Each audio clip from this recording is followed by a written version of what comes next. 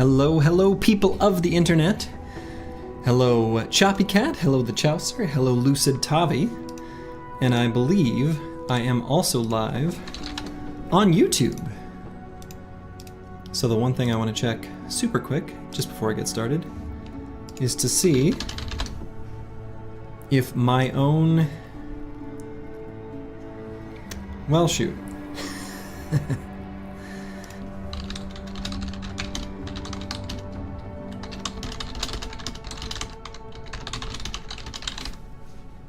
Yeah, I was just checking chat for the YouTubes. And it's not working. My bot should be in there, though. No, maybe it's not, because I had to update. Okay. Well, we'll see.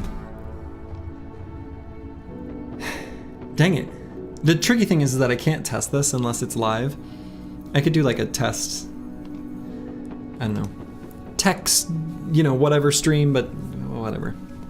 Anyway, I think I should be able to get this working next time. I think I know what's missing, but I'm not gonna troubleshoot it right now because I want to play some Battle Brothers. Hello, Xerxes. All right, so last we left off, we are right in the middle of our exploration adventure. The team is out here busting camps and such. It looks like we've got a decent amount of food still. I think the team looks like they're in pretty good shape. Hello, Roxanne, it's me. It has been a bit. Yeah, I was gone for the weekend. Was out of town, visiting a big gaggle of friends got together for a Friendsgiving. I did have a great weekend. I did. Ah, yes, Sapka Spirez, Horloyosh.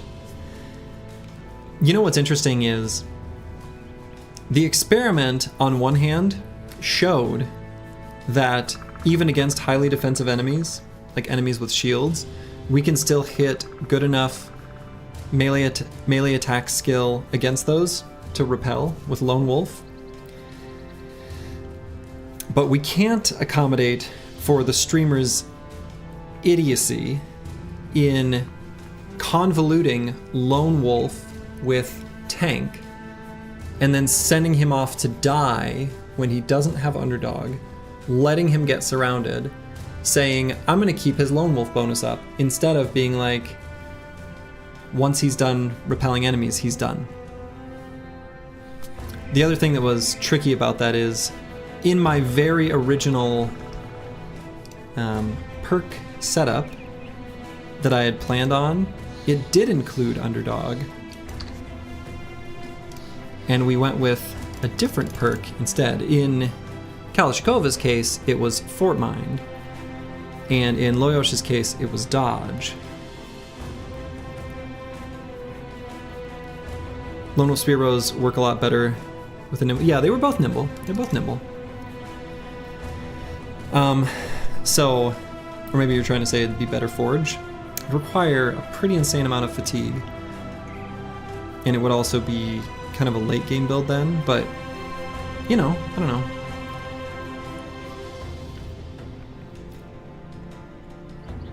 Right, exactly. Loesch was originally planned to be a dagger bro with dodge, and then he was repurposed after the arena incident. Yeah, so we were flexible based on our situation, and yeah. Well, in any case, we can live with one spear bro. I think we can still make very good use of Kalashkova. The team has kind of graduated to a point where, like, we've got enough fatigue neutrals online that I think we're okay with just the one. And we've got Master Maticus here to tank for us out front. So I think we're okay. And I think right now, all we need to do is just continue to explore. So I think let's take a peek on this mountain top right over here.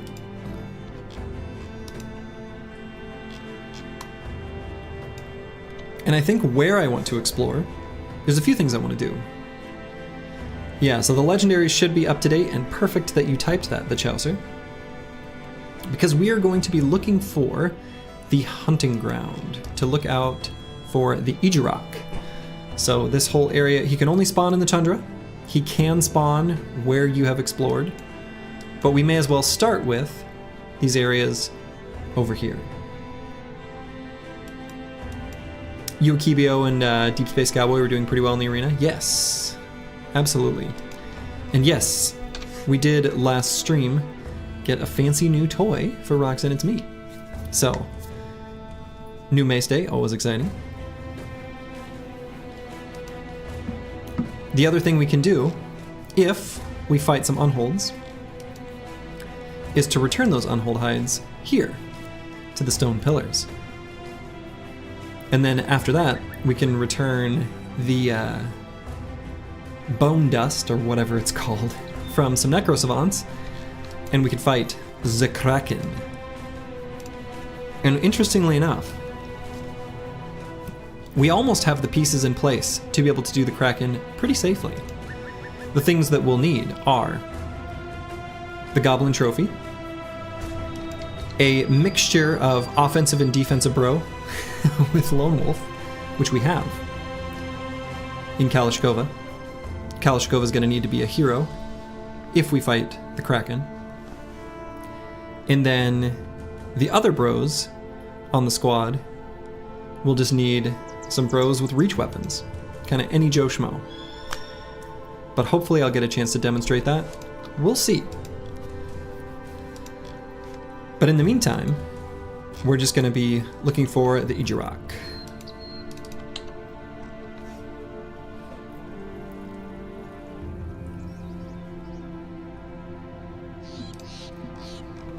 We also do know where the library is. Black and Hints of Gold's looking good on you? Absolutely. Absolutely. Oh my. So, we got a big old Orc Sea of Tents camp. This one has a champion warlord in Thraktar. I think we've got enough bros that are still kind of in training, bros like Nixlarfs and Dr. Vishnevsky, where I don't love the idea of fighting the big Sea of Tents camps with the company in its current state. We're not quite strong enough, unfortunate as that is. So, unfortunately, I think these we're gonna dodge for now.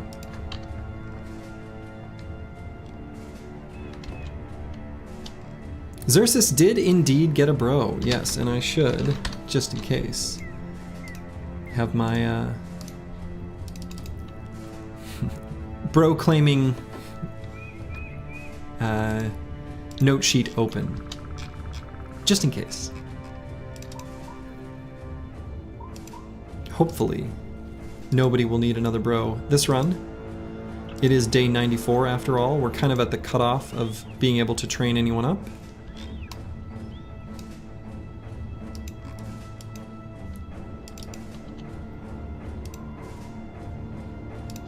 So we are going to be looking through the tundra here. Using the, I should come up with some sort of interesting way to use channel points.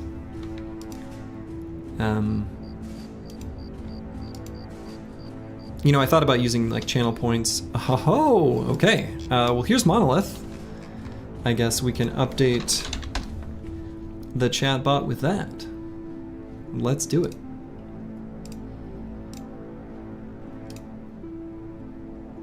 Always nice to find, just to keep it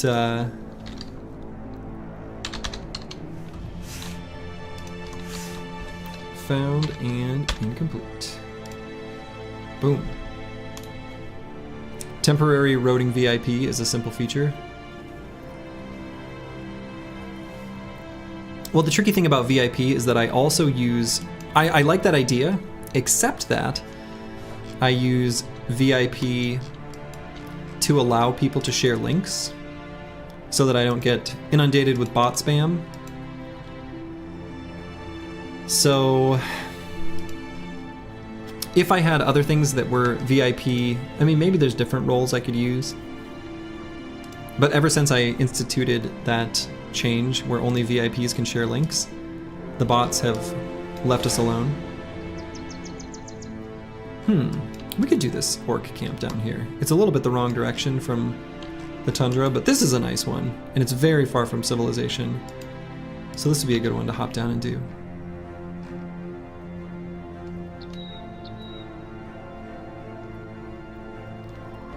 Finally got the Aspect of Dovcool. Oh man.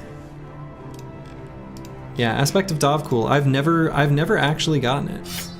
The sort of barrier to entry is extremely high.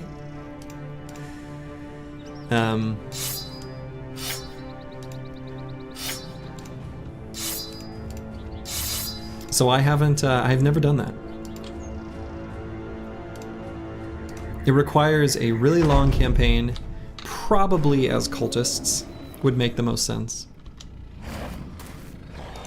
But yeah, it asks a lot out of you.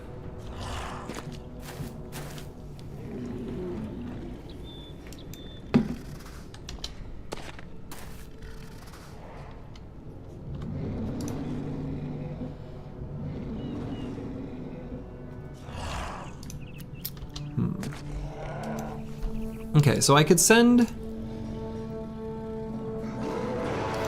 Kalashnikova one of two places. He could go up here and spear wall, which would cover these two hexes, and then I could make these two kind of a little death zone. I feel like that's pretty good. All I remember is you need a cultist that has so much RNG behind it, it's nearly impossible to get in a speedrun. Yeah, yep, that's accurate. It has some pretty extreme conditions.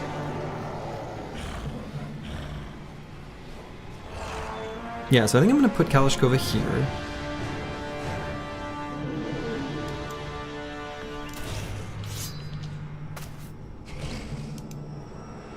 And we'll get one gunner here. And then 2 fatigue neutrals. I guess maybe I should let Master Maticus take this hex and Crackalack here. I think that seems okay.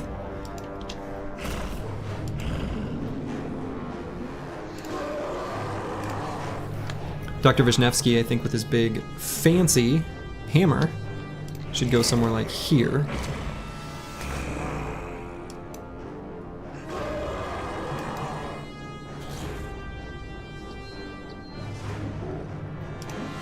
And we'll send... Well, maybe Der Hirnschmelzer can go here. Let him get charged. And then we'll let Akibio and Roxanne, it's me.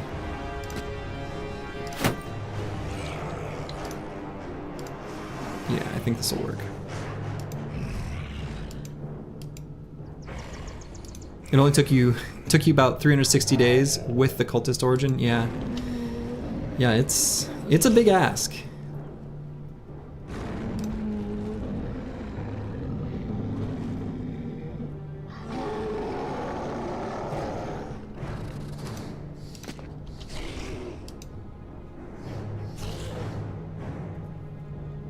Hello, curse word. Good evening, good evening.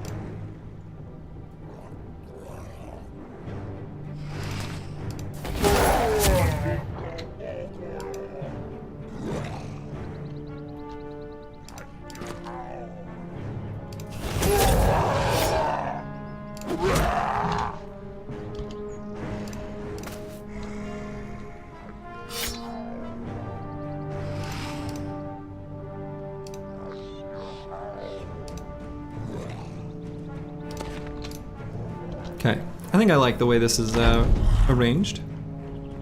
Can you claim a bro for next run? Your friend has an idiot Shiba Inu named Perek, which you're gonna have to tell me how to pronounce. The kind of dog that makes no sense and exists, but you love him anyway? Oh man. Perfect. Sounds good. Consider it on the list.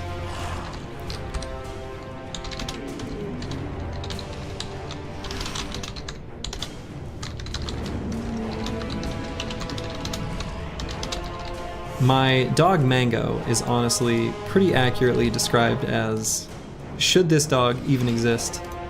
And we absolutely love him to death. So,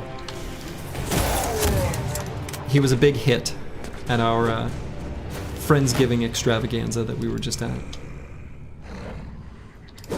He's very endearing, as dumb as he may be.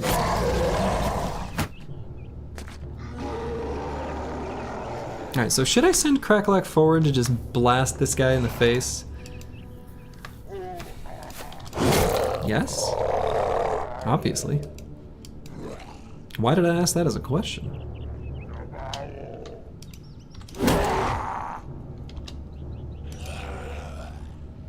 And Dr. Vishnevsky, I might blow up this Orc Warrior's armor.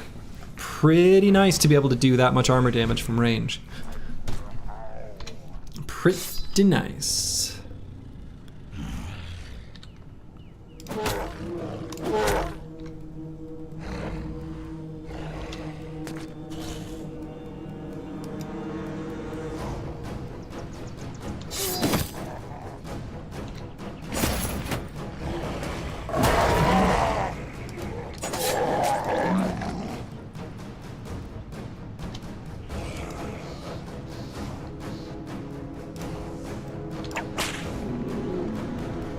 Okay, may as well disarm this guy.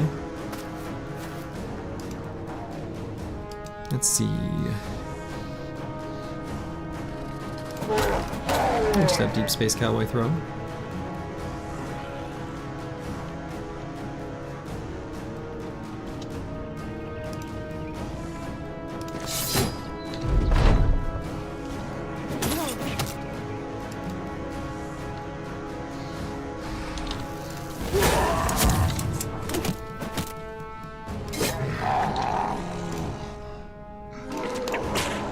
Lucid Tavi just making all the orcs useless.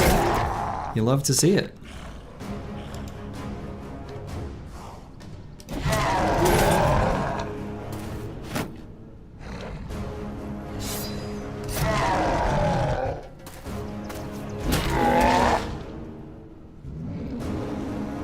Yeah, so Dr. Vishnevsky does not yet have... Nice. Very nice. Doesn't say quick hands, but does he need it? Not sure he does.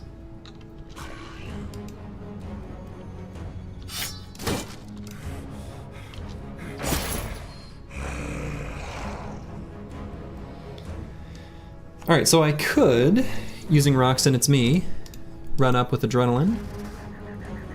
Then we can set up a Kibio for next round, next turn. I think I like that.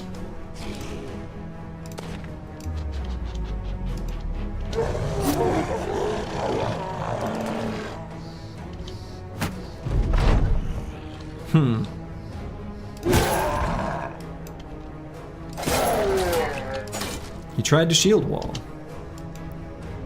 He did shield wall. Will it save him? I don't think so.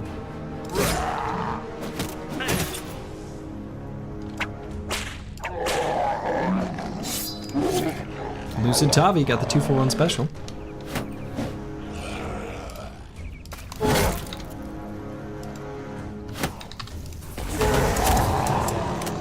Deep Space Cowboy also got the 2-for-1 special. Let's see, it can probably release a dog. Good boy. And the young are running away.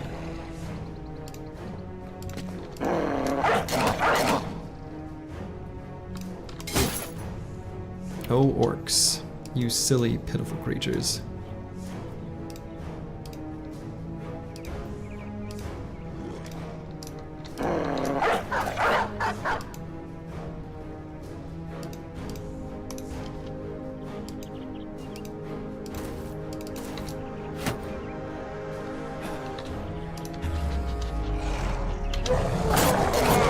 Set up another combo there up top with Adrenaline. Let's get the dog down. Contribute to the surround bonus so Kibio can just blow him up.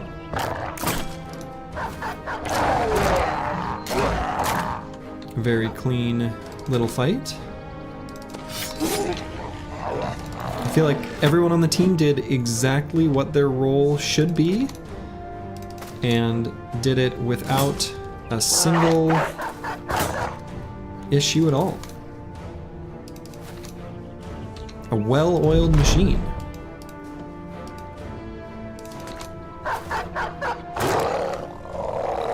Did we take a single point of damage? We took 19 on Crackalack, that's it. Oh, and 15 on Master Maticus.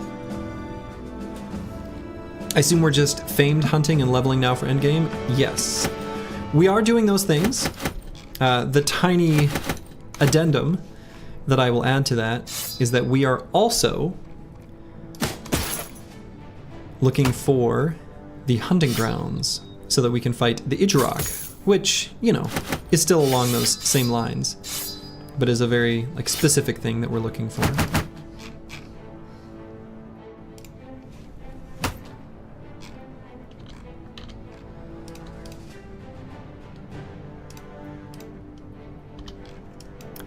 The Black Monolith, Goblin City, and Big Orc Camp kind of looks like a Bermuda Triangle.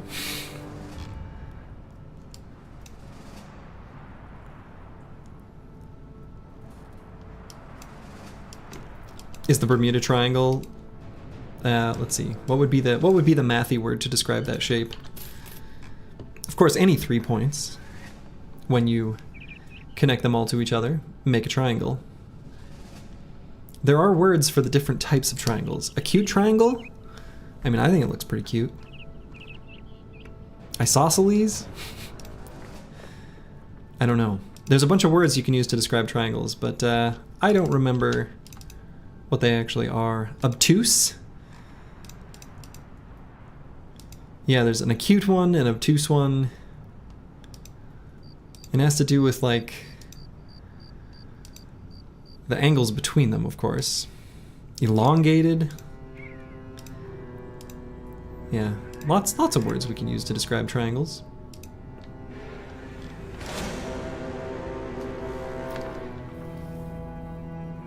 If the hunting ground's in the middle of that triangle, you'll lose your mind. Just Google it, and it does not look like that at all on a standard map, okay. Yeah, so the hunting ground will always be in the tundra, so it's always going to be up here somewhere. It'll always be in this, like, horizontal line across this kind of terrain type. Now this is a easier Orc Sea of Tents camp that is tempting to do. Tempting indeed.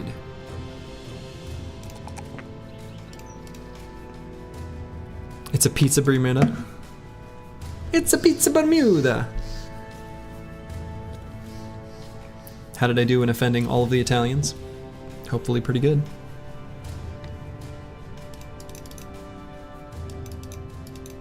There is a place their ships disappear. And this, you know, this particular company is a little bit of a Ship of Theseus kind of situation, after all. So we can't let our ships disappear. Deciding whether to do this Orc Sea of Tents camp or not. This will be a substantially bigger fight than the one we just completed. True, I guess there is a ground ship where you find the Golden Goose, which was like, where was the Golden Goose? Yeah, right over here. The Curious Shipwreck. We already found that, of course. The many orc warriors is a scary proposition, for sure. Yeah, tree ship.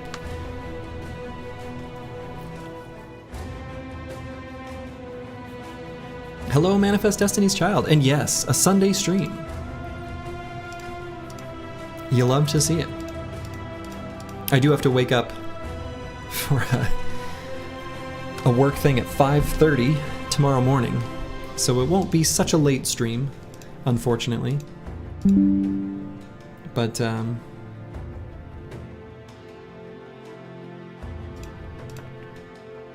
anyway.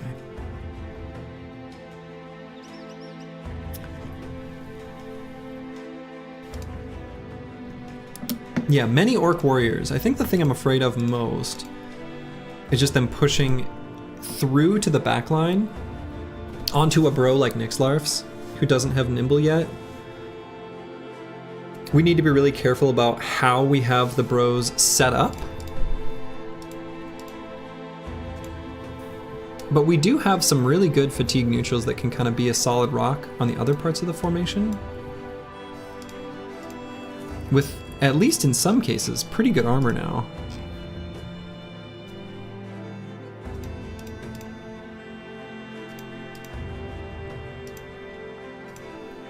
I mean, I guess I could cycle out Nixlarf's for Ragged Edge 82. Hello, Corvus Korak. Yeah, Fashion Bros in full effect. Oh yeah, dude, the banner looks great. The banner, I mean, anytime you have this armor attachment, the Unhold Fur Cloak, you're always looking good. Like, Unhold Fur Cloak on anything is just a very good look. Where am I from? I am from the Midwest United States, so I'm central time zone of the United States. If you took off your bone plates, you'd look nicer. True. The bone plates aren't the most fashionable. Very functional, not so fashionable. I guess I could put heavier armor on Nixlarf's too. Like, I could do this, and suddenly he's a good amount more durable.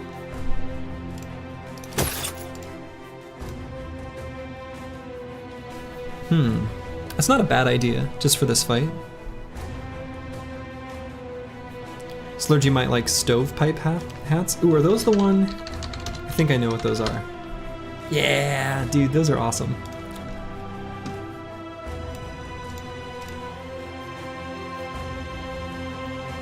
In my head I was thinking, aren't those the ones that look like a stovepipe? They are.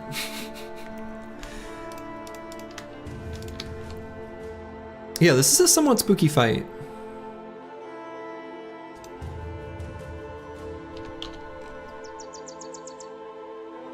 You could switch that Legion Famed around, potentially. I think we want to leave this on, like, I think Searoy 7's going to be our best bro, like defensively. I'd like to get him a heavier helmet.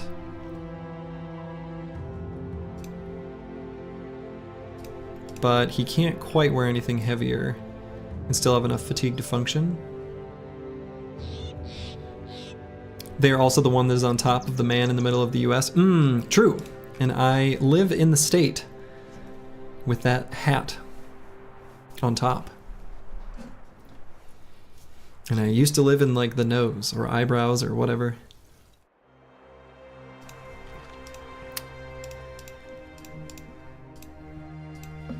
Make no mistake, there's some risk to this fight, but you know, no pain, no gain.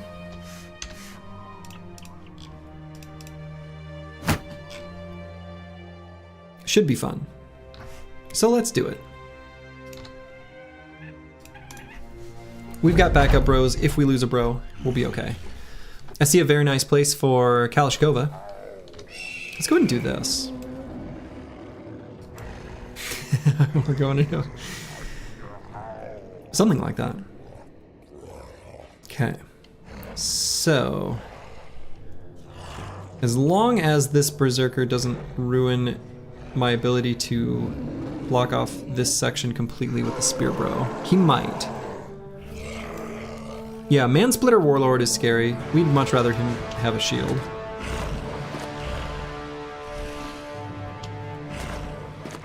So he did ruin that, but we may be able to just blow him up. So we're gonna try. You would not blame me for save scumming this fight? I would blame me. I don't save scum anything. That is not something you are going to see from this streamer. Yeah. There will be no save scumming that will happen whatsoever.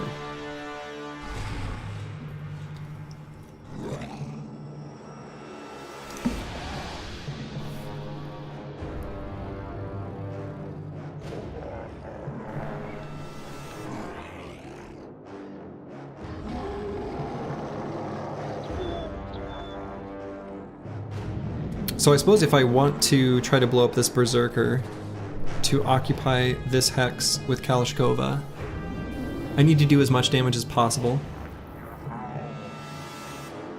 So I need to even have Deep Space Cowboy and Nixlarf's throw at the start. I feel like that's just true. And we are still going to take this spot so that these warlords and warriors can't take it.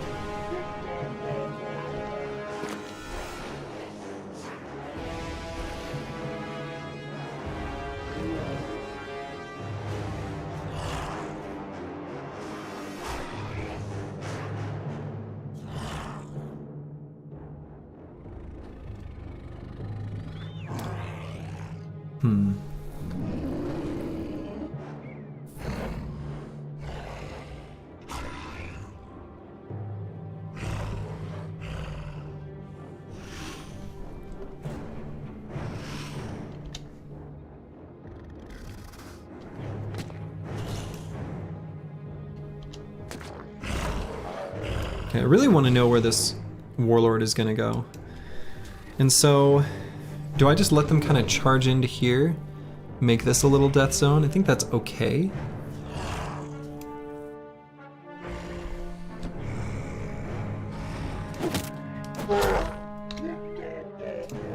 So we'll get Der Hirnschmelzer. Maybe here? Is their orc lore explaining their green skin? You would assume they're not photosynthesizing. There kind of is. Their skin gets darker as they get older. Apparently, according to the official lore book, which I don't know. There's some. Anyway, so the young have lighter skin, apparently. That is actually written out in the official lore book.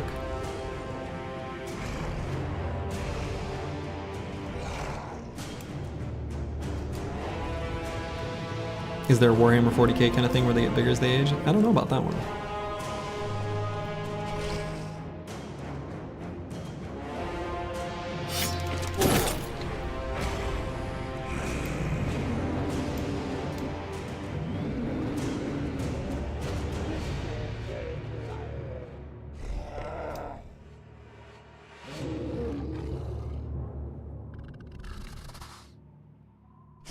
Okay, let's get that guy there. Man, I want Lucid Tava to be able to whip this Berserker, but I don't think I can really do it safely.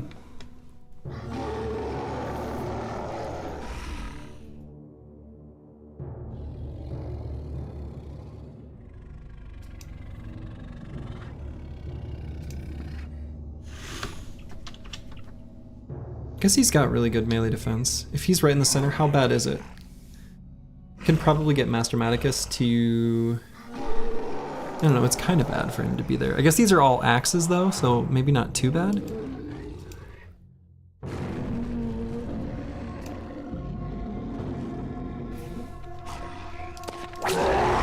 That's a little risky. Let the record state, the streamer does officially acknowledge and recognize that one's a little risky.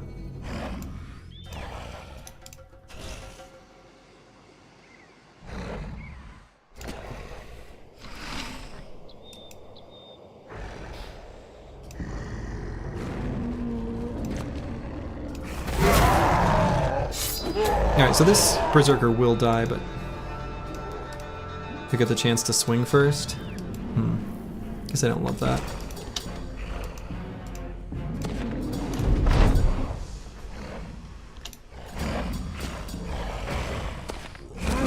Well, he might get a chance to swing first, I guess. Kind of depends on what happens right here. Will not get the chance to swing first. Hello, Thetica Crazia. Hello, hello.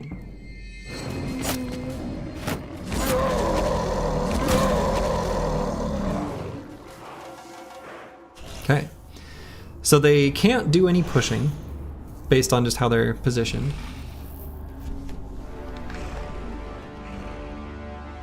I might wait on Deep Space Cowboy to see where they fill in, to see where I want to get my gun blast. Do I do the same thing on Nixlarfs? I think so.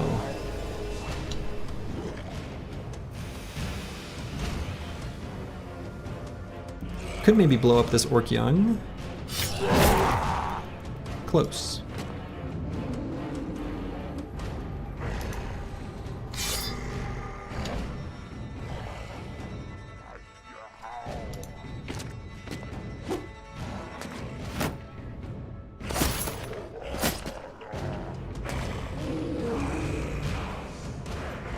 So, I do want Master Maticus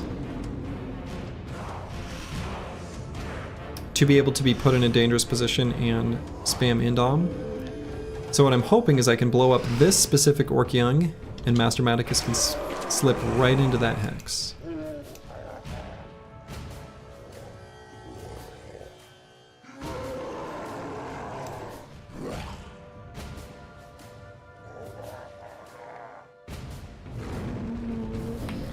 So I need to decide with Akibio what to do with him. Can probably just blow up this Berserker. That might be best. They're kind of dangerous, right?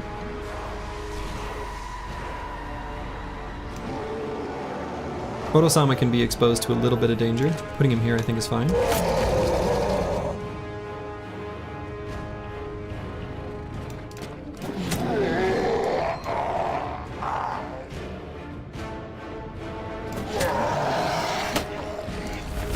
Very nice turn from Deep Space Cowboy.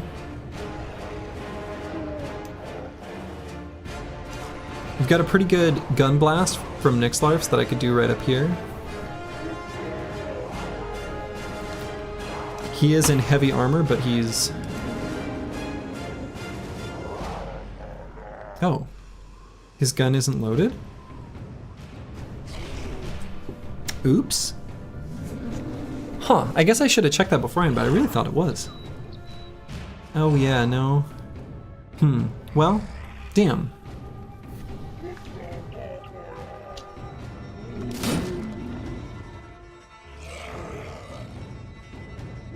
Alright, we'll probably not use Adrenaline this turn.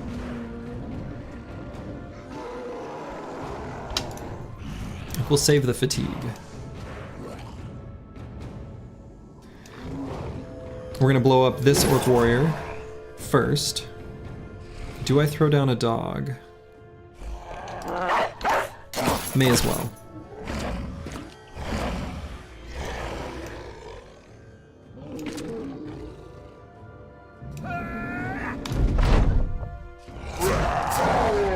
Perfect.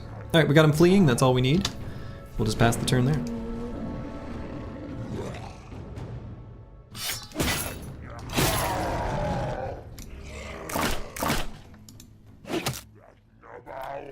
Do these ones also talk like... Is that how the orcs are in Warhammer 40k? Do they talk like they're from Jersey? If so, that's weird. That's really weird. Why would they do that? What stereotype is being reinforced there? I'm not even sure. We the boys, so yeah, I guess so. Ooh. A fearsome proc. Did anyone see that? That fearsome proc. So we were talking about fearsome earlier. Just the fearsome from this spear bro onto this Orc Young caused him to flee, which caused the Warlord to go to Wavering.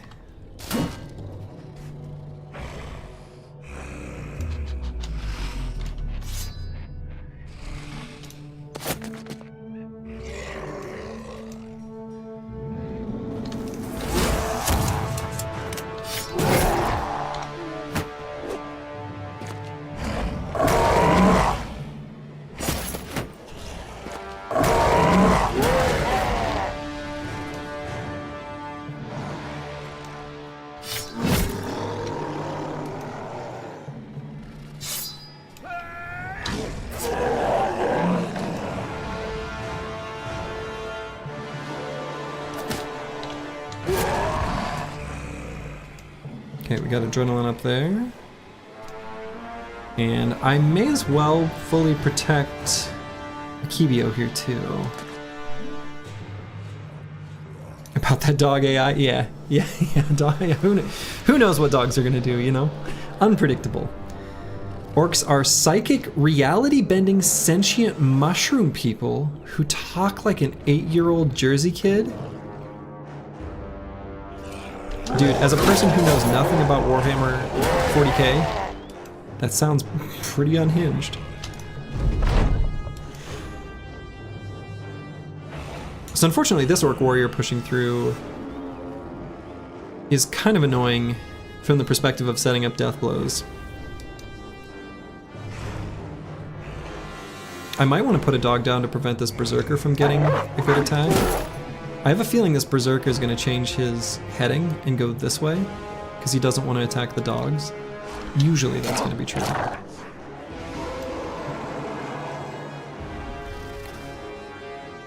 When you get into it, it's very basic, but from the outside it sounds insane. I mean, it sounds insane.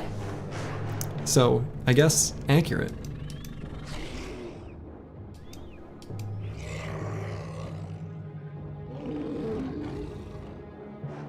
And I think because I can't do any damage without Deathblow to this warrior, I'm probably going to wait here, and at the end of turn, net, and then Deathblow.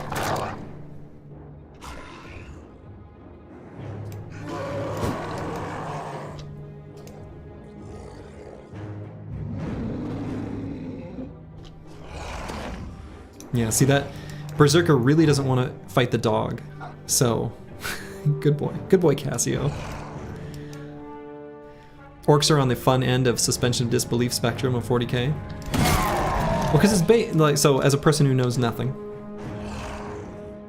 my only basic understanding is that it's supposed to be like I won't say realistic, but like based on current world, like what happened if, and then something totally unhinged, right? Something like that.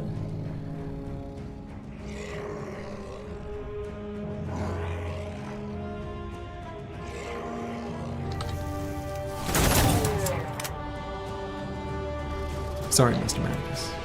Figured you could take it. Somehow the orcs are having the most fun in 40k, and they always will. Basically the Legends mod for real life. I think that's my take. Okay, Grimlock has occupied the very dangerous hex here. I'm gonna wait on Searoy 7 because we're gonna let Dr. Vishnevsky use his pole hammer in melee just because it's gonna do the most armor damage. And we still get the guaranteed 10 damage through his armor.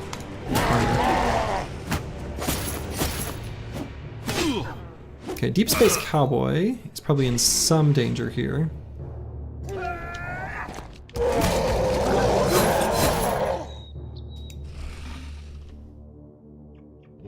So as previously described, we're just gonna net there.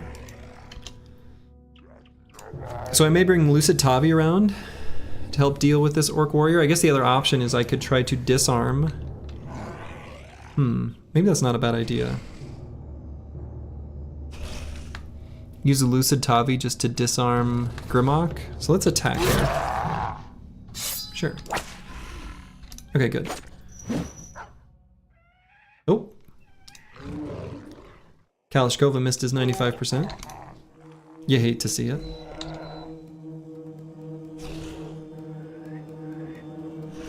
On Deep Space Cowboy, let's pull out a spear. The Berserker sightseeing behind our company seems to be having a good time. Yeah, so he moved there because he was trying to avoid going into melee range with this dog. Decided he had better things to do.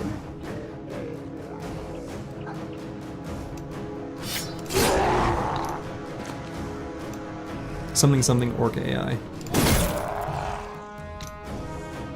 How's our shield doing? Shield's in rough shape. Yeah. If they beat up the shield, they beat up the shield. So now we can get death blows. Right there.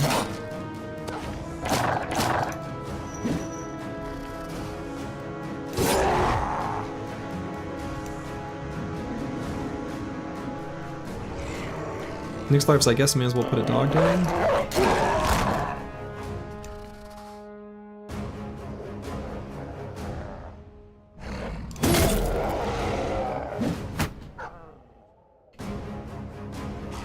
We're gonna wait on Lucid Tavi because we may disarm again. And in fact, just make him very sad.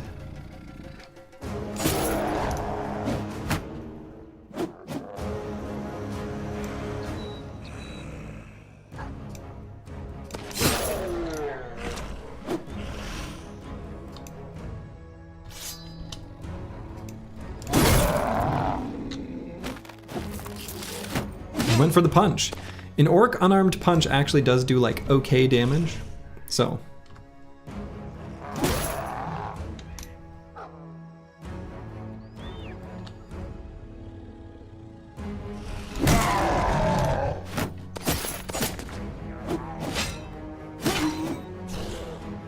Okay, am worried about Nyx larfs.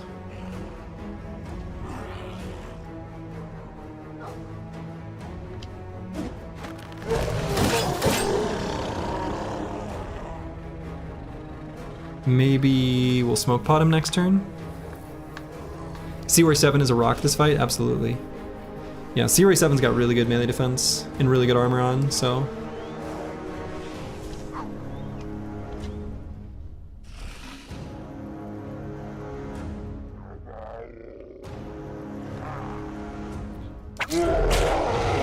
Might just whip him normal. Perfect. Great.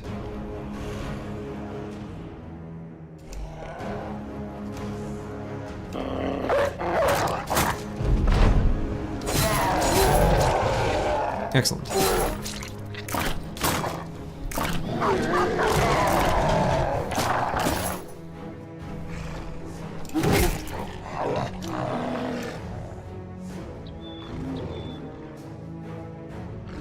Let's see, what is Nyx larf's defensive setup?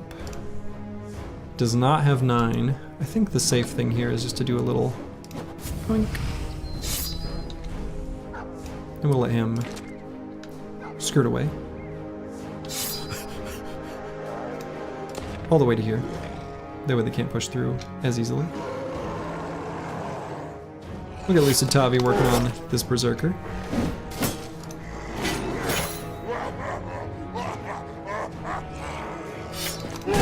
Excuse me? That orc laughed at me. How dare he?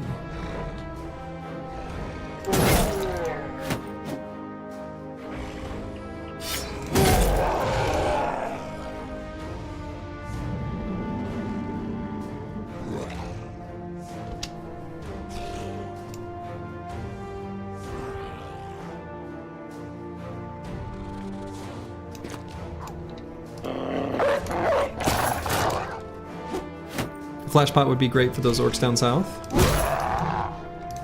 I don't think we're even gonna need one.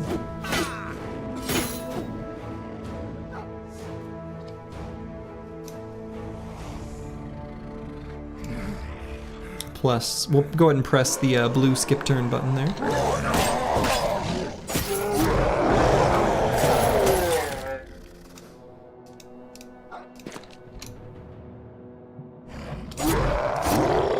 Deep Space Cowboy just cut down an orc warlord, just like that. Using his spear. What a Chad.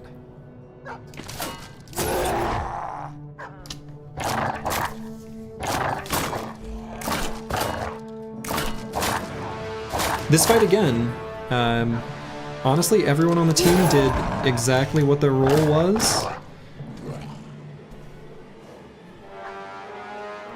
No, you know, no further comment. Everyone just did what they needed to do.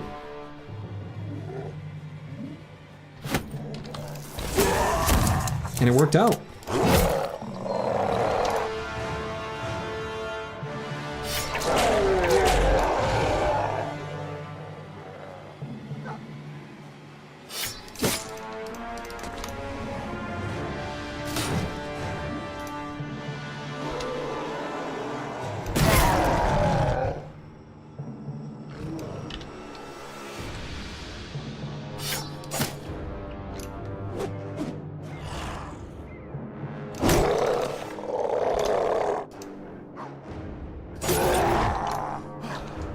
Only a couple orcs yet not fleeing. So, fearsome, pretty good. Mark your bingo cards, if that's on there.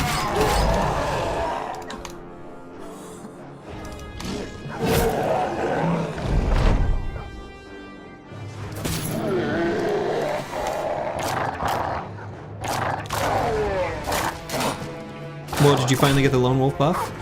Briefly. Never mind, I lost it.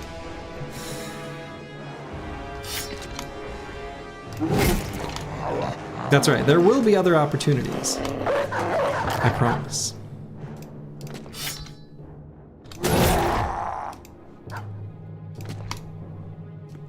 Hopes and dreams shattered before your very eyes. Seemingly so.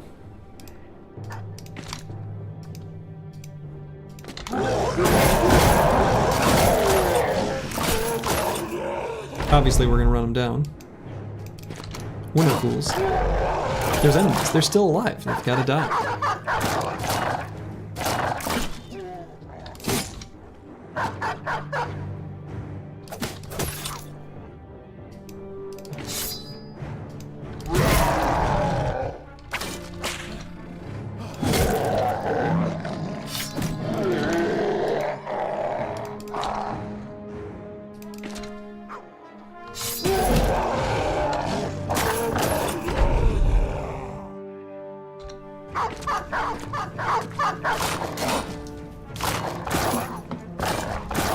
We'll let the dogs have a field day.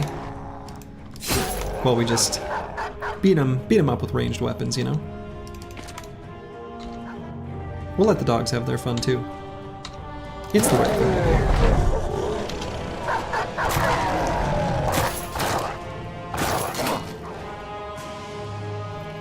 do. We could just wait 17 turns till the dogs break through their armor.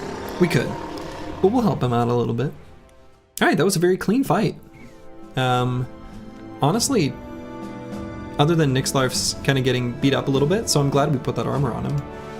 That went pretty well. And what did we get? A famed orc shield. Hey, that's disappointing.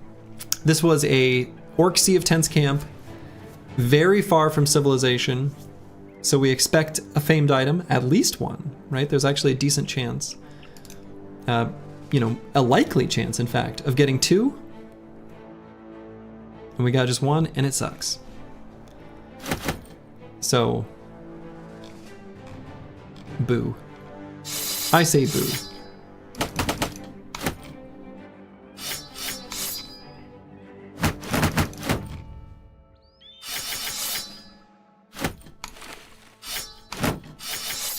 But it will still sell for a decent amount of money. So, I guess there's that.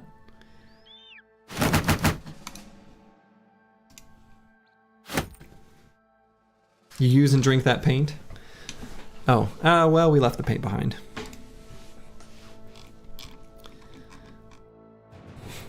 We can imagine that you drank the paint. All right, got a bunch of levels from that though, which is nice. Searoy 7 got a very, very well-deserved level from that. Searoy 7 was an absolute rock star for that fight. We would like to give him a heavier helmet.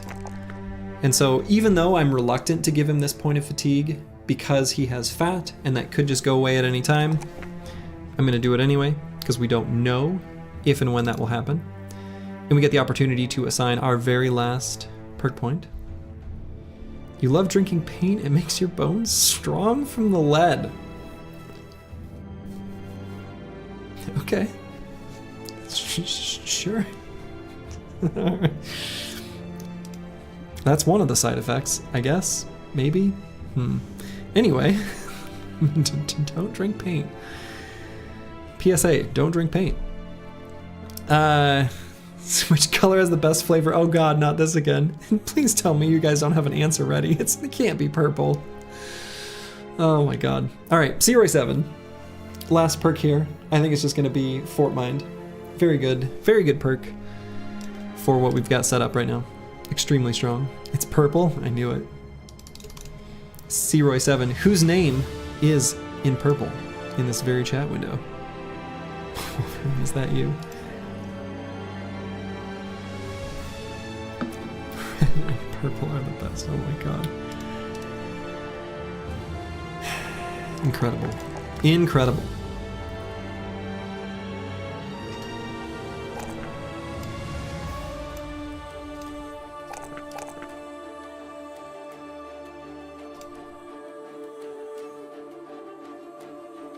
Der Hirnschmelzer is going to be basically the exact same build as Searoy 7. Almost to a T.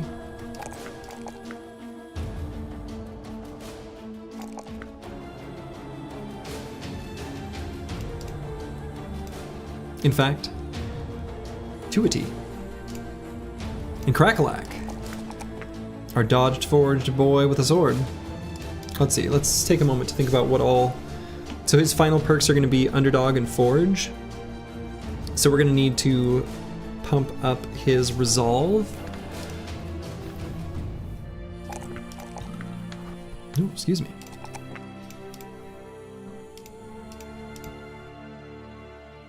Famed attacks as always. What doesn't kill you will make you say, fuck, that was close. Indeed. Okay, so Nixlarfs kind of banged up one of our armor pieces.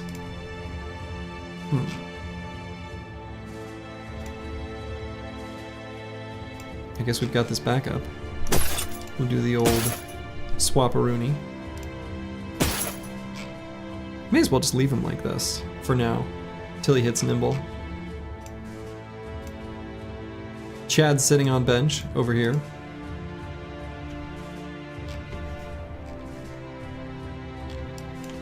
All right.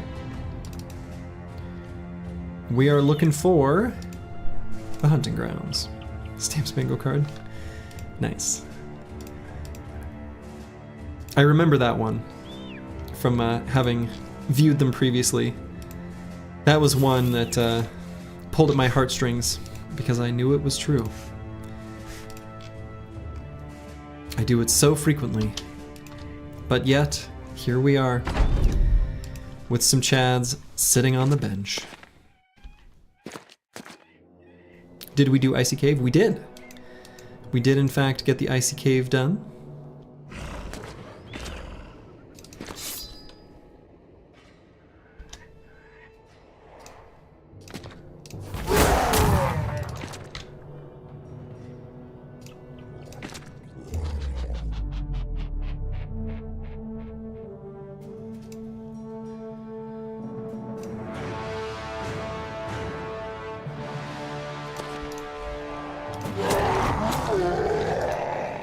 We're looking for the Idrak? Exactly. Yep. That is, in fact, exactly what we are doing.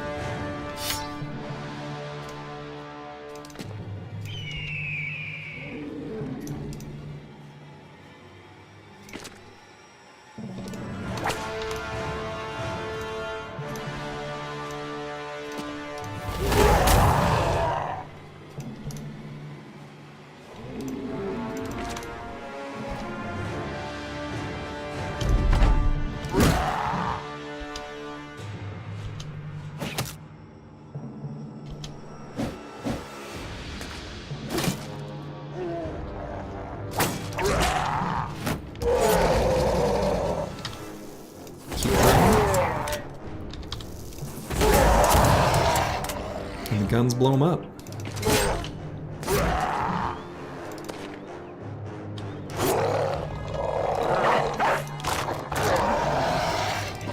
Yeah, we're traveling through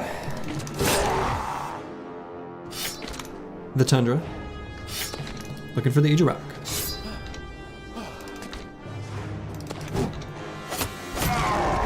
Guns are so satisfying in fights like these. Absolutely. Honestly, guns against orcs, generally, are just very satisfying.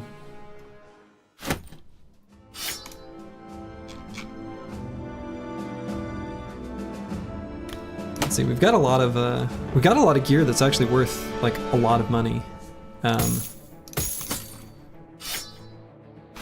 So I'm looking forward to getting back to back to a town to sell stuff. We're gonna make a lot of money off what's in the inventory. So let's see. I suppose I should. I think I mentioned this previously, but for the longest time, because one time the hunting grounds spawned in one of these like little tiny ponds, I was obsessed with just going to those ponds, thinking that's where hunting grounds would spawn. It's not. It has nothing to do with anything. The ponds are just a decoration, completely irrelevant to the location of the hunting grounds. Completely irrelevant. But I wanted to believe. I chose to believe.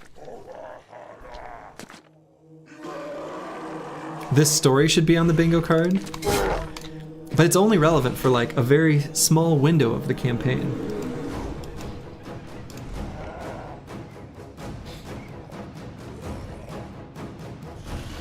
I don't know where to describe it when you're fighting a horde of undeaded. Guns are the best to use. I suppose.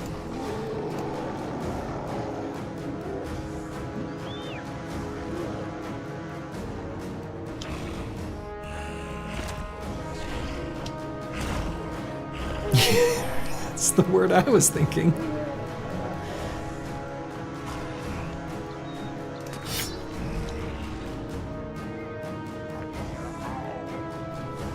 Maybe, he says. I'm pretty sure war crime is the word.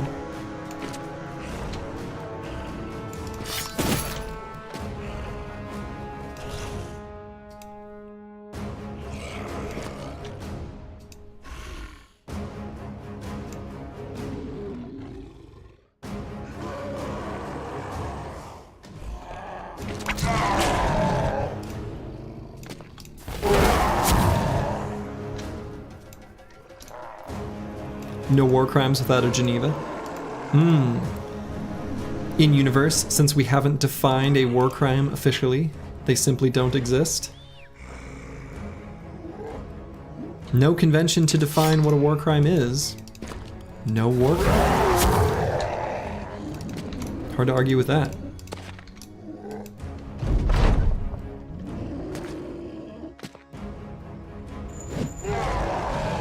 No war crime shaming. Incredible.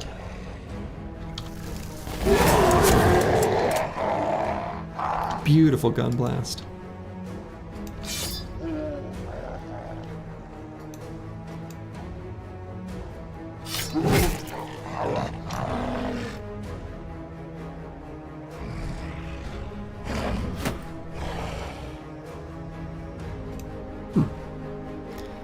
Orc warrior is being very passive, unexpectedly.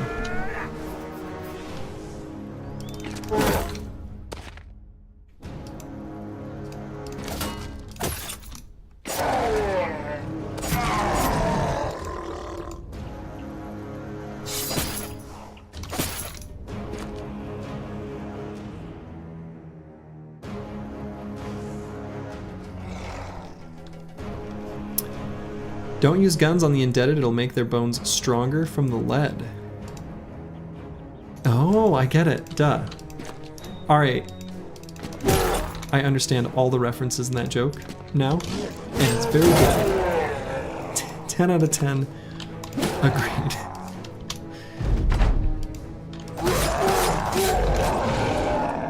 Actually, that's my favorite kind of humor, is ones where you can take like a topic or idea that's part of a current conversation in some way and make it come full circle. Oof. Always the good stuff.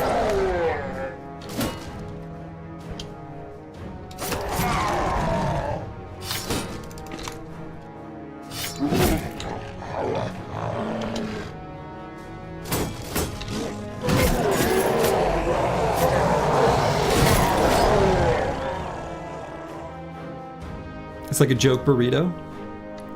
Yes.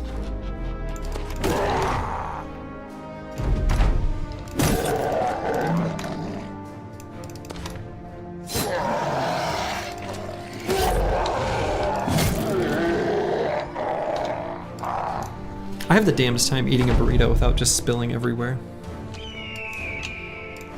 I don't know what sort of failure happened in my youth, but like, I try to eat a burrito and stuff's just spilling out everywhere. It's embarrassing every time, without fail.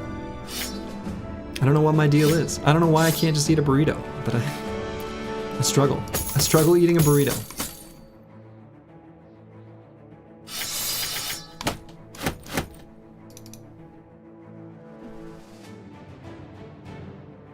Should really stir some lead into the stew at night.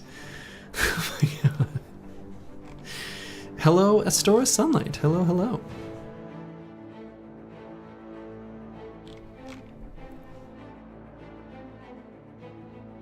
Let's see. That's probably the most expensive stuff that I've got looted now. We're gonna keep looking for the icy cave, combing through the tundra, hoping that we get some juicy fights along the way. So far, we're just picking on orcs. We do only need to do one more goblin fight to do our ambition, so that'd be nice. Red cars go faster, true.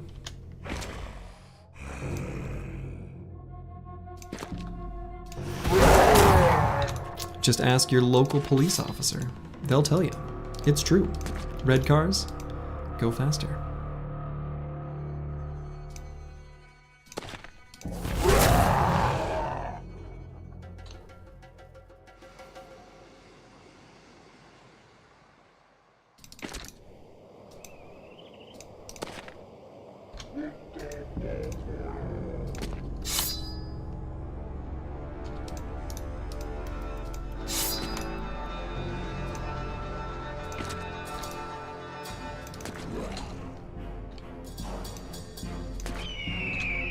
Caw.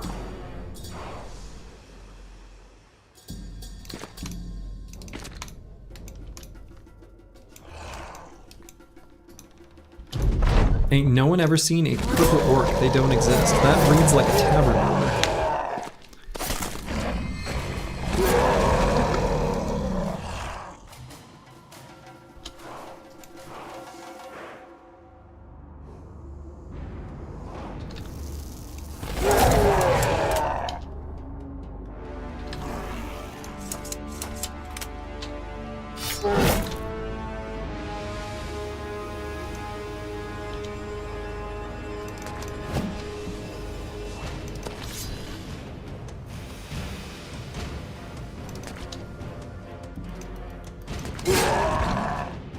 There we go.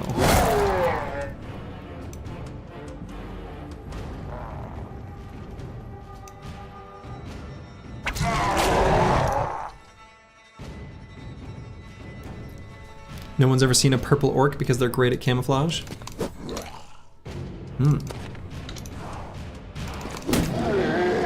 Probably true.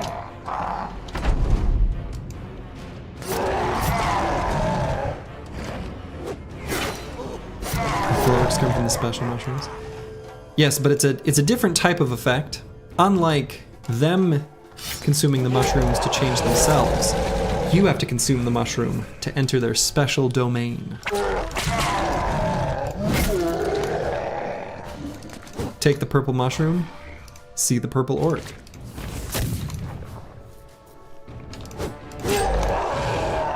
Have yourself a coming to RNGesus moment, where you realize all along that you were the baddie. Have a little self-reflection, come out the other end enlightened.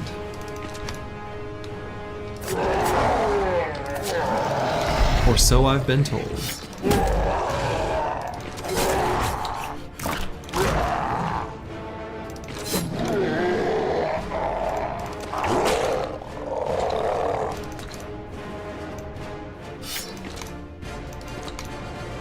Another clean fight, where everyone did exactly what their job was. And the orcs were taken down. We got ourselves some mushrooms here. I'm sure someone could make use of them at some point.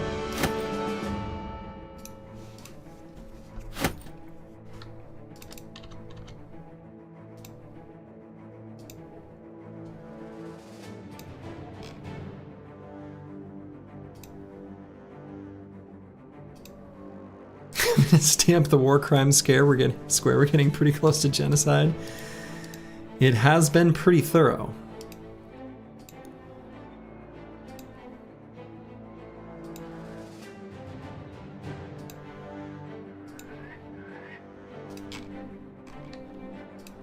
These poor orcs. A plethora of barbarian chosen up here. What's here? Wow, this is a fun little menagerie. Look at that, a few of just a little smattering of each type of barbarian unit. That's fun. Let's do this one. What legendary locations have we beaten this run?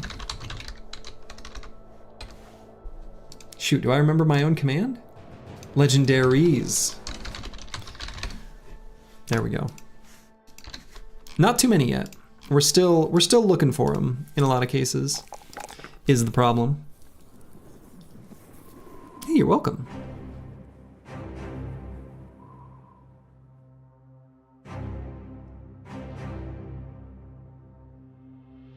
Which secondary stat do I want to pump up on Kalashkova?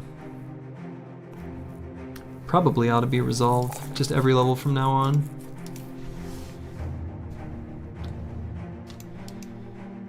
They brought the whole gang to that camp. Yeah, this is a fun one. Look at how fun this is. Let's do this one. I think we're gonna start with the sword out so Master Maticus can lock the unholds in place. I feel like these two camps will have a famed weapon. I hope so. I hope so.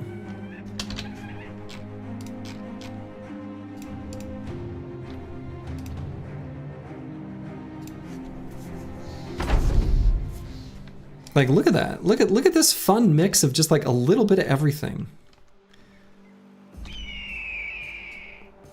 Caca! So we will have to be mindful of these unholds. Those are the big threat here. So I think if we just have Master Maticus clog up this little section, we'll be in good shape. And the rest of the team can kind of sweep around the other sides, and we'll take them out. Spears, while they can stop the charge of orcs, cannot stop the charge of an unhold. They'll just simply lift your spear wall and say, no. Don't worry, the Reeves will just start cleaving the unholds again for no reason. God, that was weird.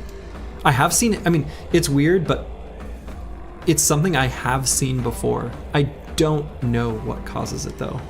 Like, I genuinely have no idea. But I have seen it. Let's see. So I'm gonna have Master Maticus go here and Indom. Is putting Odo-sama here putting him in too much risk? What I want to not have happen is this unhold to toss someone back right into a bunch of big barbarian two-handed weapons.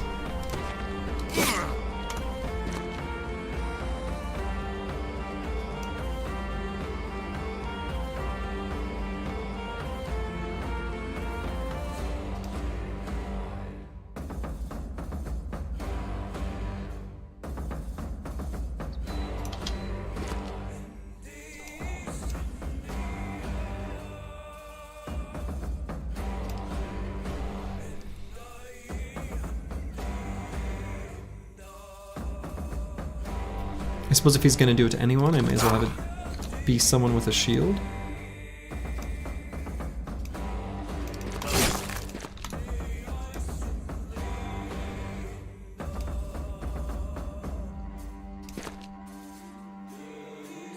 Well, we'll almost certainly Indom. Or not Indom, Adrenaline there, but we'll wait to do it, but he's almost for sure gonna do that. So let's see. This unhold was faster than this one, at least last time in the turn order. So we kind of want this unhold to run over there. Why don't you use the new famed orc shield?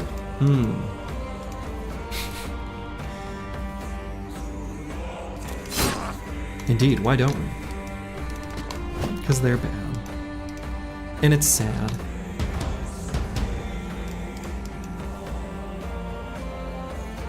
Since he's got Indom up, I guess I can put Lucid Tavi here and that's okay.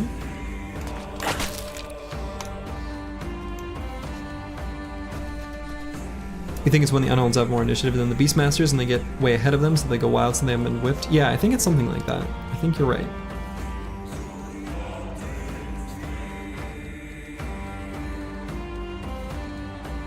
So let's see, because of the way they can throw and put Deep Space Cowboy and Nixlarf's in danger, what I'm actually going to do is something a little goofy. We're going to blast and... Ooh.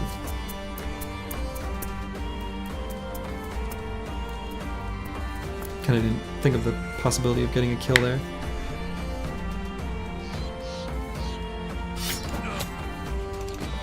So we'll do that.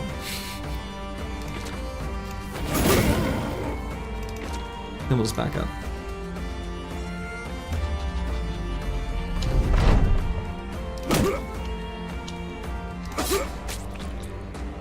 Got him.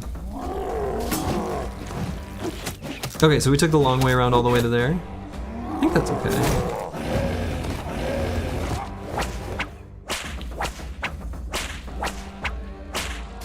As predicted, it was the bro with the shield who got...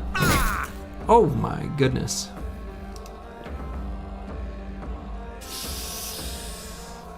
Two low percentage attacks hit. I have not replenished my smoke pot. Oh shit. That Chosen still has a turn.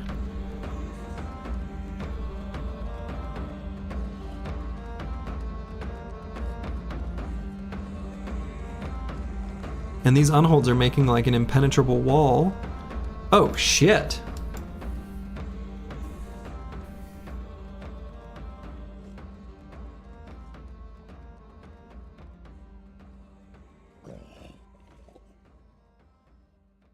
Let's see.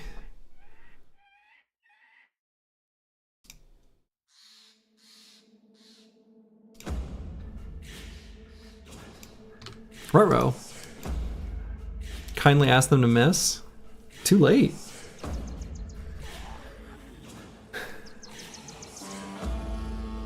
So Lucid Tavi can go up and do a disarm. I mean, their turn's already done. I guess the move here is for Oto-sama to end turn. He's gonna rally next turn because Kalashkova took some very understandable resolve check. Luckily, these two injuries, neither one is affecting his melee defense. So they still will maintain this low percentage chance to hit. So what we're gonna need to do, I mean, I guess I could also attack. What's the chance to hit? Probably too low? 56? Not terrible.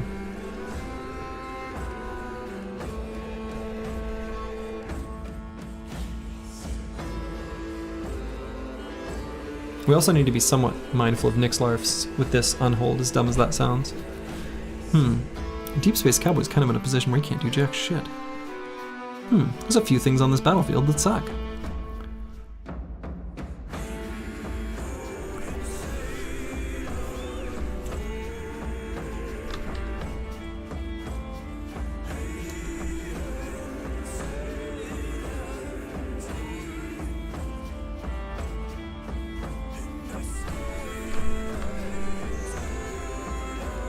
Yeah, I think we just end turn. We gotta save a little fatigue on him.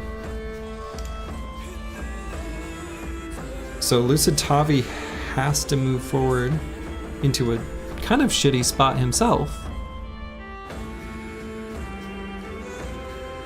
to try to disarm probably this Chosen back here. That feels like the best choice.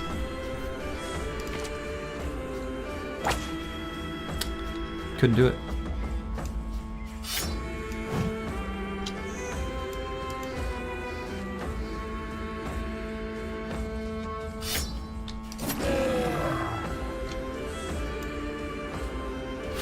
Deep Space Cowboy.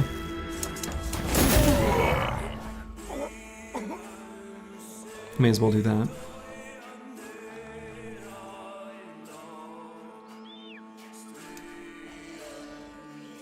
Does he move forward to make himself a target for next turn?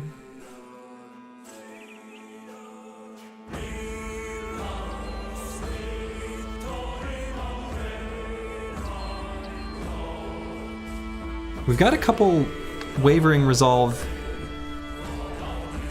checks here that we did.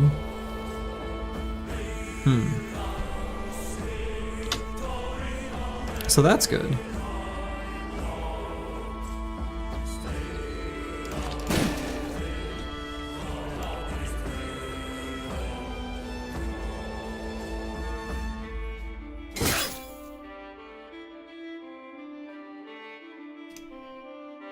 This might hurt der Hirnschmelzer.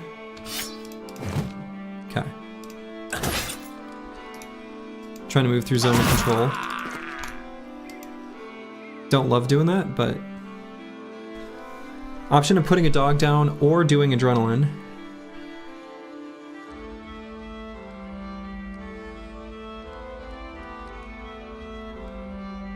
I almost think the dog...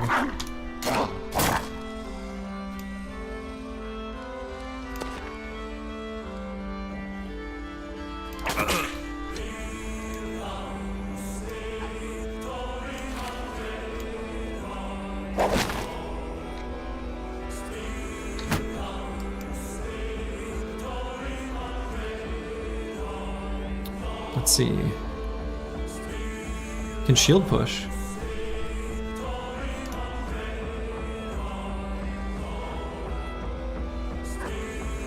Akibio might be able to do it. Might.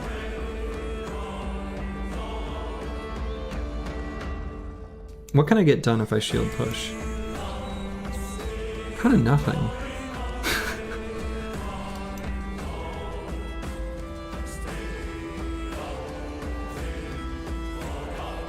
Could have, I guess, if I'd done the shield push on the Chosen before he got netted, but then I wouldn't be able to put him in range to net him, so maybe that does nothing.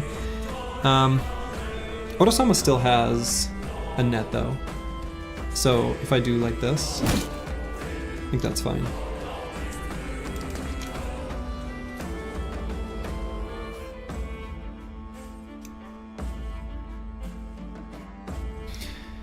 If I move forward, that puts Deep Space Cowboy in a more risky spot. Yeah, so let's just not.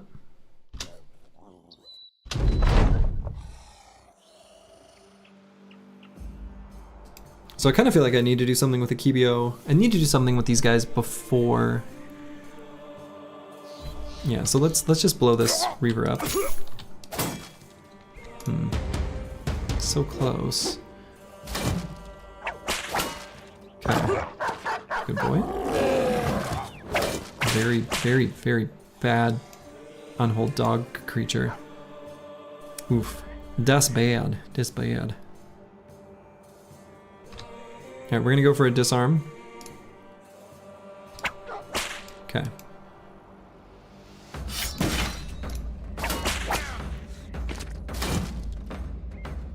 He's got good melee defense.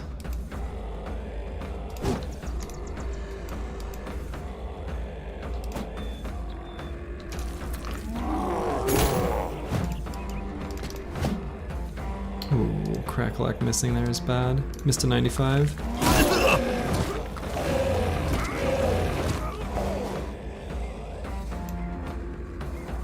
I don't love this on Deep Space Cowboy either. Those bleed stacks? Yeah, the bleed was very unfortunate. Let's see. So since Roxanne and me can hit this Beastmaster, let's go after Zot guy. Let's do Destroy Armor here. Try to do as much damage to those as possible. Oh my god, missed another. This Thrall. Alright. Definitely gonna Adrenaline. Because we need to do as much damage as fast as possible.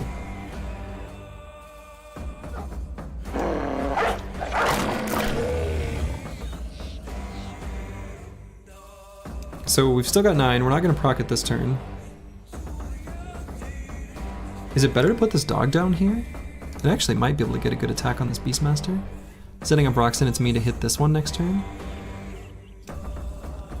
That's probably his best move. It'll also go at the start of next turn.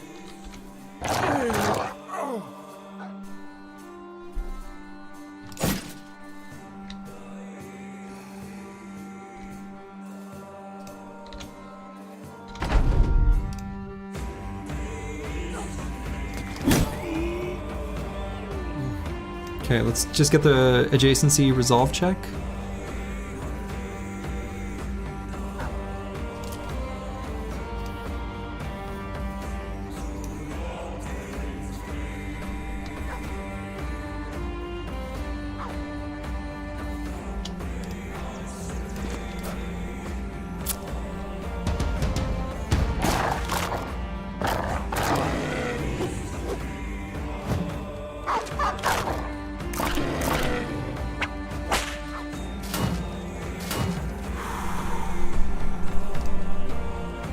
Still low chances to hit though. I mean, he's got really good defenses.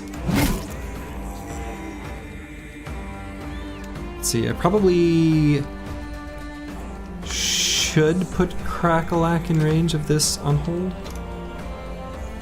I feel like that's true.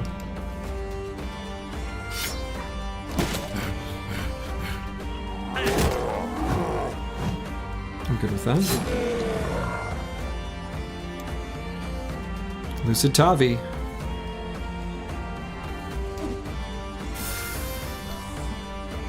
Missed a very important attack. I was hoping those fearsome procs could maybe... Okay. So they are in their weird, like, I'm not sure who's my enemy state. They got the question marks over their head because we'd occupied the Beastmasters.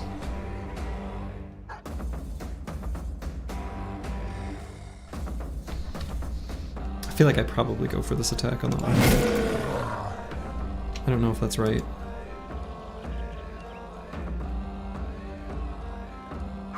Alright, Crackalack's just going to be locked into this on hold. So Searoy 7's going to help out back here.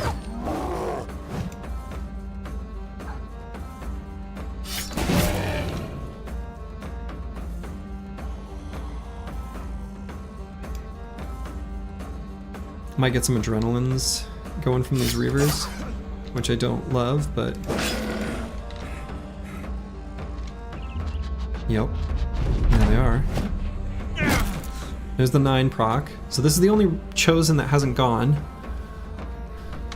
We're gonna try to...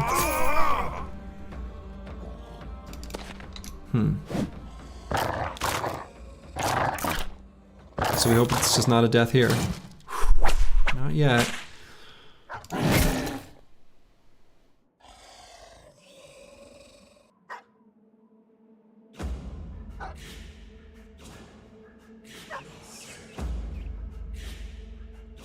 Technically can shoot this unhold with Nyx Larfs. No, don't have enough fatigue to reload and shoot.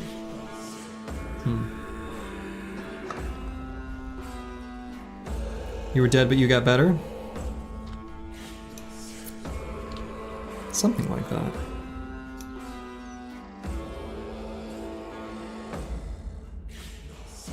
I got better.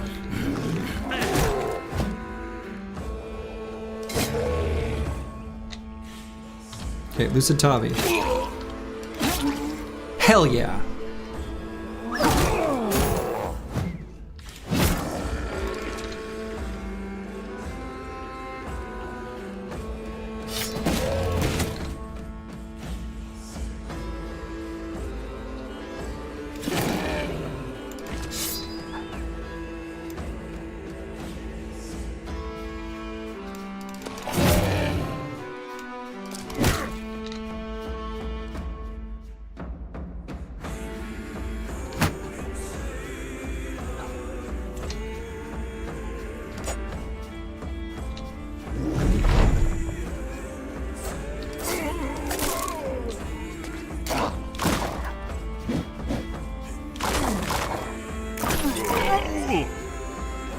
That was a very rude hell yeah.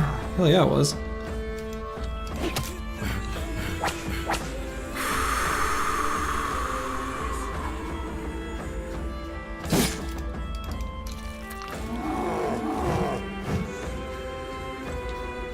We only get one attack, so let's make it a decapitate. Jesus.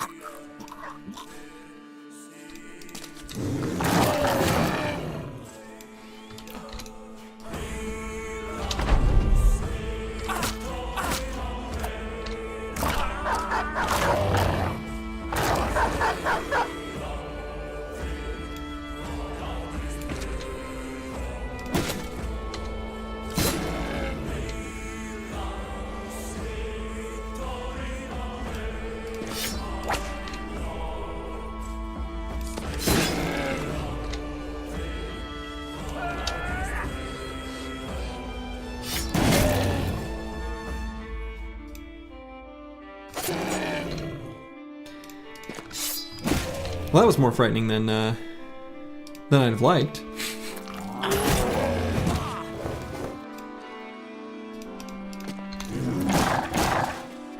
Dog on hold kill is not on your bingo card. Sounds to me like you've got a defective card.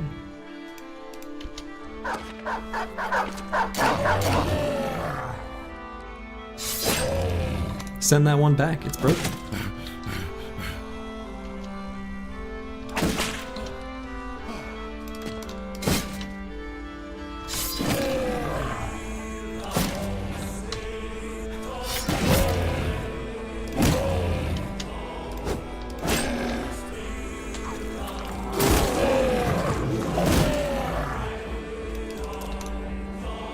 Beating up his friend?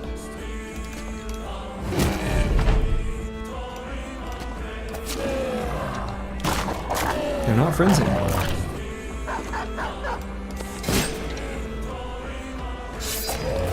There we go.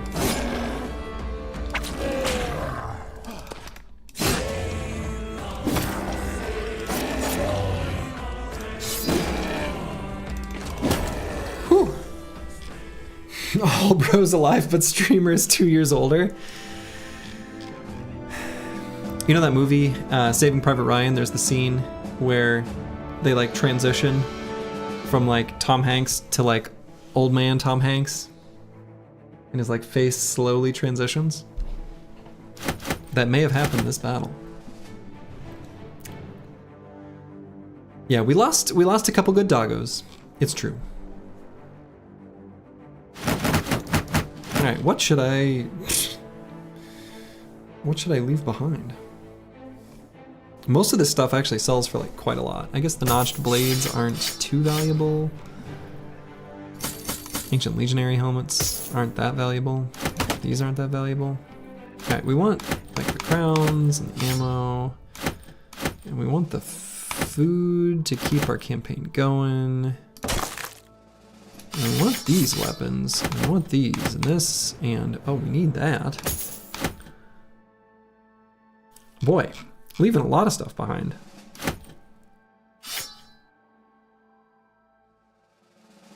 Yeah, we want the crude axe and the axe hammer.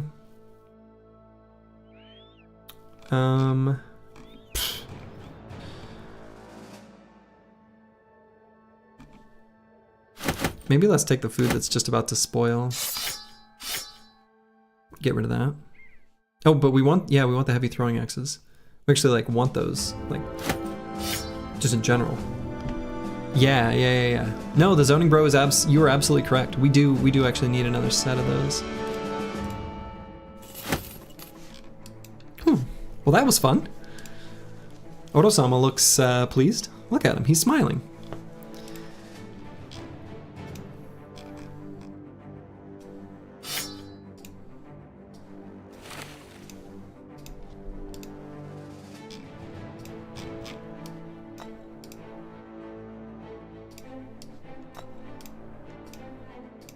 let's get some of these consumables equipped.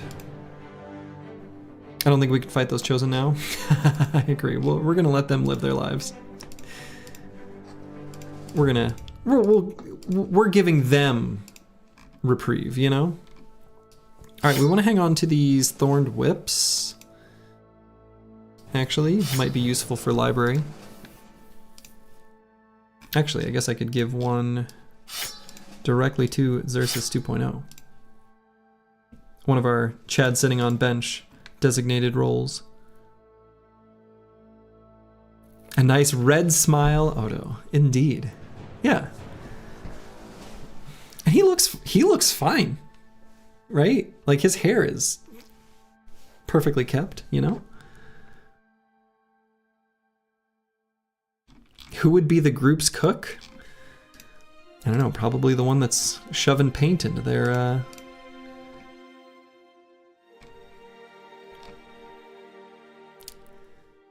food. All right, I'm gonna use the restroom real quick. And then, ooh, yeah, we want this. Use the restroom real quick, and then we'll continue our adventures. One moment.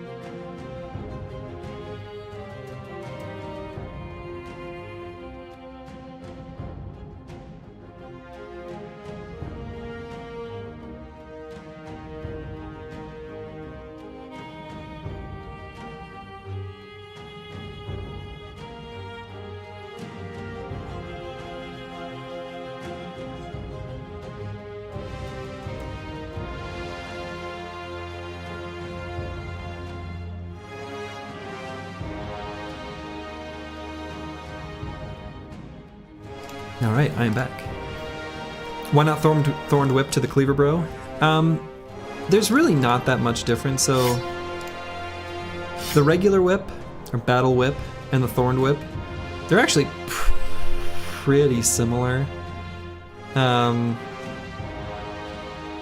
guess I'd have to sit and run the numbers. The battle whip is going to be better against completely naked enemies. The Thorned Whip probably slightly better against enemies with just a sliver of armor left. So I suppose the Thorned Whip is probably slightly edging out the regular battle whip, I guess. I don't think it makes too much difference.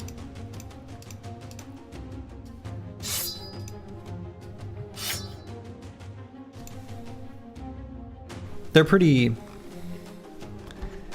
I don't know. The Thorned Whip is probably very, very, very slightly better in its ability to proc bleed stacks against an enemy with just a little bit of armor left. Chichborg says you can grab extra loot after fights by putting it in the first few slots. After they are looted, gold, tools, and ammo and herbs and free up slots, letting you grab the first items. Yeah, if you've got auto loot on, you can grab a few extra things.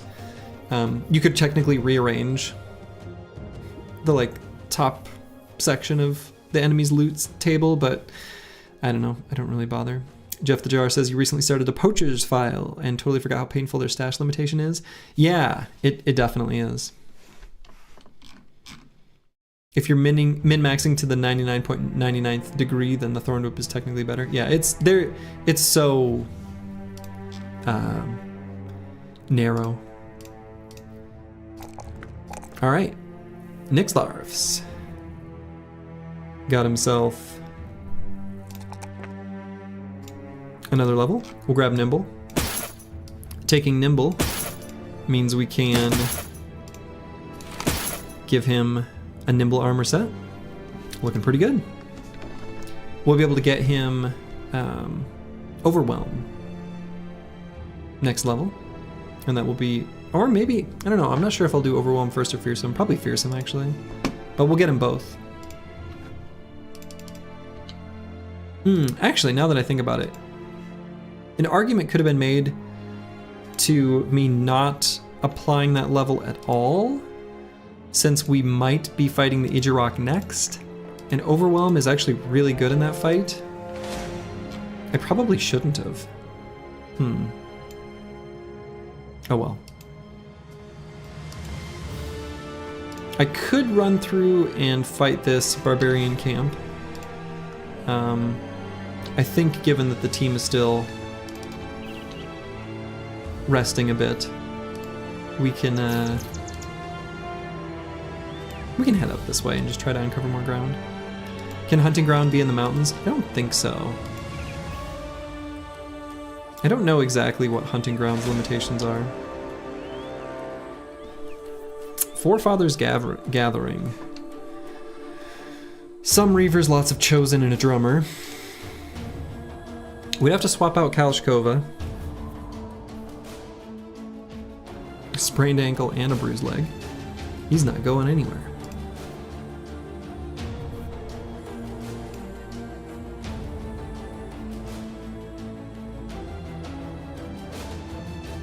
The Chosen are really taunting us. A little bit.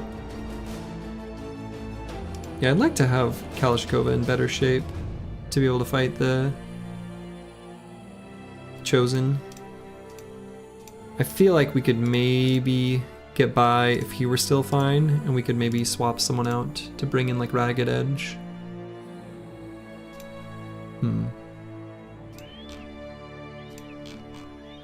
That's alright. We'll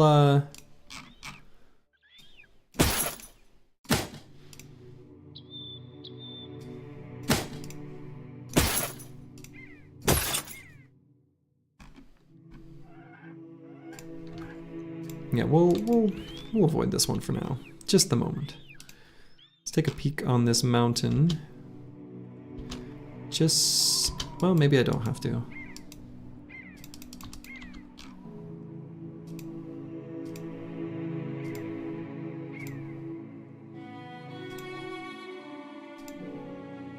But yeah, I'm pretty sure the hunting grounds is always just on flat, regular terrain. Alright, we like this fight. Many Ancient Honor Guards and an Necro Savant. This one we can do pretty comfortably. Slightly better during the day, so we'll just peek over on this mountain when it becomes day, and then we'll circle back for it. Kalashkov can sit this one out. We can replace him with a fatigue neutral for this fight. I think that's totally fine.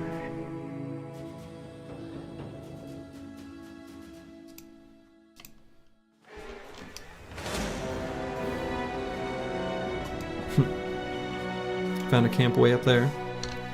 Alright, so let's set up for this Ancient Dead fight. Why do I say Mace? He doesn't have Mace Mastery yet. Fatigue neutral of some kind. You have 8 more lives, there's no risk. Maybe. I think we may have procced this more than just the one time here. JD2 says, I am the master of all weapons. Indeed. You are the master of all weapons when you compare them one to another.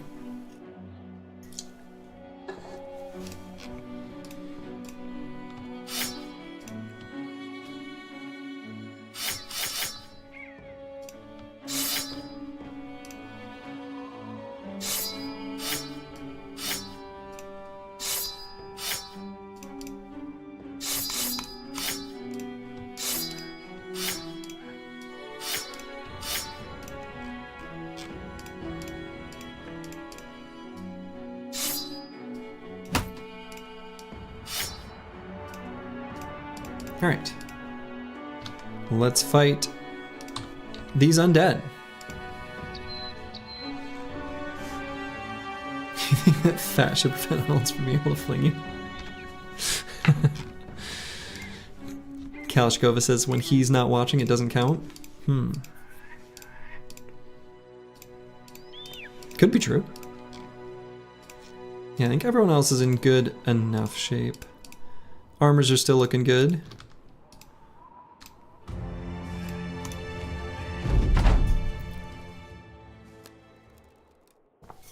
We're actually kind of hoping that this Necrosavant latches onto a Kibio, because he's got the tools to blow him up best. So we're gonna wait on everyone. A classic. Then we'll back up. We will need to be careful with Oto-sama, actually.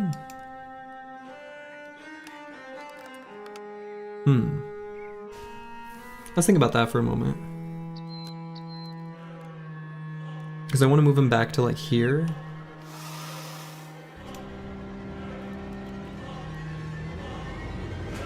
So maybe I'll put a Kibio here. Actually, I think that'll be better. He's nice and healthy.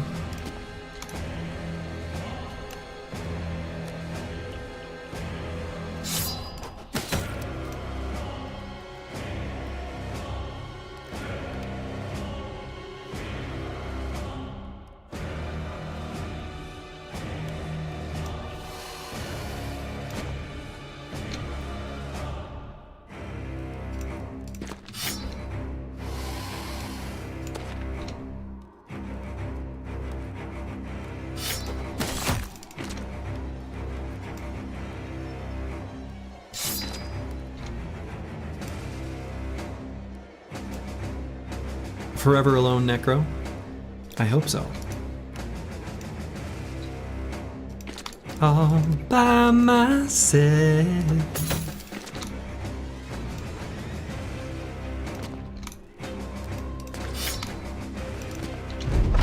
Okay. Oh, I guess I could have... it'll be fine. Probably. Necro back there taking existential damage. We hope so.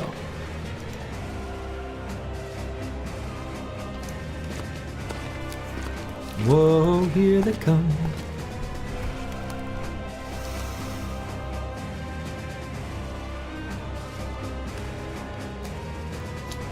Kibio is faster than the Necrosavant.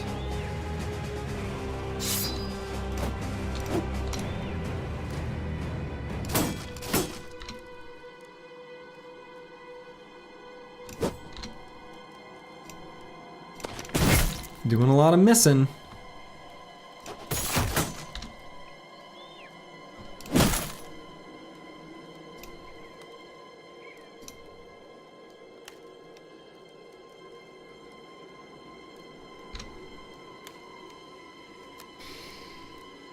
Dr. Wisniewski doesn't have the best armor on the squad, so I do need to be a little bit mindful of him moving forward. I say as I just like literally click move forward, but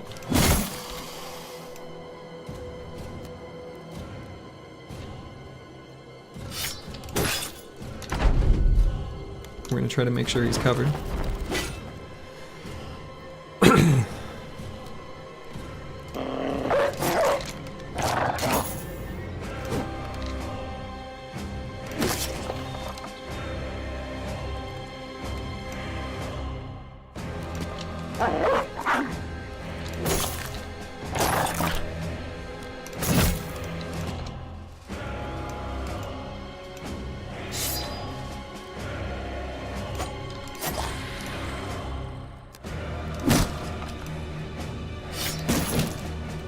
Hey, very nicely done from Roxanne, it's me.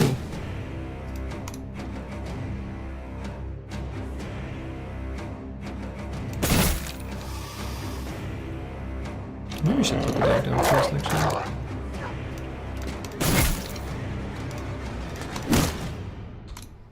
Nice attacks by Ragged Edge 82.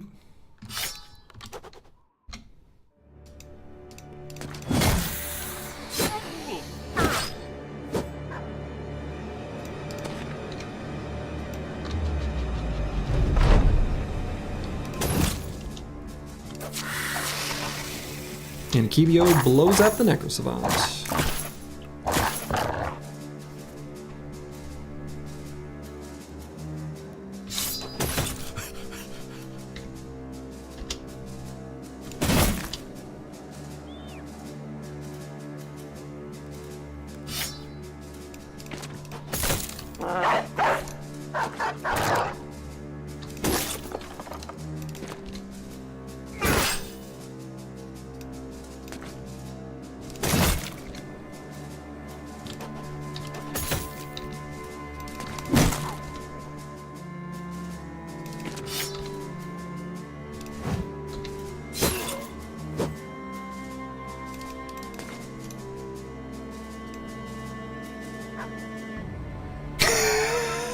Okay, that's a good meme. Shit. Oh my god.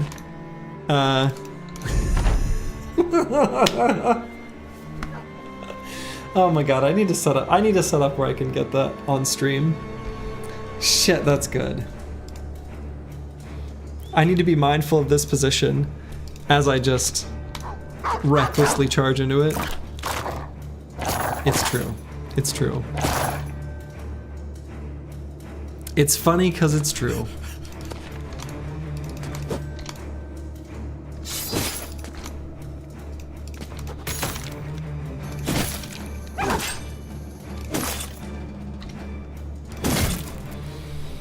Yeah, too true. I can't, I've got no argument against it. It's accurate.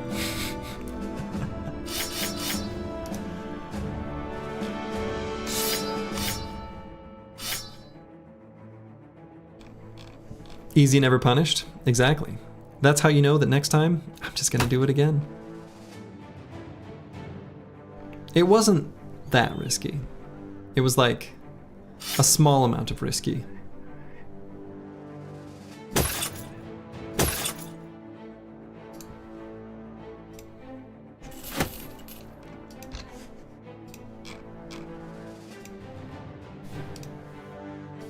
Master Matagus, our throw tank, has leveled up.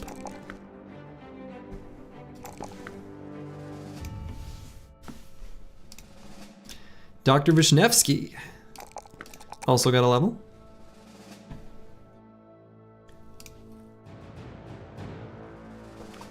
Could still, I guess, be like a nimble damage build if I wanted. I think that option still does kind of exist for us.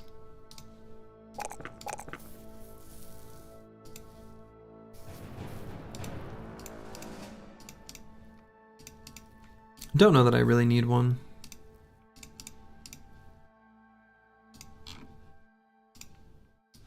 In fact, I can put heavier armor on him. Why don't I do that?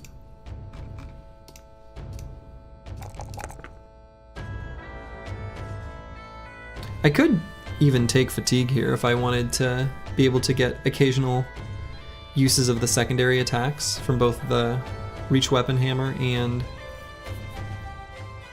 melee hammer. I kind of feel like that's okay.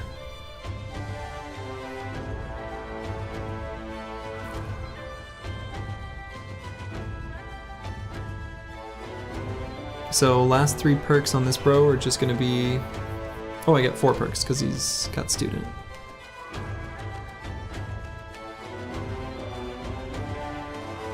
So like fearsome, forge, underdog, fort mind. I guess that's just what it'll be. Let's grab fearsome now. I think fearsome's pretty good with hammers. Just the ability to always do the minimum of 10 damage against like warriors and warlords. I think that's pretty valuable. Who broke all 3 of our bros' noses? I think it was an on hold.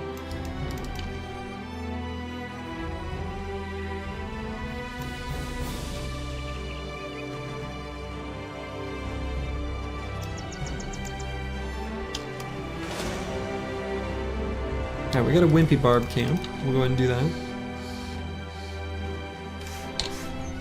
When are we gonna get our next? Oh, very soon. Well, pretty soon. Wondering when we were gonna get our next camp follower.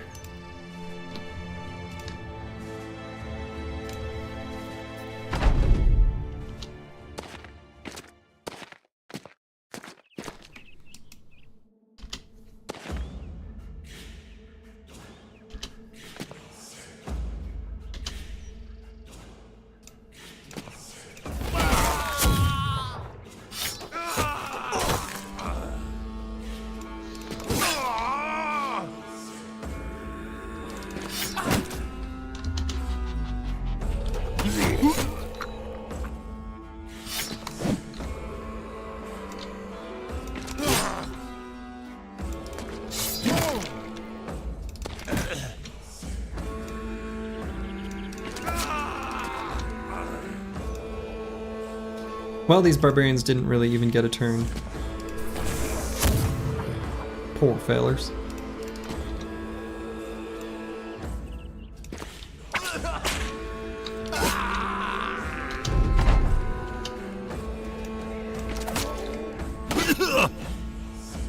And of course, we could have let that guy run, but why would we? You know? Good boy. We have the famed needed for bounty hunter. We do. We do indeed.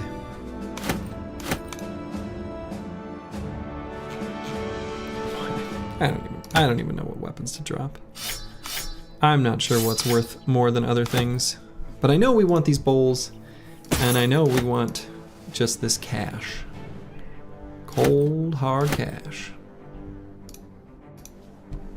Alright, that's good enough. Check into cash. I suppose we should check out that little section down there, just to be sure, while we're over here.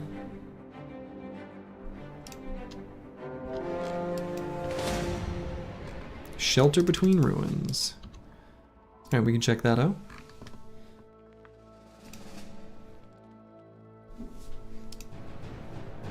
Is it cold because it was Northern Barbarian money?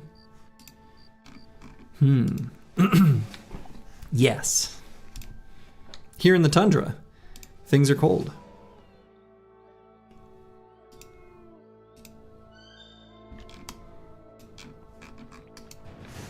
All right, so we'll fight this shelter between ruins.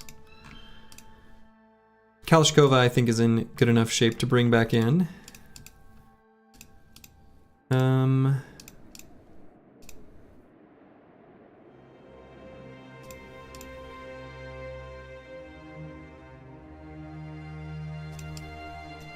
Deep Space Cowboy we could give a rest. We'll go ahead and swap out our throwing weapons.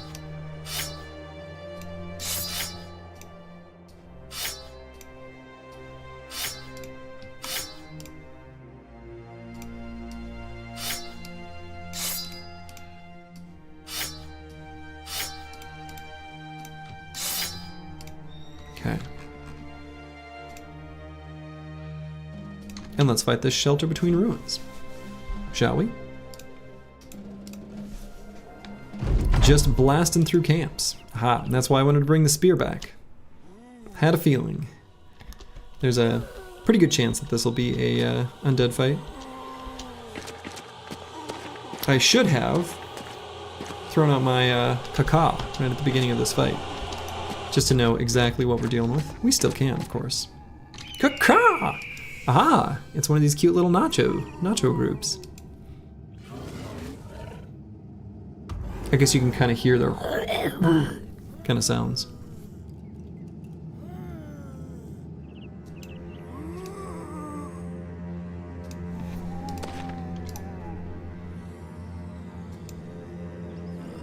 So we're going to set up Kalashkova right here, so I can put Nixlarfs here to blast.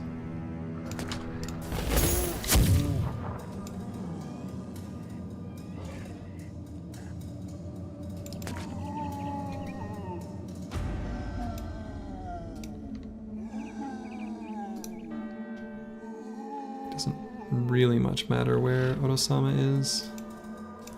I guess we'll put him here.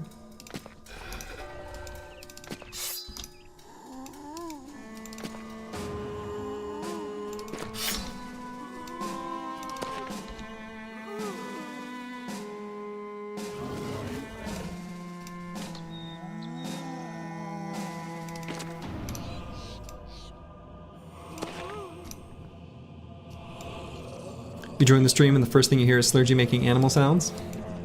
Good. Sounds like you've arrived at the perfect time. And I agree. Nachos are animals.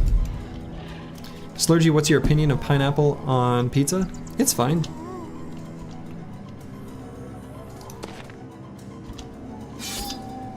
Not my favorite, but I don't hate it.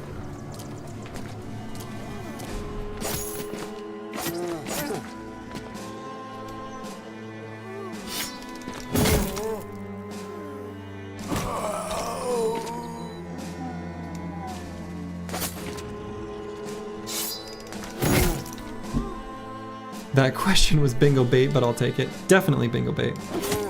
I knew what I was getting into when I answered it.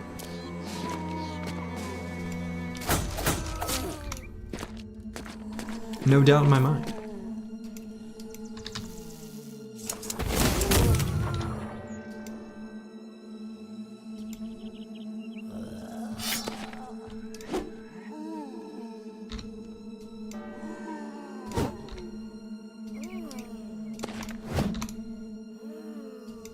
Slurgi being neutral on pineapple on pizza doesn't exist?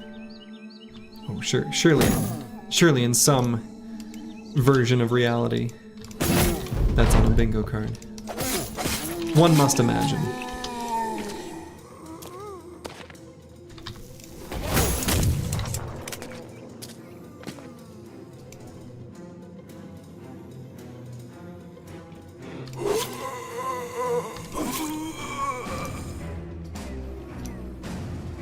Milk toast taste is on bingo card. Exactly.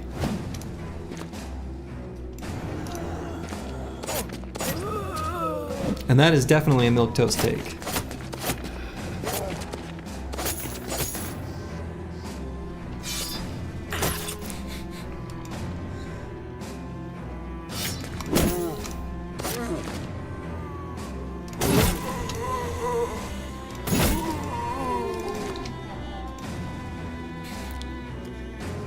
You were just wondering, as though this question were so innocent.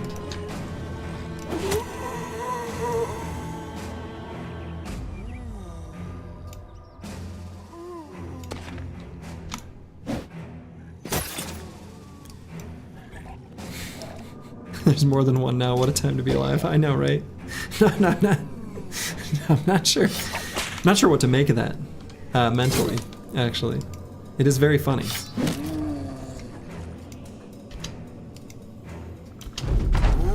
Not something I anticipated when I started streaming.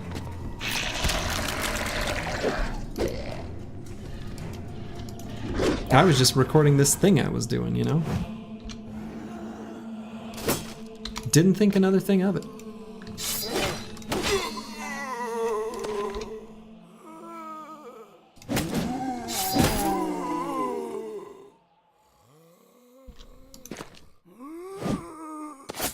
The schedule looks so weird now. Oh, my like past stream schedule thing. Yeah, so I set that up so that I could, people could have at least an idea of when I schedule, because I don't have a schedule. So, my personal, I don't have a schedule. Like, and it's hard for me to set one. So, I set one up that could show like what I've done in the past, because that is a good indication of when I'll stream, but it's not so foolproof that I can't give it as something concrete. Real life's tough. So for example, I mentioned this earlier, but I've got to wake up at 5:30 tomorrow morning. So I'm going to be cutting this stream shorter than I usually to. That doesn't mean I'm not still going to stay up irresponsibly late, because I haven't morphed into a different person. But 5:30 a.m. is normal when you have kids? I suppose. I don't have kids. But I think that's probably true.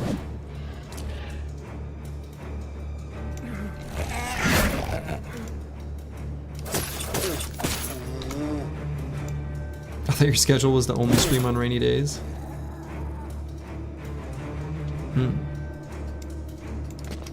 There is a tendency to do that. I do start streaming earlier on rainy days, generally speaking.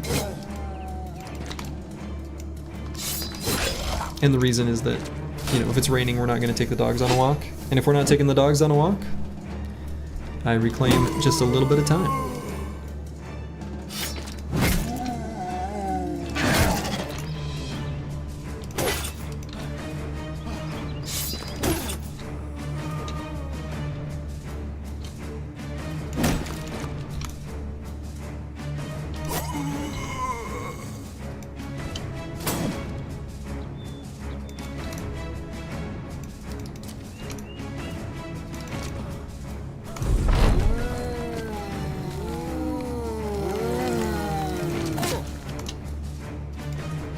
Dogs suboptimal for gaming degeneracy. That's true. But they're very cute. I'm willing to let that one go.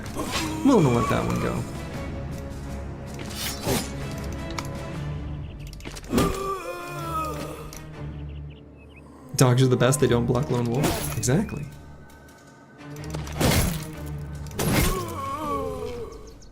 Alright, nice little fight.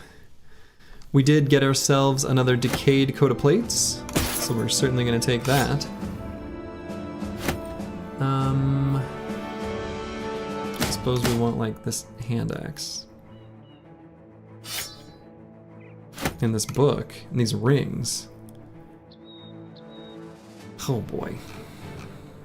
Everything in our inventory is so expensive. It's also expensive. We can sell it for so much money. We don't need all of these mushrooms. We only need some of the mushrooms.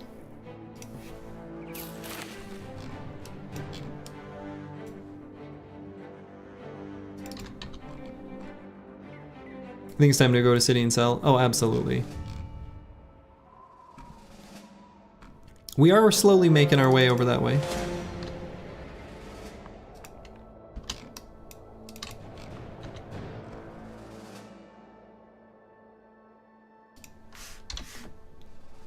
Slowly but surely.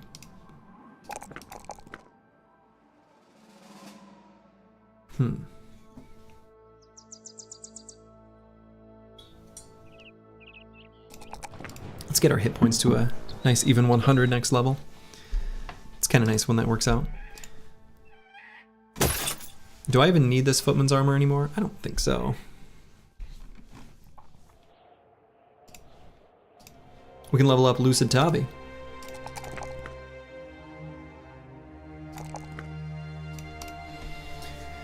So last perks here are probably going to be Killing Frenzy and Gifted. Seems pretty straightforward to me. Is Akibio the group's highest level bro? I think so. Pretty sure 14 is the highest we've got. Kalashnikova, not too far behind.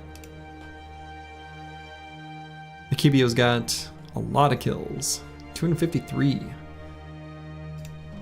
The Katal has done some work.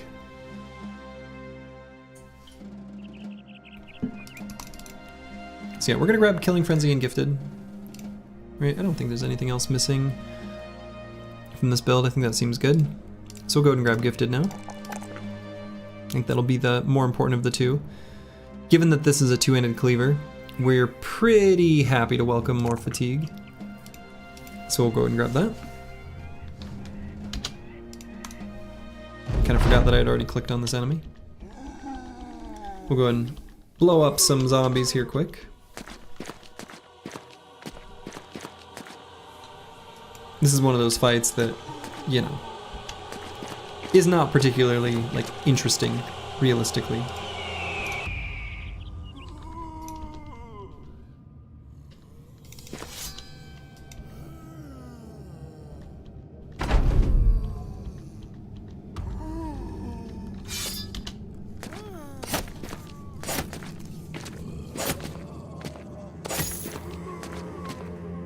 Because the team is definitely powerful enough to kind of just, I don't know, blow these enemies up with absolutely no issue. Could have been an opportunity to bring in a lower level bro if I wanted to level any up in particular. Don't know that I need to.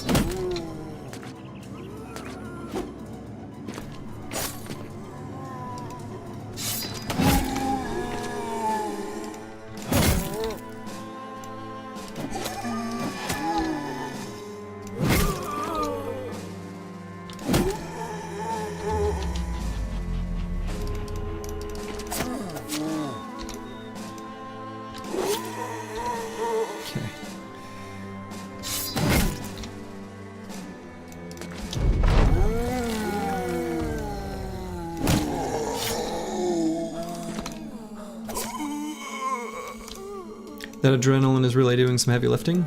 Yeah! Adrenaline has done pretty well. Obviously this fight, you know,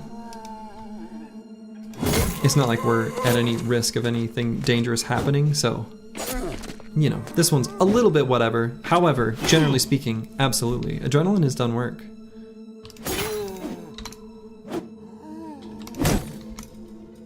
I'll make my obligatory statement of my reluctance to take adrenaline is probably my biggest weakness when it comes to building bros. But it is good. And in this case, it has been like really good. So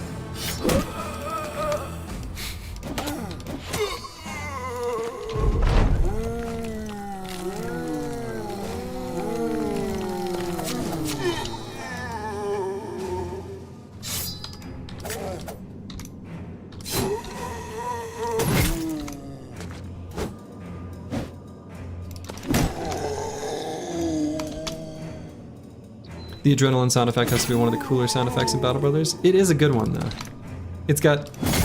It's almost a little bit out of place because it sounds very close to like a futuristic space sound. Like you're, you know, disabling the tractor beam on the Death Star. It's just right on the cusp of that. But yes, it is a great sound.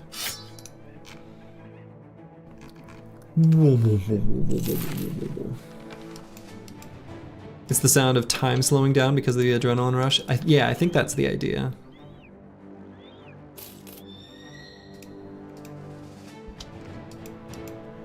There's a line somewhere for an injured spear bro. You want your face to heal? Don't let anyone pass your spear. True. We should make sure our spear bros know. Okay. So it looks like the hunting grounds is not over here. So we can pretty well say, you know, that with confidence. There is still something of a limitation for how close it can spawn to towns. So I don't think it'll be up here. So I don't need to like go up north of this mountain range. 9 out of 10 scientists agree that's what it sounds like. Asian parenting the spear bro. If you wouldn't have failed your D20 roll, you'd be fine. A pluses only. All right, so I think, what should my plan be? I guess it could still be up here, right? Maybe I go to Helvikborg. And that's gonna be the best place to sell stuff, up here. I wanna find the hunting grounds. Let's see, do I have, actually quick check.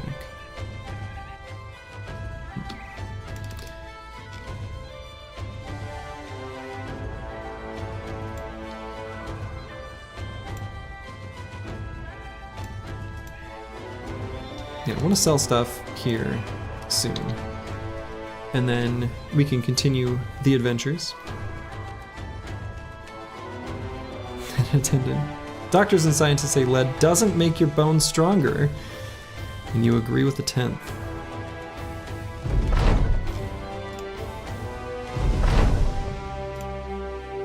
Fires of religious turmoil burn bright. Different factions taking over the holy sites. We do want to participate in the Holy War. I think that's a really good way to, Oh my.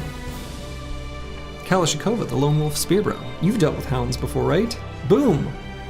Warrior the Warhound. Wonderful. Our Barbarian has gained Warrior.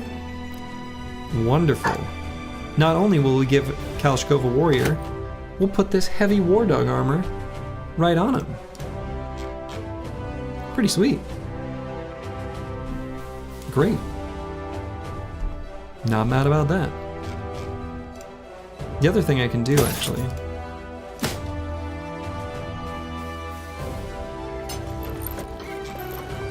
let's get Master Maticus. Let's get one set of heavy armor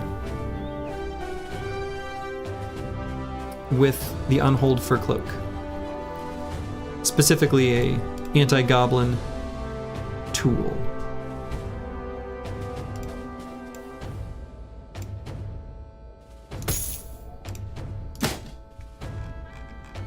You love it when a barb recruit has stars in useful places. Well, he's one of the starting barbarians for Northern Raiders, so yes. Please tell me you've seen The Warriors. Nope. That's a movie, I assume? I've seen so few movies. So few. Has Slurgi ever seen a movie? Not that many. I am an uncultured swine.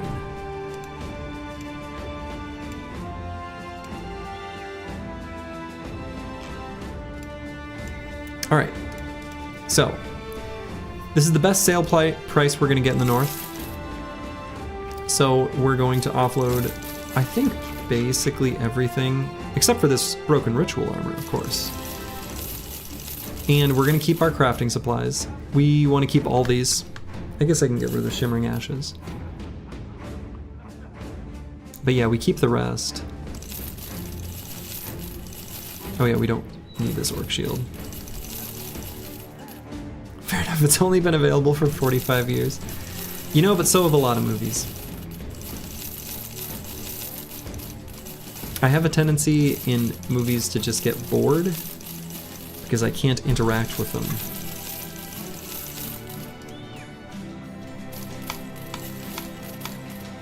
A quirk of my personality. We're just gonna completely stock up on food. Is Rusty Axe better than regular Great Axe? Against almost every enemy in the game, the answer to that is yes. The Great Axe will outperform the Heavy Rusty Axe against completely naked enemies and against extremely highly armored enemies, I think. Definitely the former, I'm not actually sure on the latter. But against almost every enemy in the game, yeah, the Heavy Rusty Axe is going to perform better. If you'd like to see that for yourself, there's a Python application written by Turtle225 that you can run simulations to see that yourself. Get that extra tetanus damage? Exactly. Rocky Horror Picture Show as a audience participation script you can use while watching. Would be a bit weird by yourself, though it's more of a group experience. Sounds kind of neat.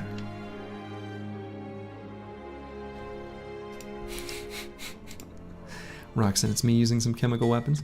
All right, we're gonna get a two-handed hammer because we're gonna give that to Dr. Vishnevsky. Since he has hammer mastery, it just makes sense. I think that'll be a very nice thing for him.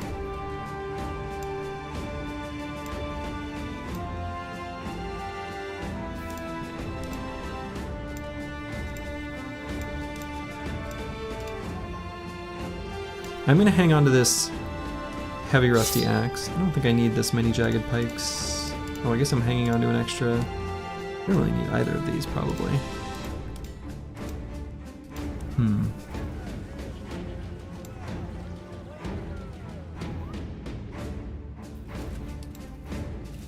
You always felt bad for the theater staff when everyone throws rice in the air during the wedding scene. Oh my.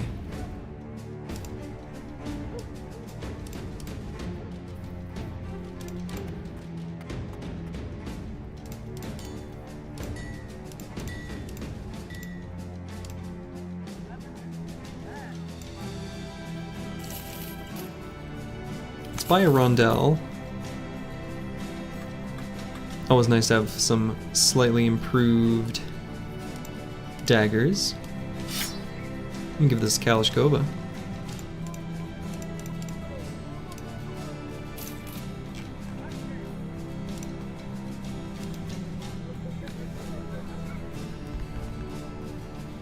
Could buy a coat of plates. I think it's okay not to. I think we'd rather just get the card upgrade.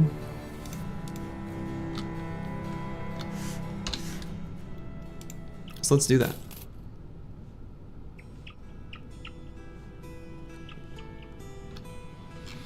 Okay, so I should probably explore this region first, just to be sure that the hunting grounds didn't spawn there. And then I guess from there I'll double back. And then we'll explore this region down here, and then in here. I think that's how we're gonna do it. We'll be thorough here.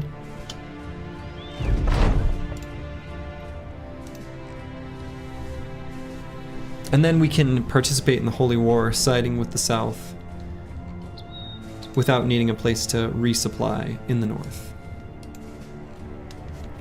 But we've got to find the hunting grounds first. Oh my goodness. Team's getting in fights.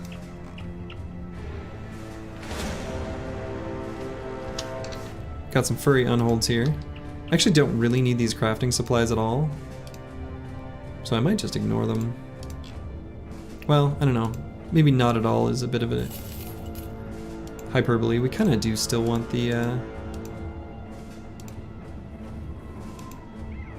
bone plating.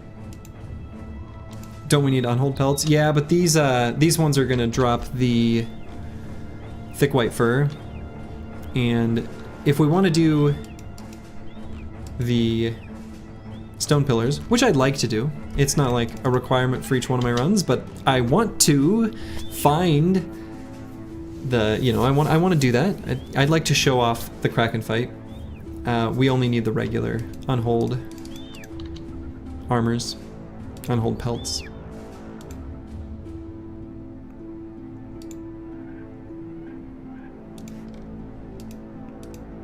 That's right, Roxanne, it's me and Akibio have been like 2 peas in a pod. Alright, so hunting ground's not there, but we can check it off the list, so that's nice.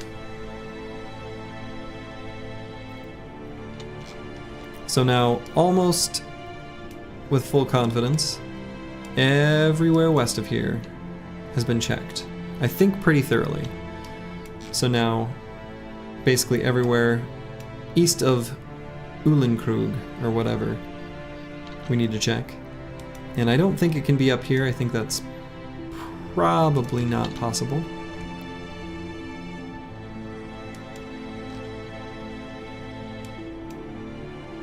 I suppose it could be down here, so let's go down and step on one of those mountains.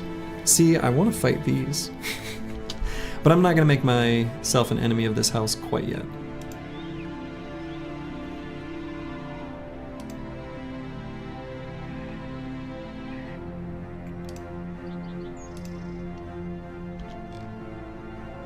Okay. No hunting grounds yet. We're still on the hunt for the hunting grounds.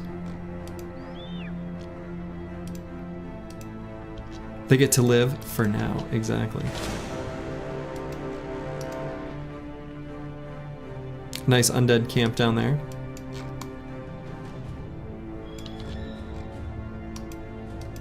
We'll visit that at a later time.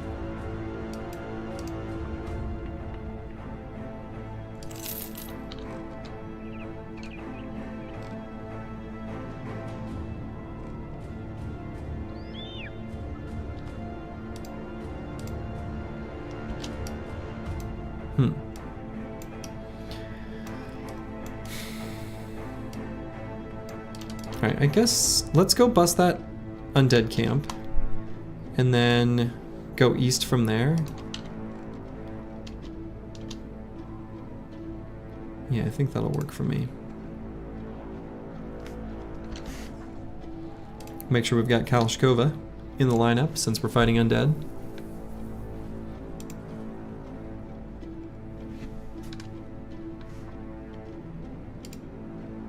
Actually, let's step on this mountain real quick.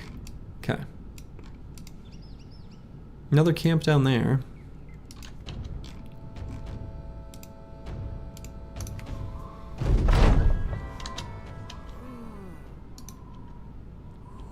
Since you have a good mace, now undead fear you. The undead fear nothing, unfortunately, for they know not what it is to fear.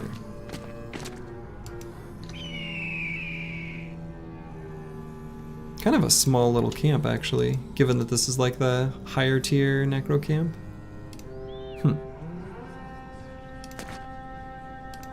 He did indeed get a famed mace. Got one of these. Sir Joffrum's... Joffrum? That's a name. Sir Joffrin's Stomper. Joffrum.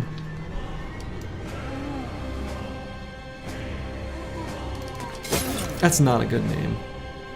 I don't like it. Probably spat out a patrol. Yeah, I think it did.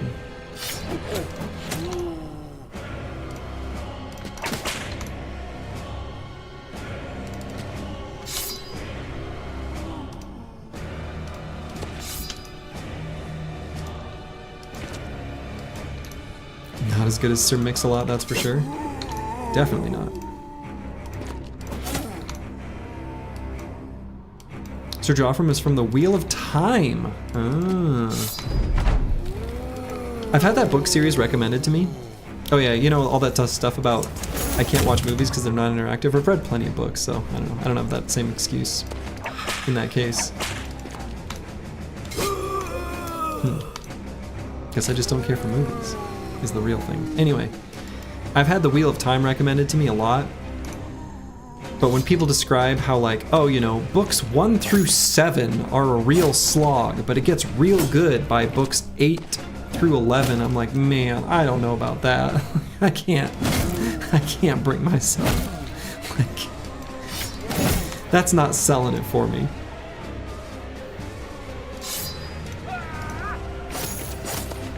You made it to book 8 and gave up? Oh no. I'm sure there's some strong opinions on the Wheel of Time. One must imagine.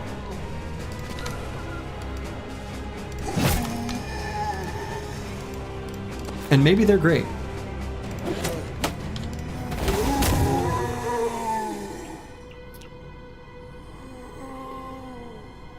Wheel of Time Book 1 is actually a good standalone read. Do not recommend the rest? Okay. Well, I know Brandon Sanderson finished the series, right? And I really like Brandon Sanderson. Like, don't get me wrong, I understand that Brandon Sanderson's, like, writing style is basically... It's like Dragon Ball Z. And I don't have a good articulation other than, like, just saying that as a fact. But I do like it.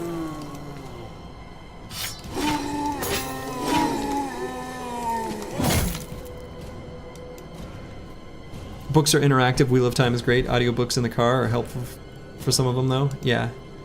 That's how I, read, listened to, experienced. That's how I experienced Dune.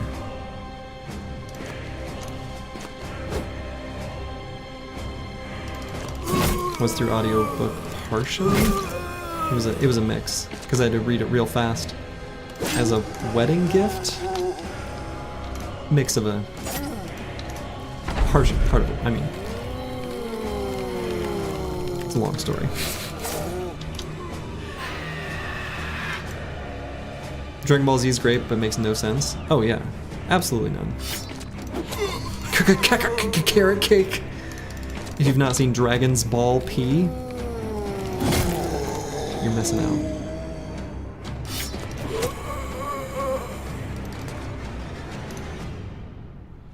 You started reading Wheel of Time at 10 years old and finished when you were 20 plus? Oh my god. See, I can't do that.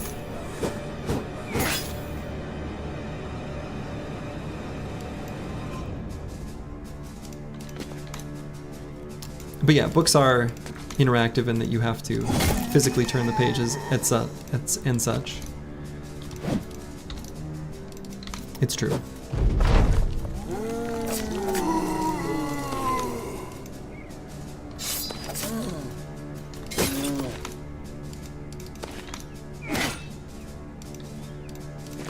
Though with audiobooks, you know, or even e-readers, that's less true, of course. You started watching The Wheel of Time and the show was way too different from the get-go. Kind of the same thing with Game of Thrones, right? Where they're just like, yeah, this is too complicated, too many characters. Let's just simplify by grouping a few of them together.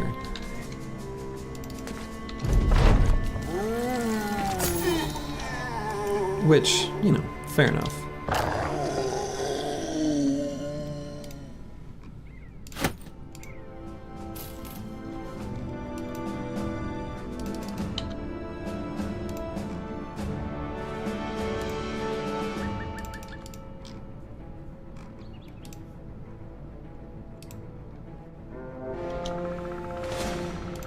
More necro camps to stomp? May as well. If they're just gonna offer themselves to us, we shall take it. Caw! Alright, here we got a nice hefty load of Geists. Do they have no necro? They might have no necromancer. Kinda interesting. Wheel of Time, they change things for politics reasons, which makes the storylines not make much sense. Ah, okay. Yeah, that's fair.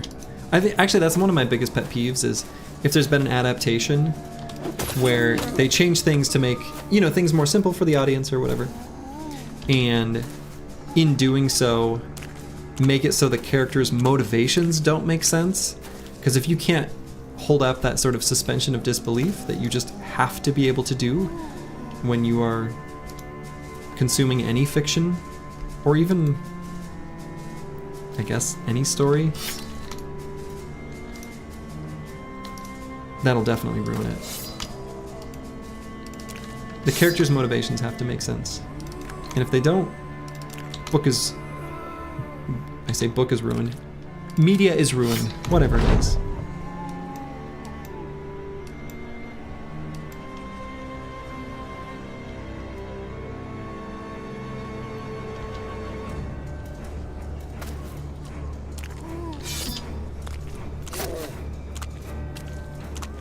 I wonder how my spear is doing. Like, the actual spear itself, durability-wise.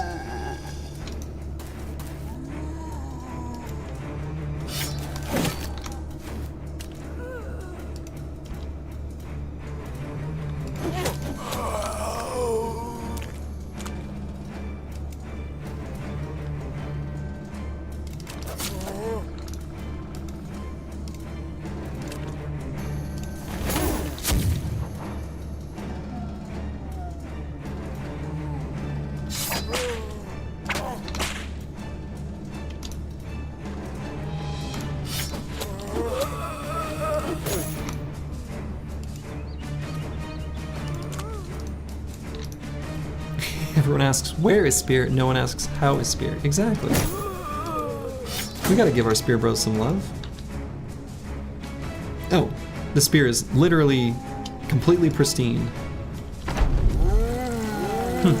Well, okay then.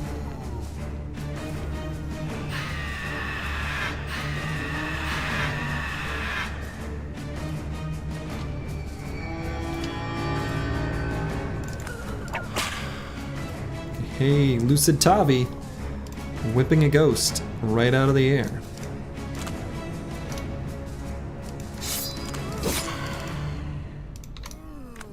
Crackalack, smacking one out of the air.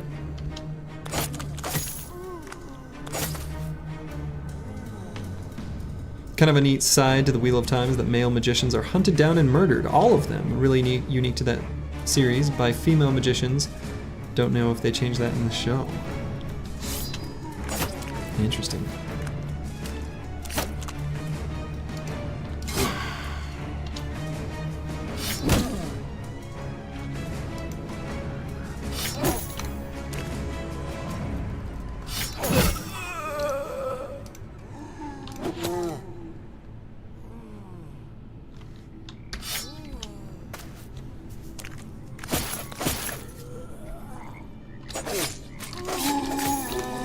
I do find it interesting when a book series is able to make a clear distinction between like men and women in some sort of like way that isn't just like some sort of like weird misogyny or insecurities on behalf of the author. As long as it's not that, it can be very cool.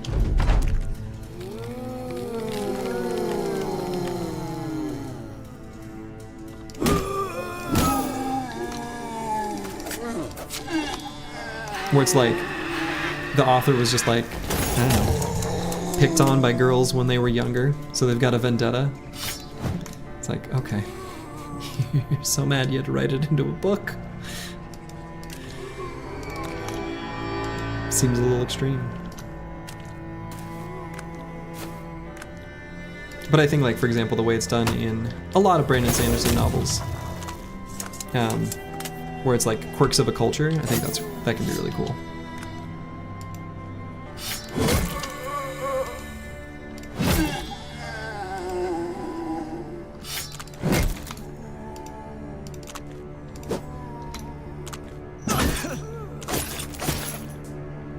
Ooh, Crackalack just got crackalacked.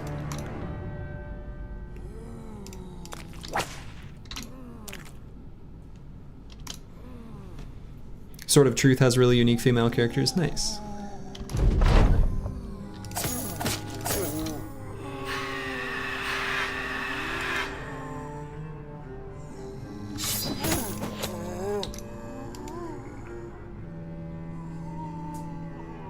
think I'm gonna put a dog down to make sure Crackalack can't get surrounded.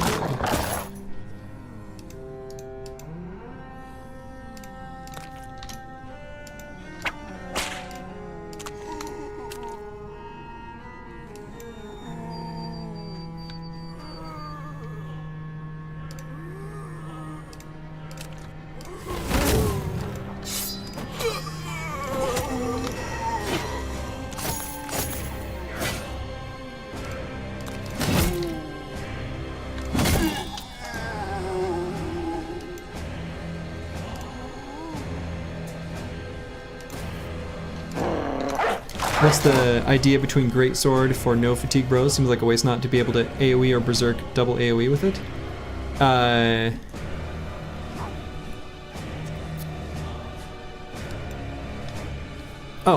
In this case, it was because realistically, Crackalack has such low melee skill that we needed everything we could get to make him be able to participate well offensively.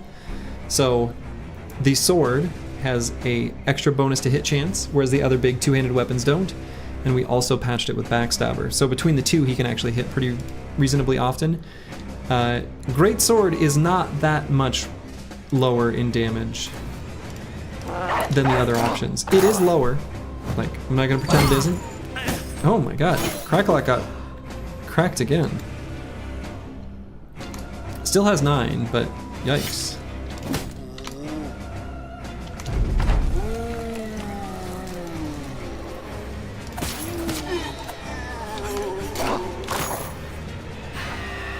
You're running a Berserking Greatsword frontline in your current run, and he often hits 4 or 5 enemies with Fearsome in one turn. Awesome. Yeah, I think especially if you get like a named Greatsword, that kind of thing feels awesome.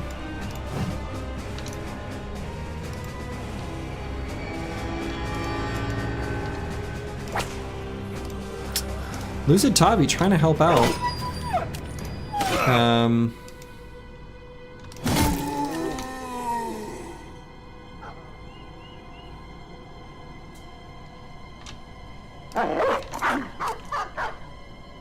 It's kind of ridiculous how poorly that's gone down there.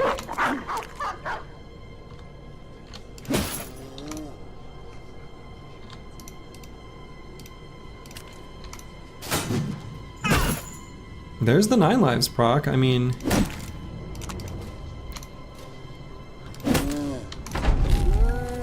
it's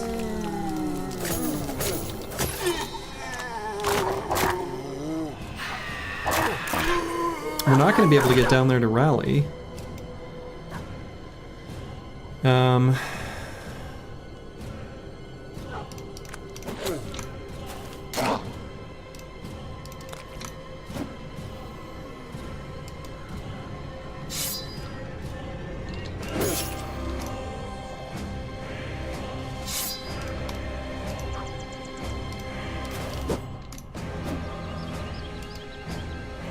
We can blow up this one,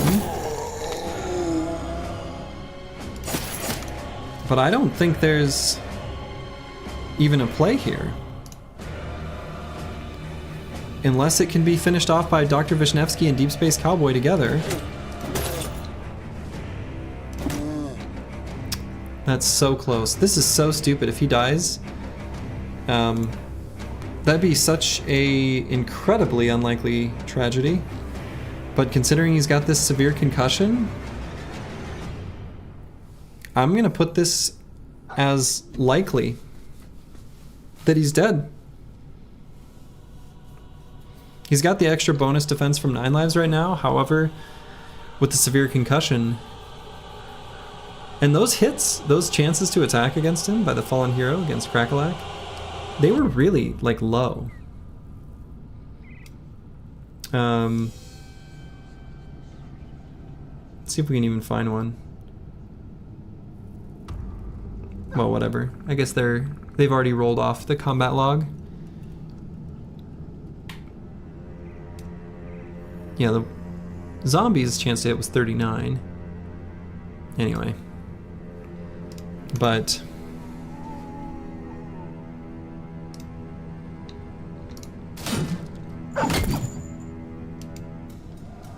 Well, so it looks like he's gonna live. However, he's probably gonna die when he tries to run. Unless Master Maticus can. No, isn't. Oh my god, he lives.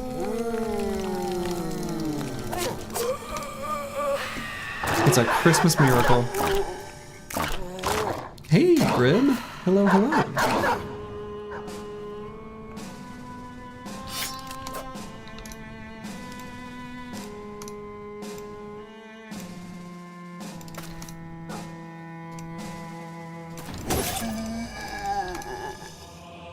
What was the hit chance? Oh yeah, we can look at that. What was the chance to hit? It's probably pretty high actually on the one that finally missed him. Yeah, 54% chance. So all the ones before that were obviously much lower, right? Because his resolve was high. He didn't have a concussion. He had more dodge value from his current initiative level. But just got smacked in the head over and over again, which is also kind of a second layer of RNG. But he lived in the end. So.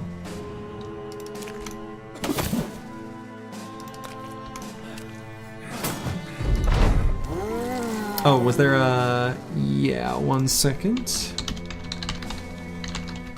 Baron Von Pone, you have permission to share links. If you would like to share what you tried to link earlier. Sorry, I've got to give everyone who wants to share a link. Whoa! What button did I press that did that? VIP access. Just to prevent the bots from coming in and spamming.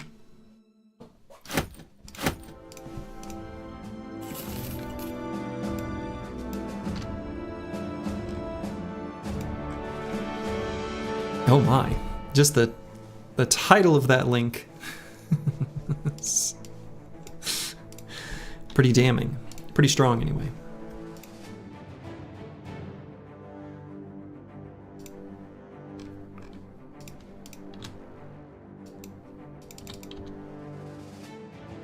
You're welcome.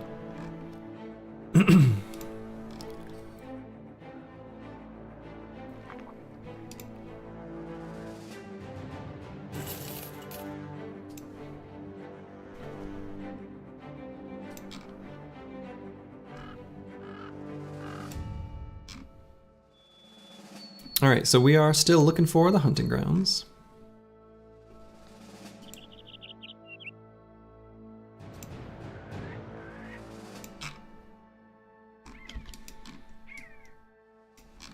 So I guess let's search in this area.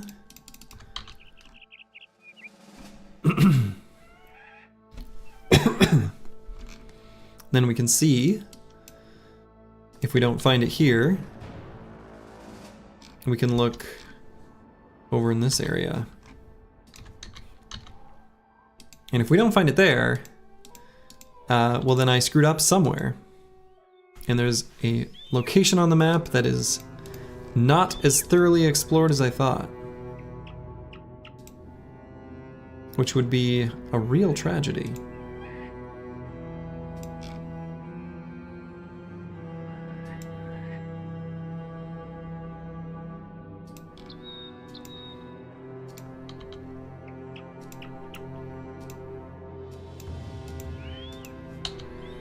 I think you missed it, but you're curious, isn't it a waste to keep a 70 attack bro? I mean, no.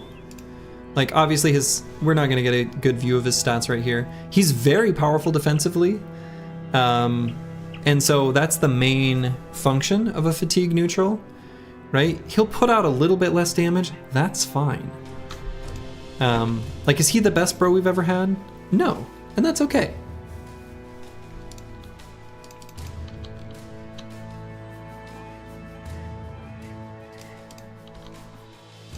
You don't need a whole squad of Chads to be able to beat all the game's content.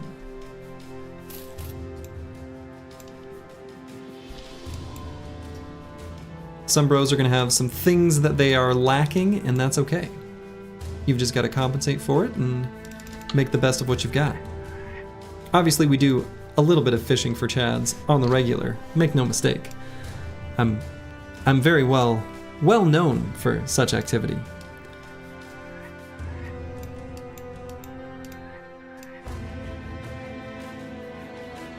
You, for example, you're lacking in weakness. Oh man. Alright, we're gonna blow up these Necro Savants, I think. The 4 out of 10 goofballs are fun to keep around, for sure. And we've, you know, sometimes we get a bro with weird stat lines that we just need to make the most of, like Master Maticus here. And then we do. And it's cool. And it's fun.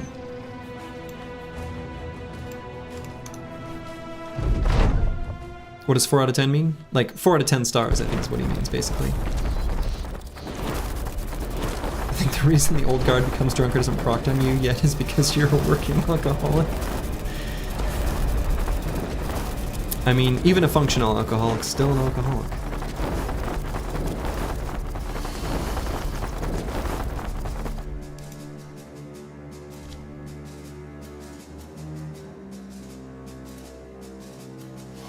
Okay, do I put Lucid Tavi here? I think this is okay. Dang.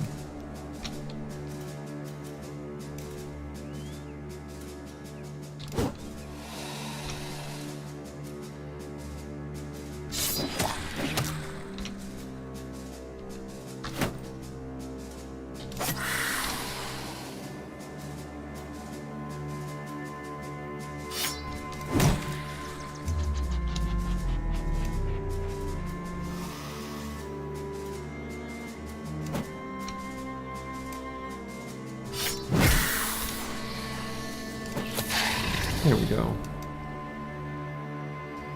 Adren pretty good here? Absolutely. Adren's super good here.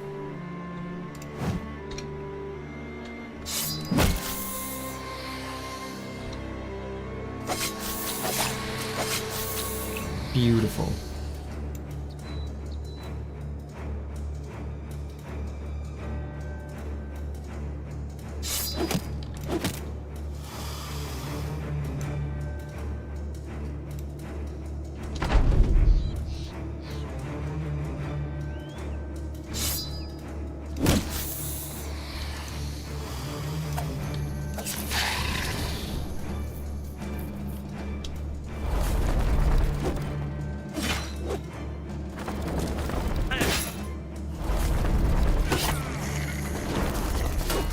Yeah, we're gonna need to circle around Lucid Tavi.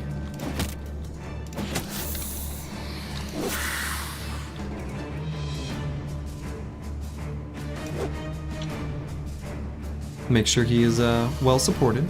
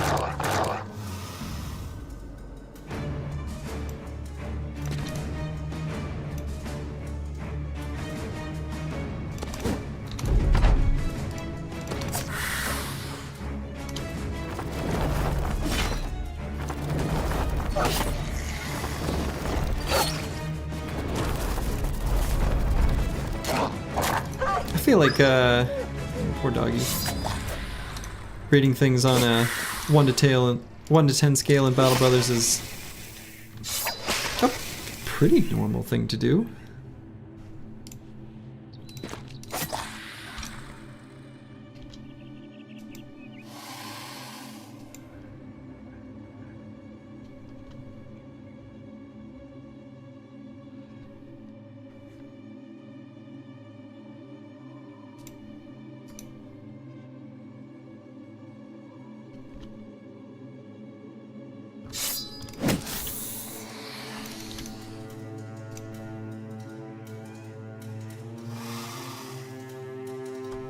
Let's see, where is... There's Lucid Tavi. Let's make sure Lucid Tavi doesn't get jumped on. That's all that really matters.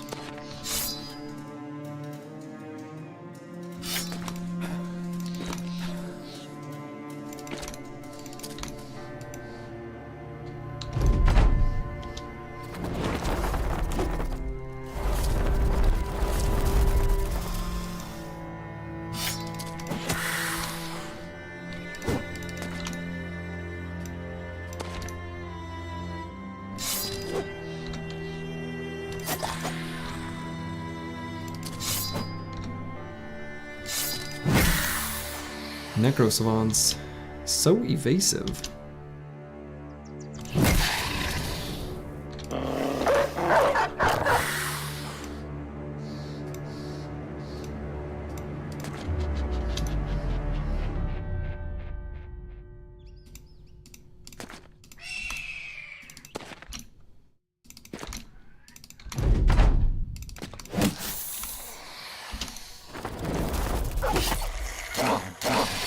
There we go. Cleared out ourselves some Necrosavants. Got some wine that I can't imagine is safe to drink, but we're gonna do it anyway. And some books. Alright, let's see. What's the best way to scout the rest of this? Maybe I'll go north and then circle around?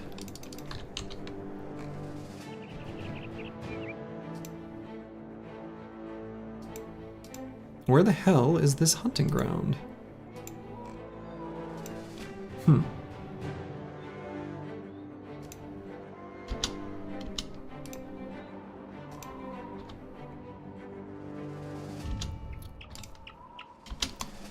Battle site. Interesting for that to appear.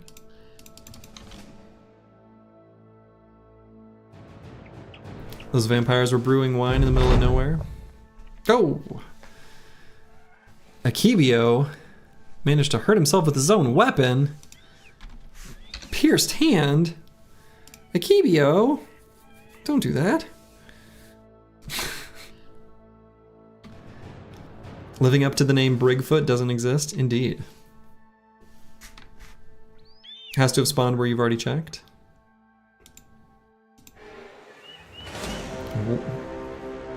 What in God's name is this army doing over here? Well, I guess we're gonna fight him. So let's rearrange the squad back to standard fighting position.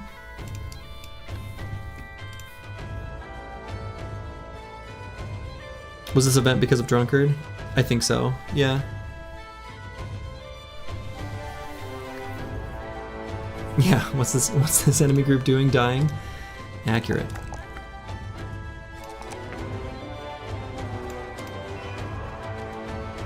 Let's see, what do they have? Many footmen, some billmen, a few arbalesters, and a standard bearer? Yeah, they're just dying. That's exactly what they're gonna do. We got a couple scuffed pieces of equipment.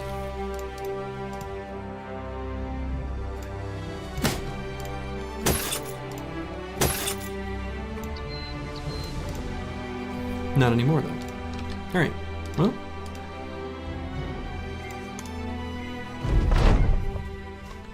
Thinking you were making Akebio juggle his knife? Sounds like a euphemism.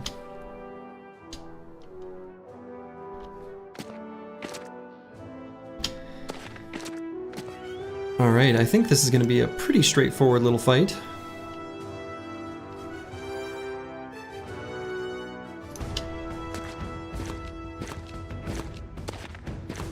We're just gonna move forward with the big old heavy weapons and blow them up.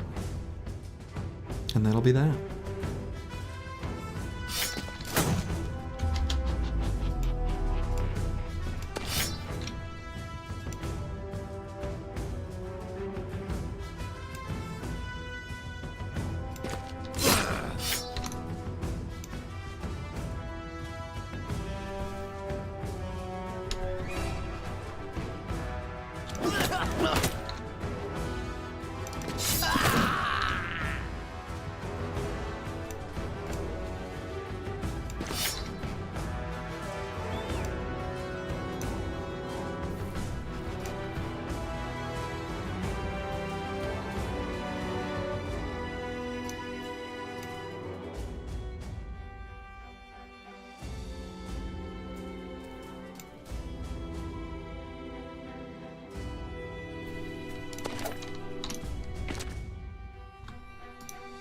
Do I make the statement that that was putting him in a slightly risky spot?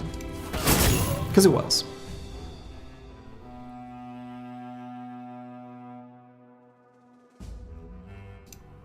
Alright, so Nixlarfs, since he's got Relentless, and he's pretty fast, will reliably be able to go before them.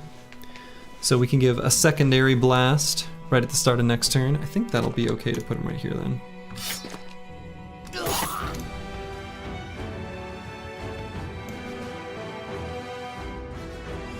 Let's go ahead and just keep our lives simple.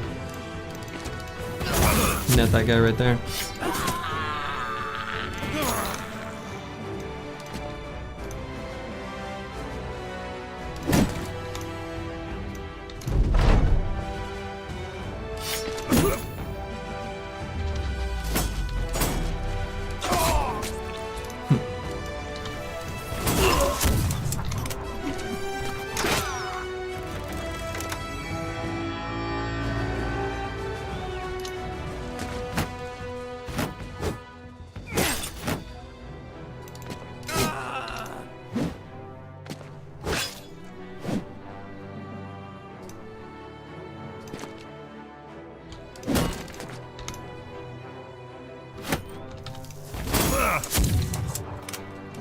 I really enjoy these fights where you're able to make just like a death valley and handguns can just go ham.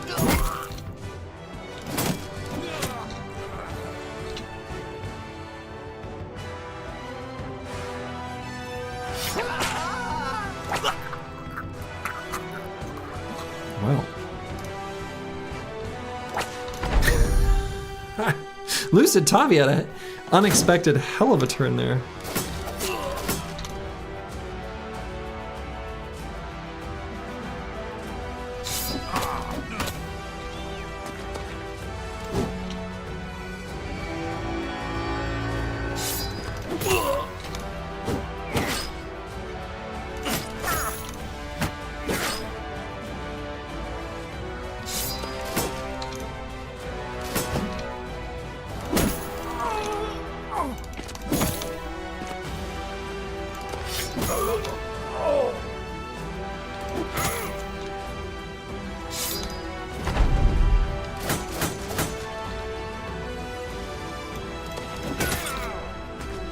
The enemies are fleeing.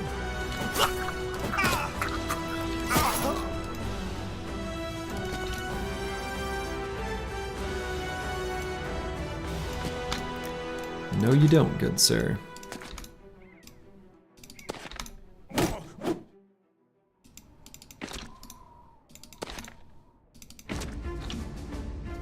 Run him down.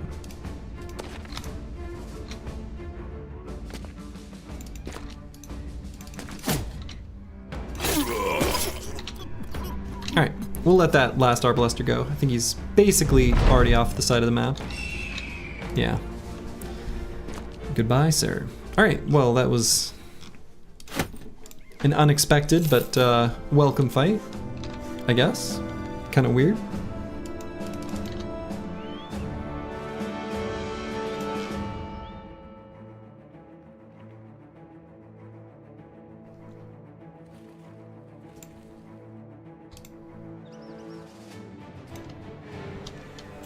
Hey, there's the hunting ground. Alright, we found it. We can fight these ancient dead here quick first. I think let's do that, and the reason is that we can get a level on Nixlarfs where we can grab Overwhelm, which is very handy against this here Ijarok.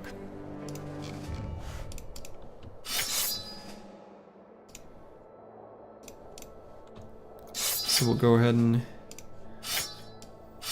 switch our throwing weapons.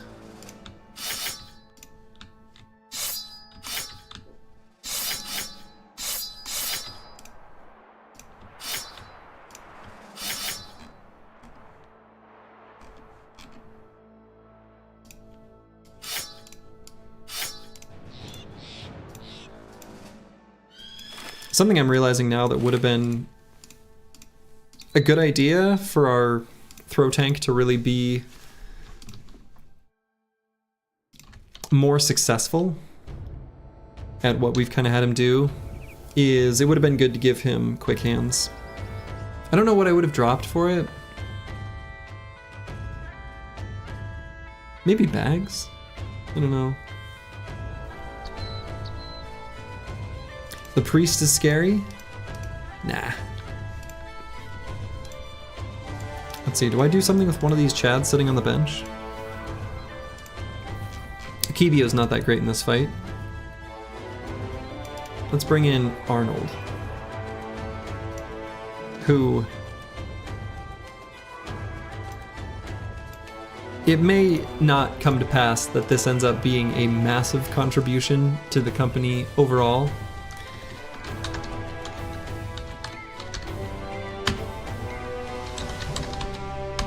But Igladub, our original flail bro, fell in the arena in a very stupid way. Unfortunate, but it is what it is.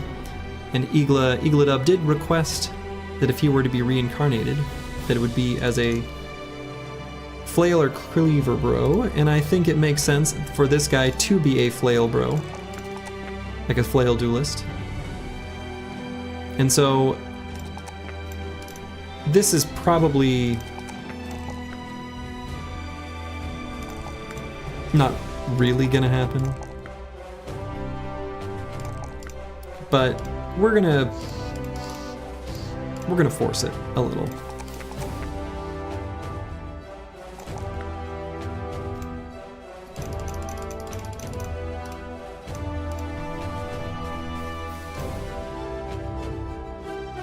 We are gonna give him a heater shield for this fight though.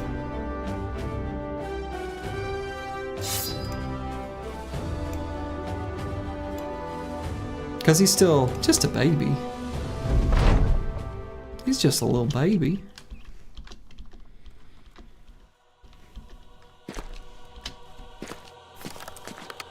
And we'll do the classic maneuver. Backing up 2 hexes. Finding our way out of the miasma. Can't be hanging out in that. Stuff sucks.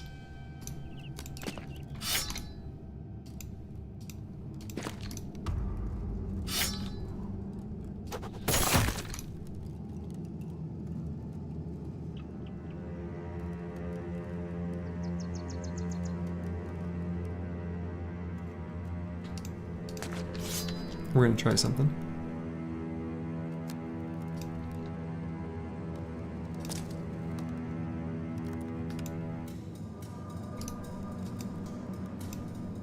A little mini experiment. This is kind of just to understand what the AI does more than anything else.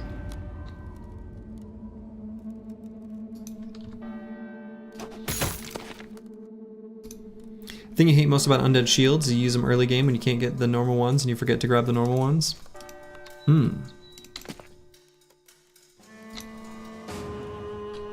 So Kalashkova does have Lone Wolf active. At least he should. I think it just doesn't update until maybe an enemy takes their turn, or I'm not sure what makes it take effect. Start of the round does. In any case, it updated and checked for Lone Wolf being active. Brought him up to 105. He's not confident. So I think they'll probably just completely go around, but this Ancient Legionary and these two might attack him. I'm not 100% sure. It's a Christmas miracle. Indeed. Well, I guess if I'd moved the banner, we could occupy a better hex, but we'll just, I'm curious. What I think is gonna happen is this Legionary is gonna run down to here, and these pikes are gonna attack him. That's what I think is gonna happen. But I don't know. I've never put the AI in this position. Oh no, even that guy tries to get in. Okay. Interesting. 92% chance to hit, even with shield wall active. Huh.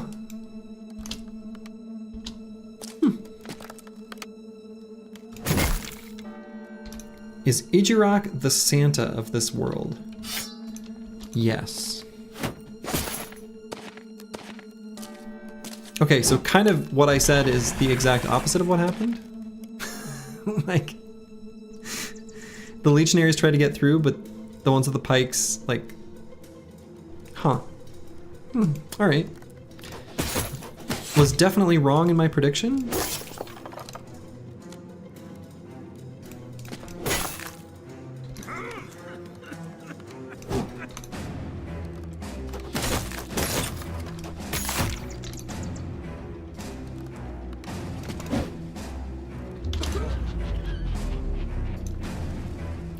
It's pronounced Itchy Rock.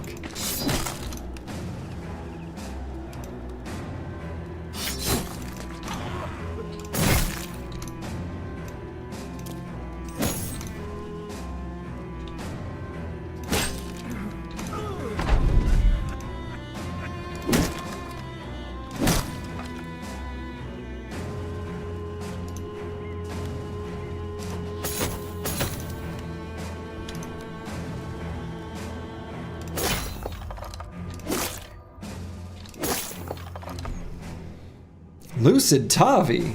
Oh my goodness. What a turn. That was some cleaving. That was great cleavage.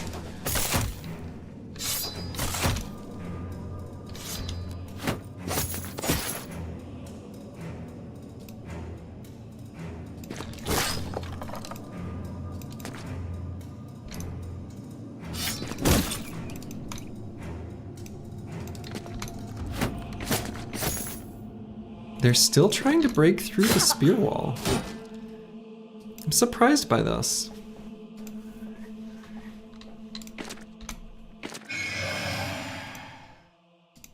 Oof.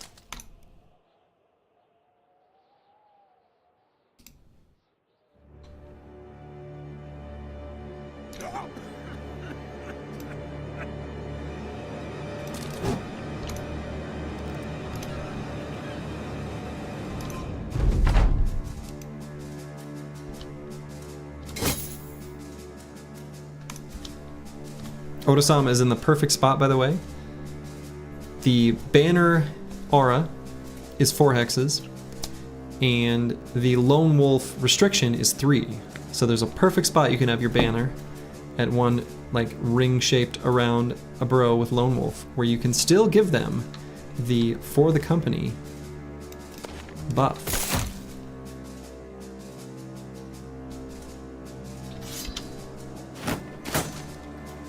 Okay, he made it through eventually.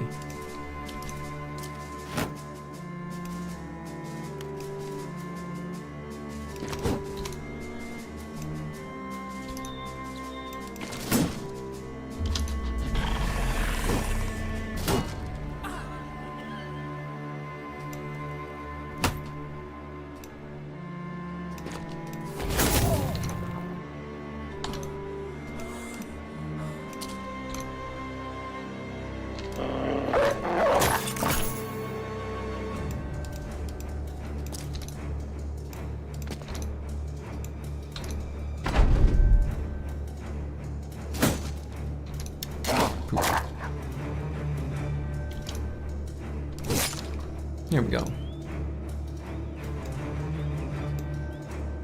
What happens in Battle Brothers stays in Battle Brothers.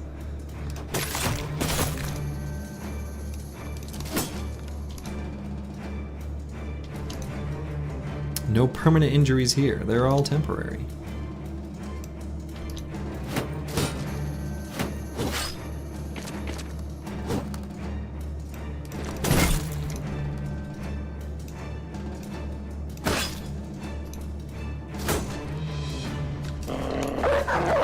Bogey.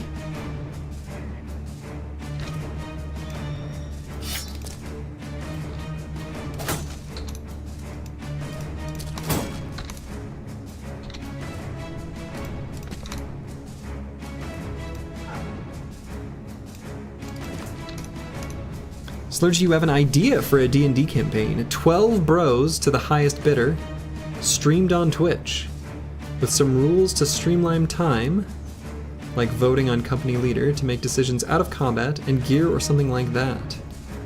Could do some other cool stuff too, like camp followers or something. Could be rad. What do you mean by D&D campaign?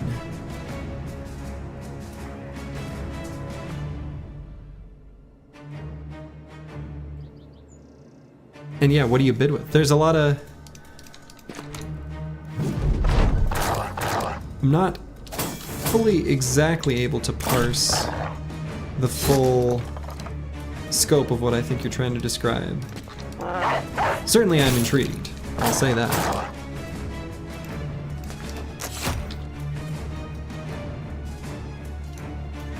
Like a Battle Brothers D&D campaign, make a story and play it out?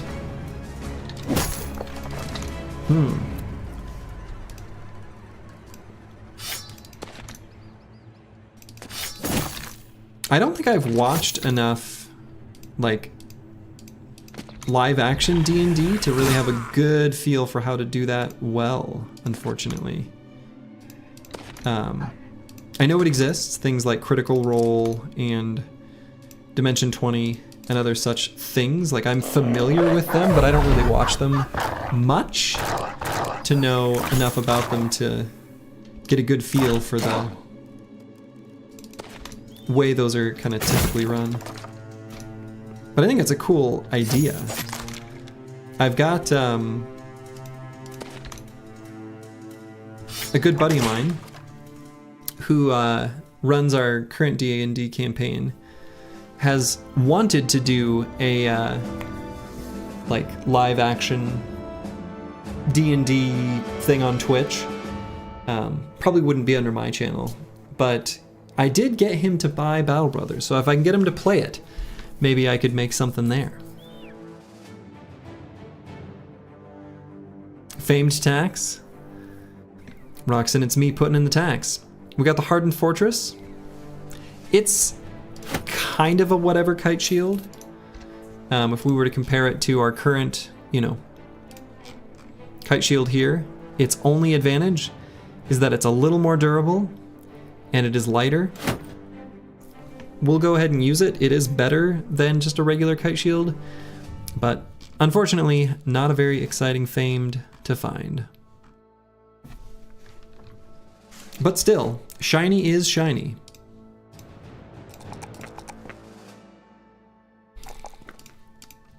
Ragged Edge 82, currently the master of all weapons. Could do to select one. What I might do, because he's a little bit behind the rest of the squad, and I don't know exactly what I want to commit to yet, we can wait till we find a famed, perhaps, is just pick student. What's its name? It is the Hardened Fortress. Cool name.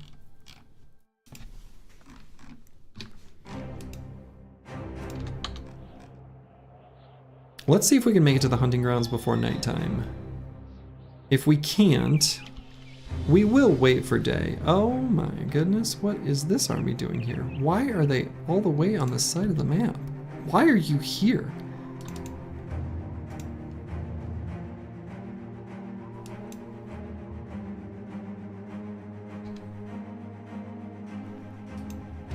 All right, just so I don't get like, whatever.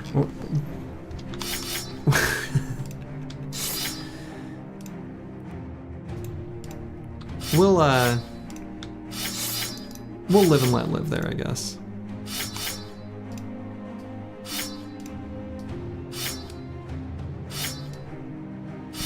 If your friends end up doing something on Twitch and you're looking for people you'd be interested to just watch or it would be cool, he'd be very happy to hear that there would be people interested in watching live streamed Let's Plays. Or not Let's Plays, D&D campaigns. He's very familiar with that. He watches a lot of that kind of stuff. He's tried to start a few. Like dreaming up, starting a few like live Twitch streamed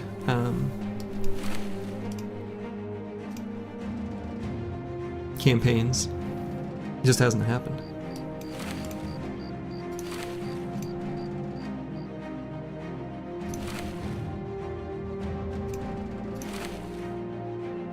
You would too?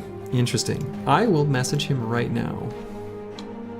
Just so he knows.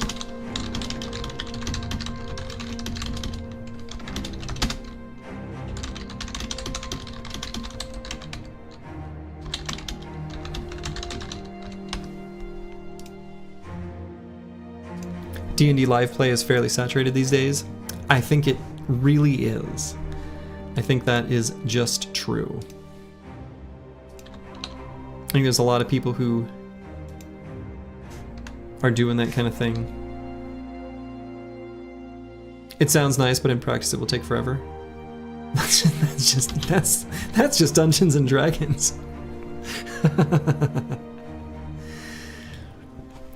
Good DMs are hard to find. Absolutely they are. But I've got a real good one. Like, he's really good. Like, he's excellent. Helps to have a unique setting or cast of very good improv comedians to get viewers. Yeah, we have a few, like, the people who are playing in my D&D campaigns, like the few that I've done, are like theater people, they're musicians. They're they are much, much better at speaking off the cuff and, you know, performing than I am. You know, I say as I'm streaming to all of y'all. But most of the people in the D&D campaigns I'm a part of are like very, very, very good.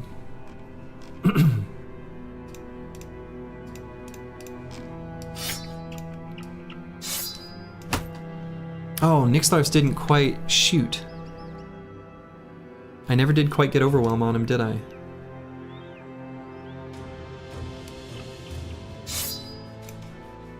Well, dang. We'll still set him up like this. Just so he has better options for attacking, but... Dang. Well. Iglasvi is going to be given one of these pokers. Your buddy back in the day was a good voice actor and you had no idea till you joined the campaign was amazing. Yeah. Yeah, my DM is a really good voice actor too. Like he's... Though, I mean, just like anyone else, it's very funny when other people are embodying their characters' voices in their like a cliche accent. I think he has trouble not slipping into them, which is totally fair. I think that's just really hard to do. You kind of wish 5th edition D&D wasn't like 99% of all RPG content. There's so many other games. Yeah, that's true. But I think it's the one that people know, people recognize. It's kind of hard to get away from that.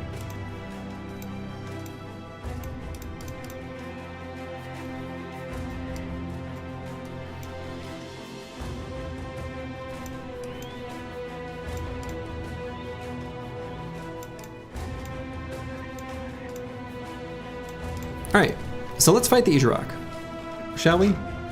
We got this broken ritual armor. Let's turn it into the armor of the Ijirok. You're told you have a lot of memorable D&D characters you've created in the past, but you and your other's favorite is Moron, pronounced Moron. He's an orc barbarian who's dumb as shit. He has to knock on doors before going in, because that's what the nuns taught him in the orphanage. You've done a lot of stuff with him because of his 6. Oh yeah, I think it's really fun to roleplay characters that have some stat. Int is a good one, but honestly it can be any that is super low rolled. That's very fun to roleplay.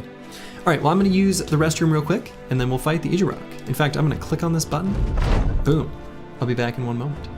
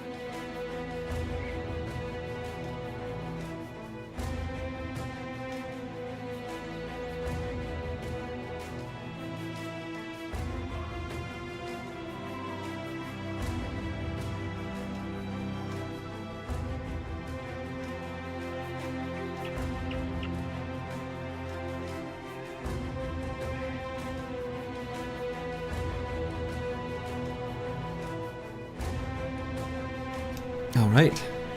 Let's go. Let's destroy this thing. Engage. Engage.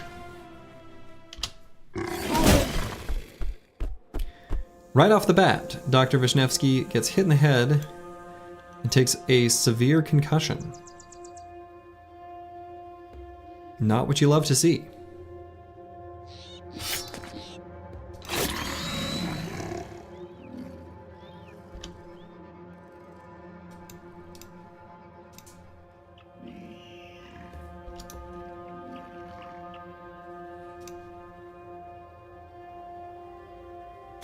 Could move Roxanne It's Me up here and then do Adrenaline to make sure that we can get the Daze debuff on him for next turn.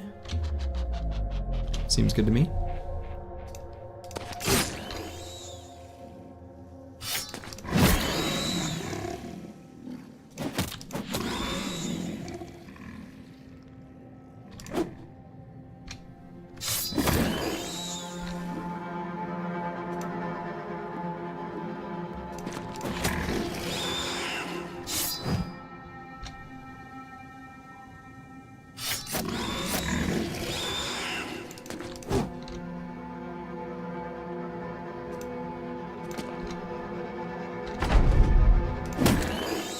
Excellent. You want your medieval fantasy to feel as dangerous as Battle Brothers feels? That is a reasonable, that's a reasonable take. I think it's fun in like Dungeons and Dragons or any role-playing game to feel like there's genuine risk. Okay.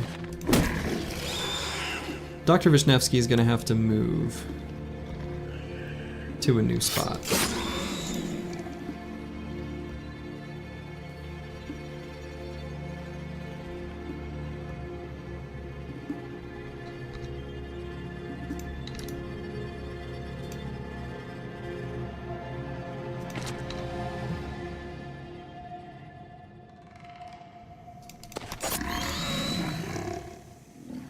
So we'll get him.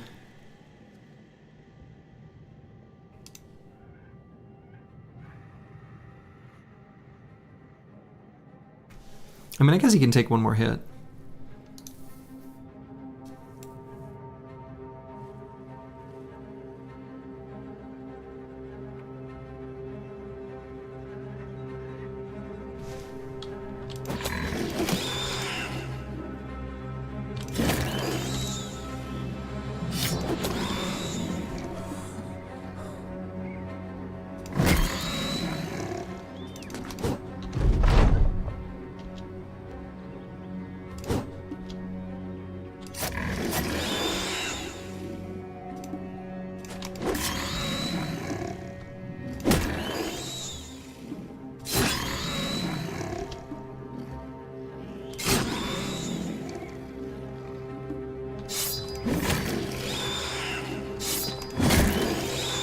And we learned he can just go to the exact same spot.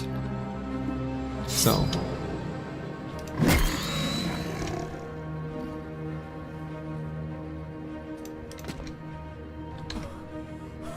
That is something he is capable of.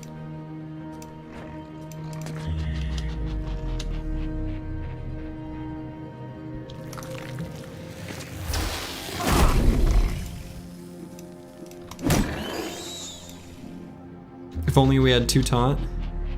I know, right?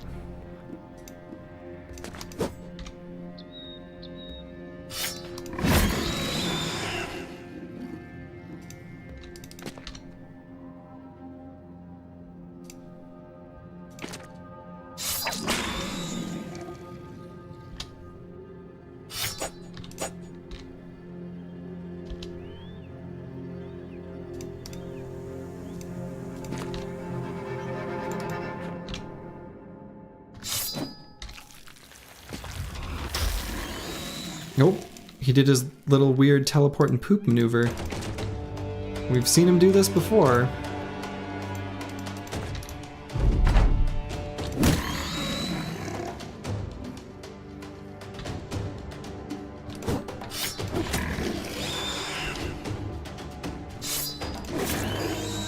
Lusitavi almost got him.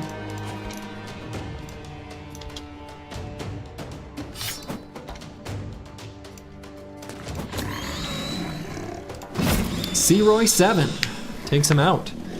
The Idjarok is no more. And so, we are awarded with the helmet and armor of the Idjarok. Now the real thing is, who gets the armor? Who indeed? So,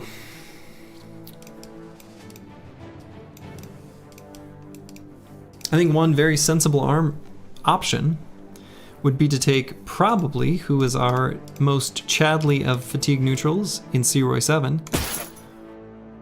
Ooh, he can't quite support the fatigue for it.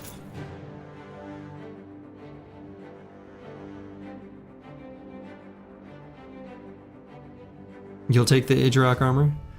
No, you're a nimble boy. You can't be wearing something so heavy.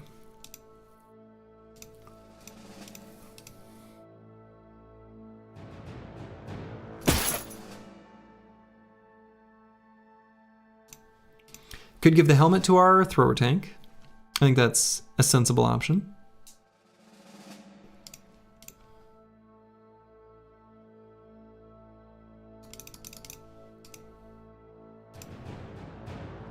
Got a couple boys here with concussions.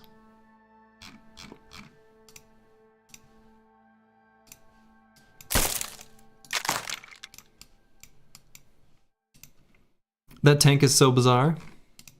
Yes. He's been a mildly successful experiment.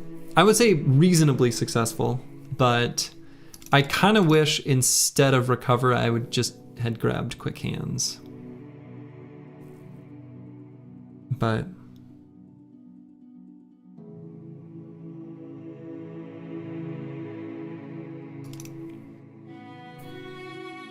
in your first 2nd edition campaign, we were fighting a demon and had a wild mage in the group. The 2nd edition chaos list could be tough, and the mage went to cast a spell, nothing happened.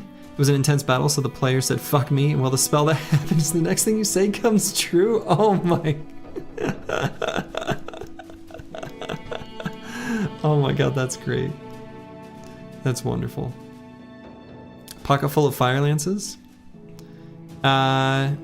We could give him a fire lance, actually. That's a legit good option for him. We just haven't had the opportunity. A fire lance instead of this noble sword actually does make sense. In fact, on our throwers, because they're like pure throwers, which I rarely end up making, but did in this case because their melee skill was so abysmal, they would make sense to give fire lances as well. So, Idjarok armor.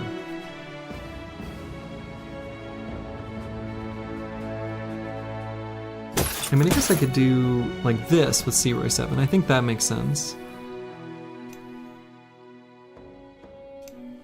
So then the heaviest armor.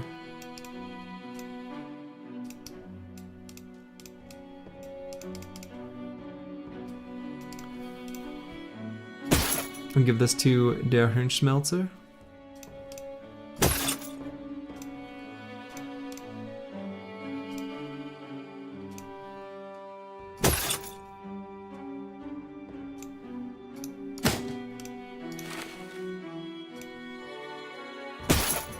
Yeah, something like this.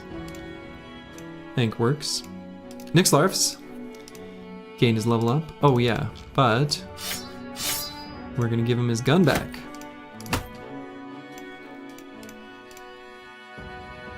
And let's give Deep Space Cowboy something. We're out of consumables, huh?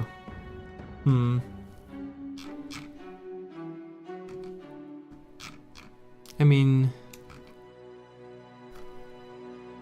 not really sure what to put there. I guess nothing for now is fine.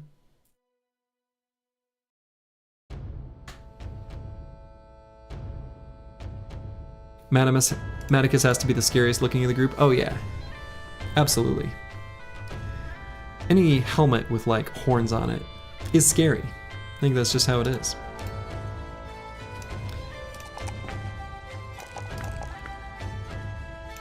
Nixlarfs. has leveled up. We'll go ahead and grab either Overwhelm or Fearsome. I actually think Fearsome is still more useful, even though this is sort of specialized to make use of Overwhelm. Still gonna grab Fearsome here. And he's frothing at the mouth under there due to the itchy helmet. Might be. Deep Space Cowboy's got a bruised leg. We've got some kind of crappy injuries. I hate bruised leg. It's the reason I hate bruised leg is it's very easy to forget that I've got a boy with a bruised leg,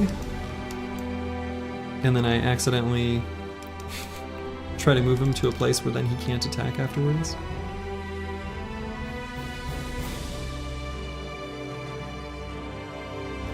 You'd be surprised how many townsfolk found out about him being used as a demon sex toy. It was uncanny, actually. Well, have any of y'all played Baldur's Gate 3? Speaking of being a demon sex toy. No spoilers, but, I mean, I guess kind of I accidentally did a little spoiler. Depending on your playthrough, of course. Okay, we've got a Sea of Tents fight here that's actually pretty reasonable for us to do.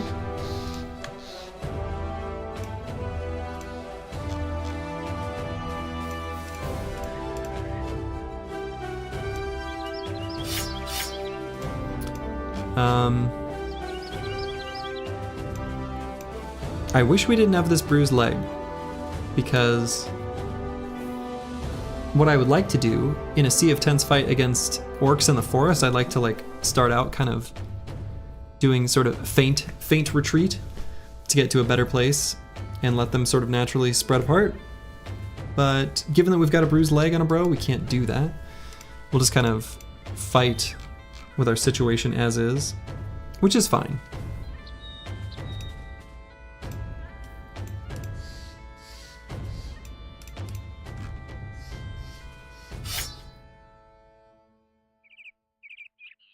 Yeah, the bandages across these helmets are just blindfolds. It's very true.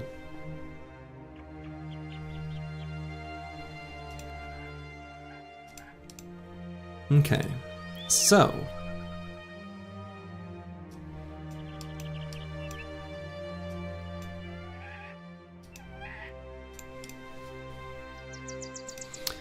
let's fight these orcs. Orc Sea of Tents. We're not just gonna turn it down. Actually, real quick, because we're out of ammo, what's our ammo situation? So let's replace one of these to give Nixlarfs at least a full... Actually, hold on, we can do better.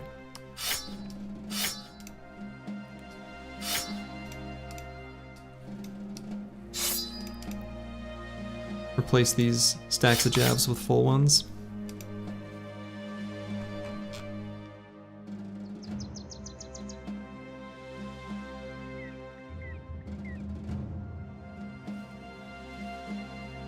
It's a punishment for getting injured. Slurgi's mean. True.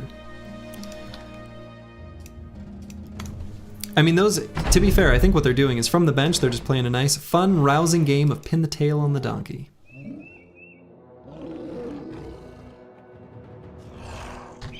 Caw! It's a lot of orcs. It's a lot of orcs.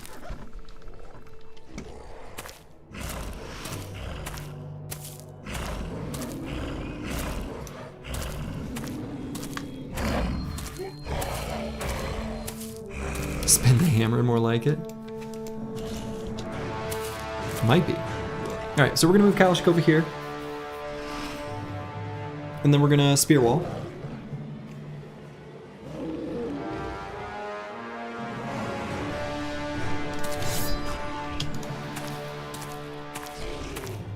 The big guy will scream, right? Yes.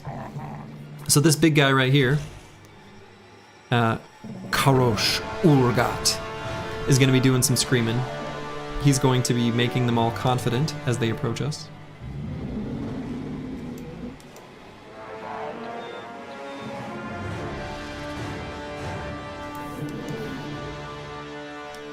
So how do I want the team to be arranged? A lot of times, I like to go up and grab spots like right here, behind these supplies, this supplies fireplace kind of thing. So I'll run up and grab this. In this case, I don't know that that gives us like a great... I guess this is a pretty good gun blast. We can still hit 5 pretty reliably. Then I gotta run up and cover them. 31 orcs? Yeah, is many.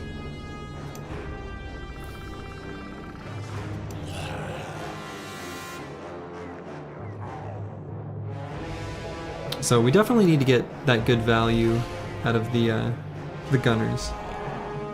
So let's do that.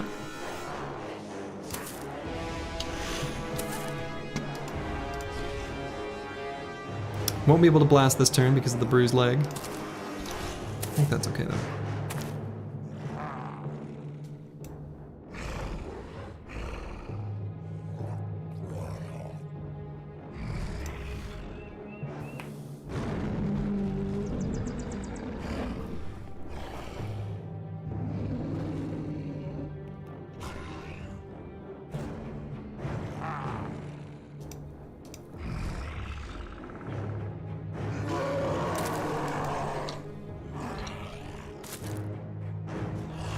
We're gonna keep Der Hirnschmelze right here. Kibia will move up to like there.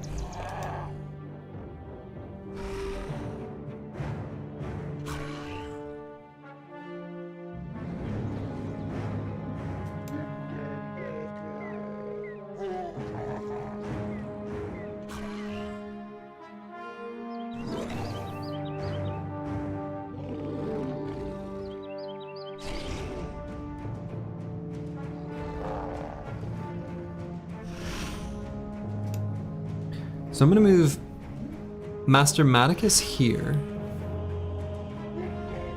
And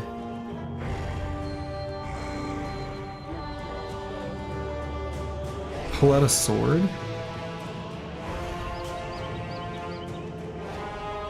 Maybe he doesn't need to. Maybe he'll just throw this turn.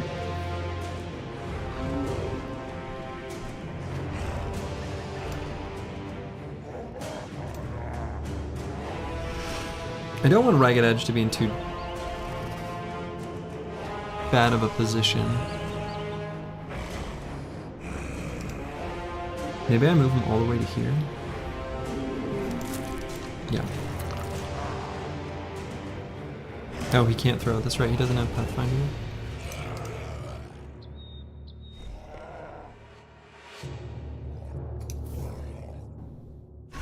Oh, he has a fractured elbow too, so we kind of need to be more careful with him.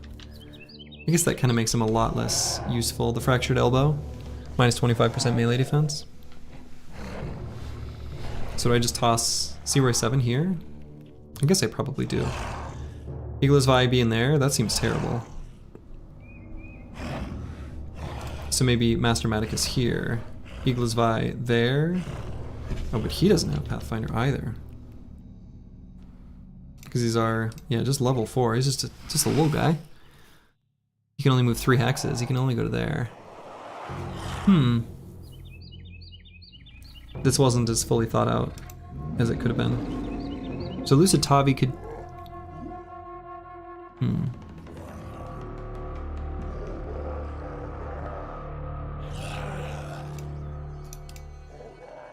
I guess... No, I want Nixlarfs to be able to blast down here. It's pretty important.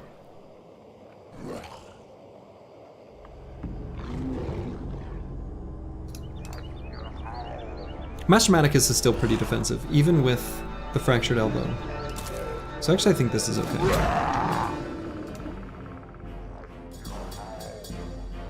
Searoy 7 is still pretty ding-dang defensive. Eagle's Vi can just go here. That's fine.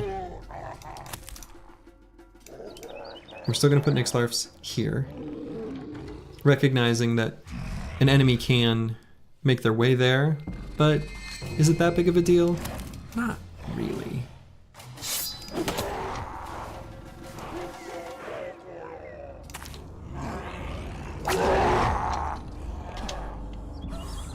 Okay, I think this is fine. Could also just put Oto-sama here. But...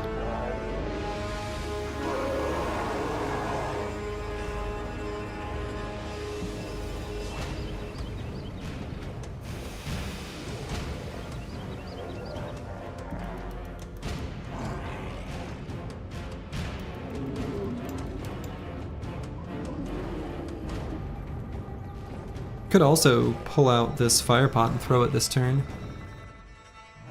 Their houses weren't zoned properly. True. And they shall be punished for it.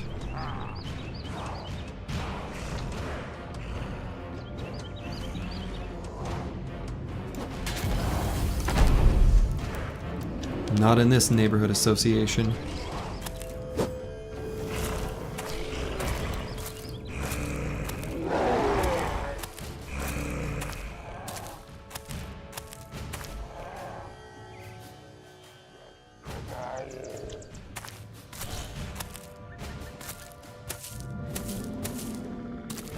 It's kind of funny because based on turn order, it's like almost none of them are able to even, like the Spearow hasn't done anything yet, which is kind of funny.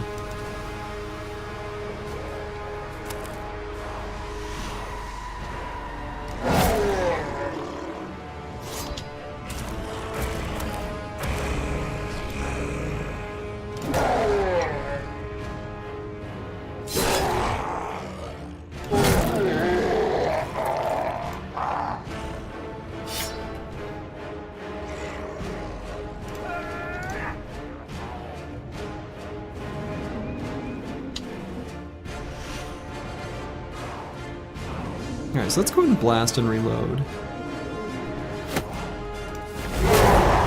Blast him.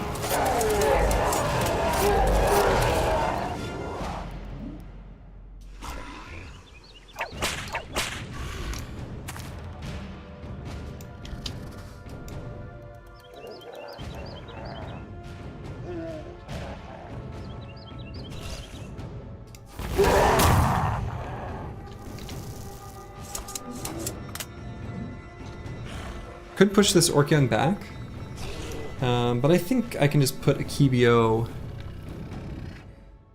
forward 1 hex to just give a couple regular attacks, and that's fine.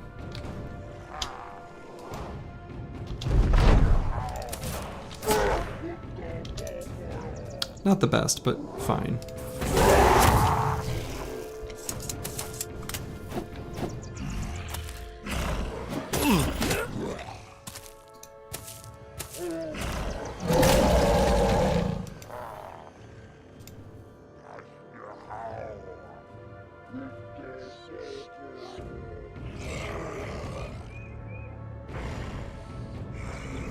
Now I think pushing Oto-sama forward makes sense.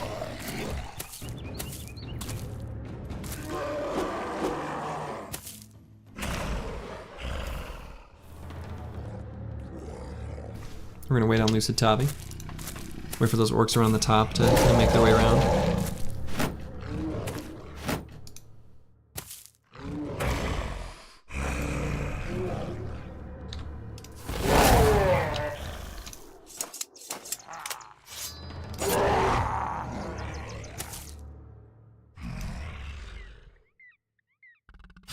Iglozvi, he is a brute, but he's a fragile little squishy boy, so we'll have to be careful with him.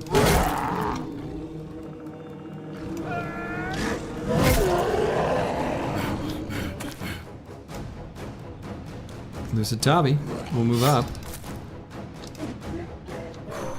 Missed our 95. You hate to see it.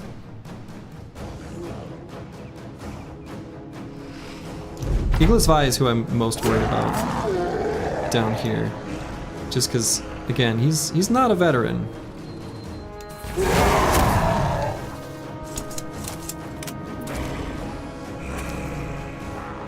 We're stacked 2 layers deep, so they can't pierce our wall, which is nice. They can break a shield, though.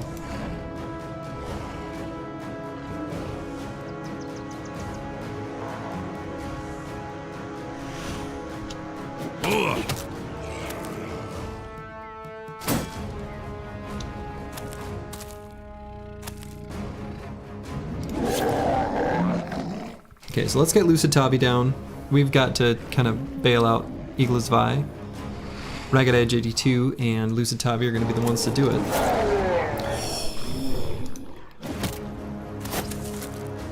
Their resolve is faltering.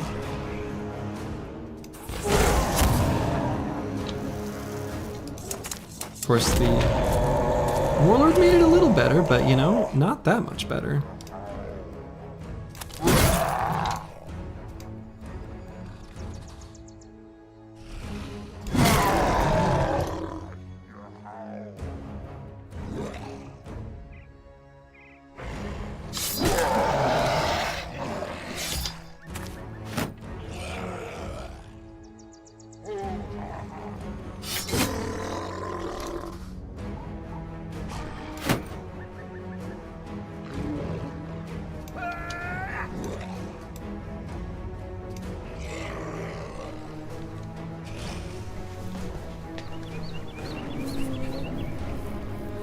Orcs getting routed even with Warlord feels good, man. Absolutely.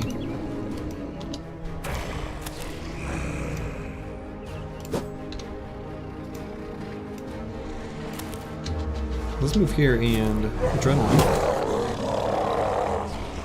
So we can set up for Akibio to maybe come in there and give some death blows. Next turn.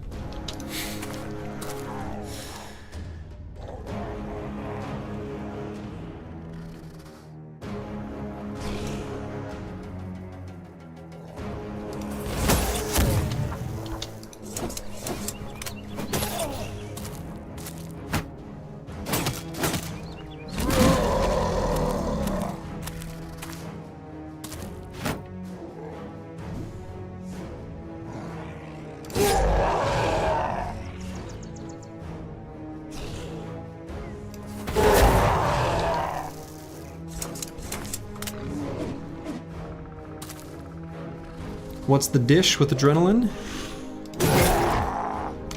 Does that mean what's the deal with Adrenaline?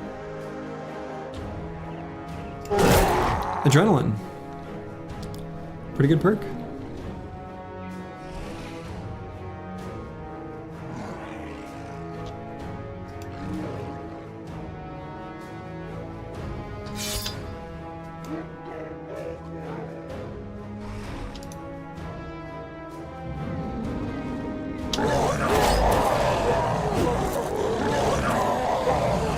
With them all being able to run away successfully. That's not supposed to happen. Oh, the cooking meme. Okay, I gotcha. Alright. I get it. That was... Your streamer is just too slow for your advanced sense of humor.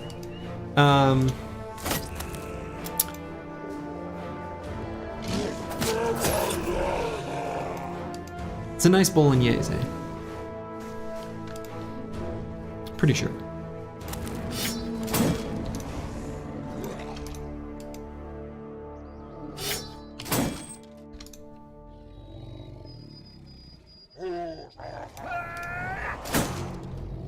Let's have Master Maticus tie up this group of orcs.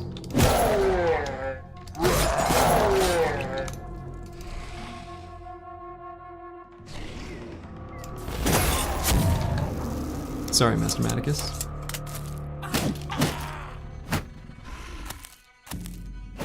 Yeah, we're gonna have to make sure Igla's Vi gets to a safe spot.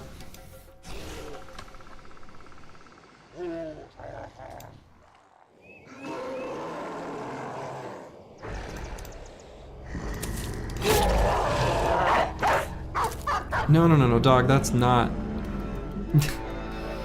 Dog, there's a fleeing berserker right there. Like, right there.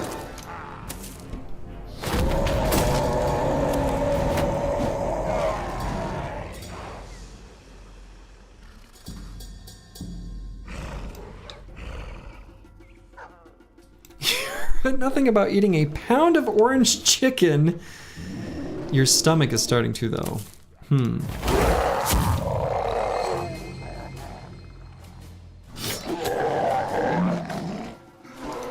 That's a lot of orange chicken. And I say that as someone who can really eat a lot of orange chicken themselves.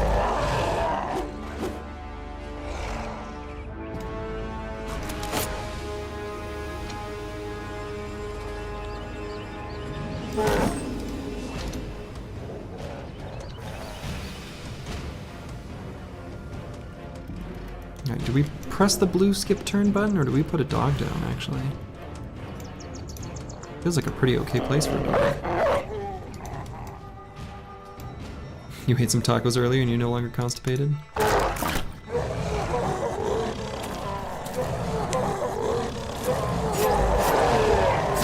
Tacos will do that. They'll turn your insides into a slip and slide. I think it's safe to put a dog down here. Yeah, okay, that works.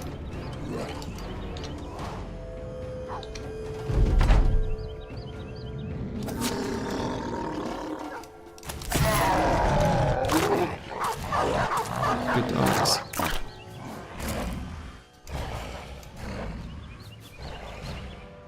Alright, so if I move here, the Warlord will push through, which is, I think, fine?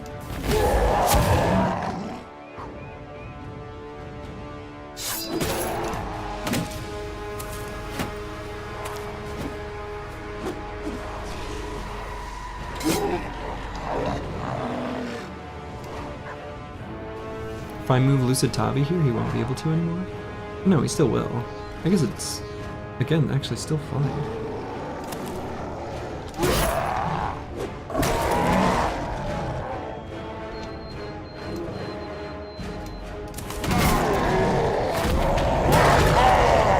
Yep, as predicted.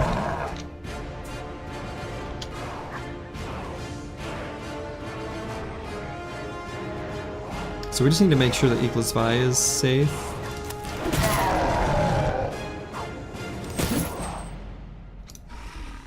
Safe being kind of relative. Gonna have to eat a lot of Tums. You did not know in your adult life Tums would be the thing you buy the most. Pressing the blue button is illegal in Slurgi's stream. True. Morphine pills for foot pain stops you. Yeah, I think most whatever that type of medicine is. I think those are constipators. Jokes aside, you're curious what the thought process behind the adrenaline bro? Rarely do you see it picked. I gave a Cliff's Notes explanation when the perk was suggested 2 streams ago. But yeah, Piglord has summarized it nicely. It's basically to make sure I can set up Death Blow. That's kind of the Cliff's Notes rationale.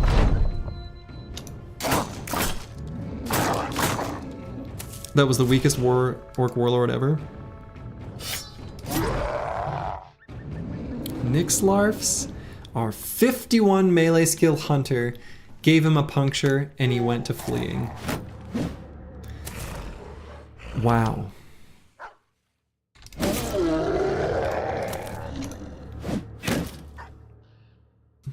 The guns, man. Oh yeah. Guns against orcs. Pretty good.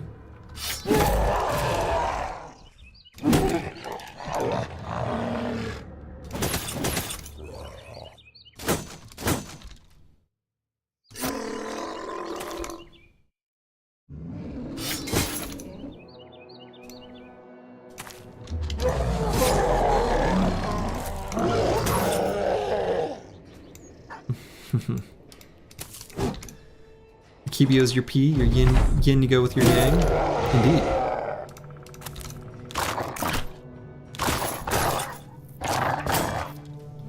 Gun's good in this orc fight. Not many warriors, but tons of young. Yeah, exactly.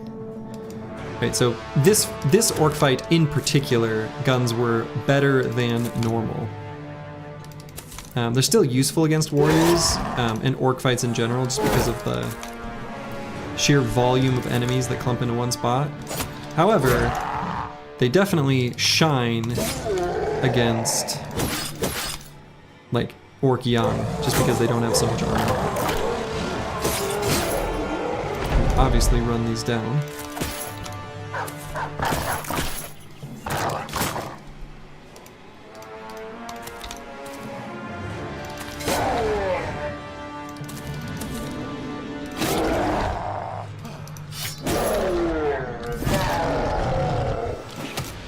Shouldn't waste ammo for no reason. I'm actually low on ammo.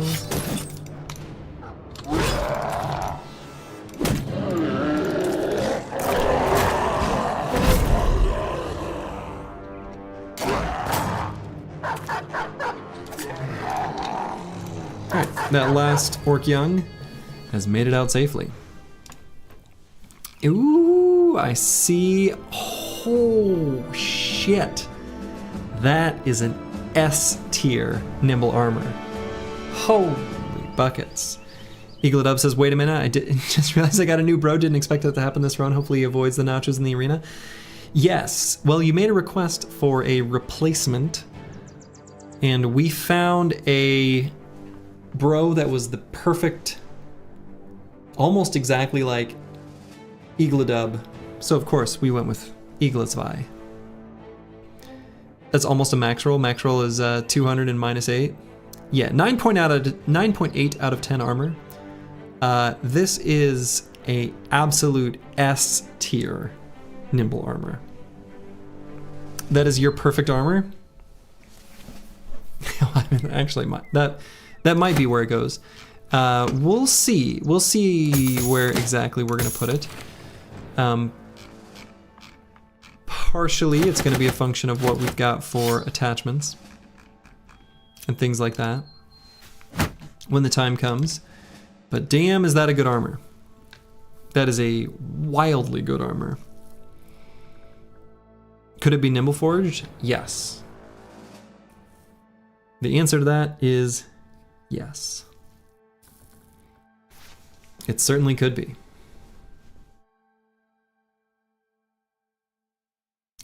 It's pretty good. It's like really good. That's like a disgustingly good piece of armor. Wow. Okay.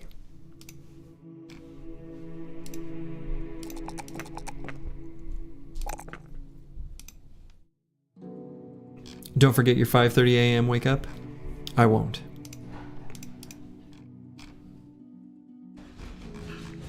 But thank you, the Chowser.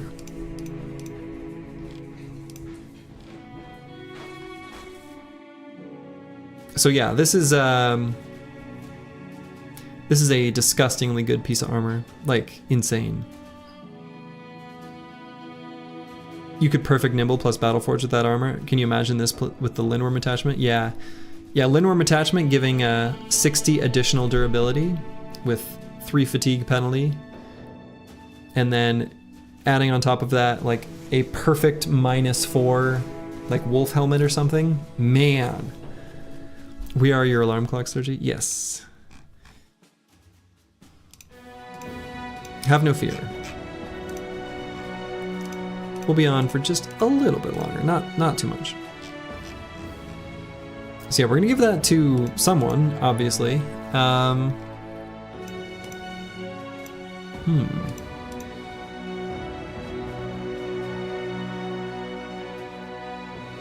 Maybe just a Kibio. We can give him a better helmet now. We can give him a -7. Got one of those right here.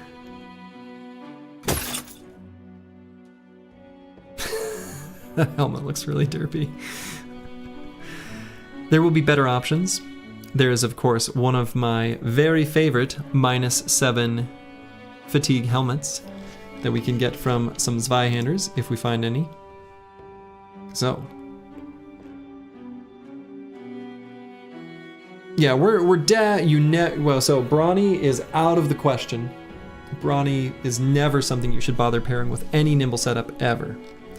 It probably doesn't work like you think it does, and it's not going to be worth the value anyway.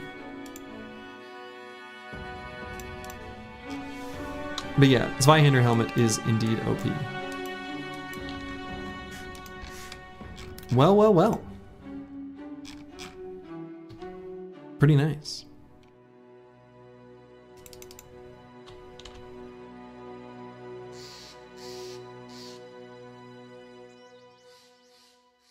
Ooh, and some direwolves. We want to fight direwolves because we want to make some additional fur padding for some of our gear.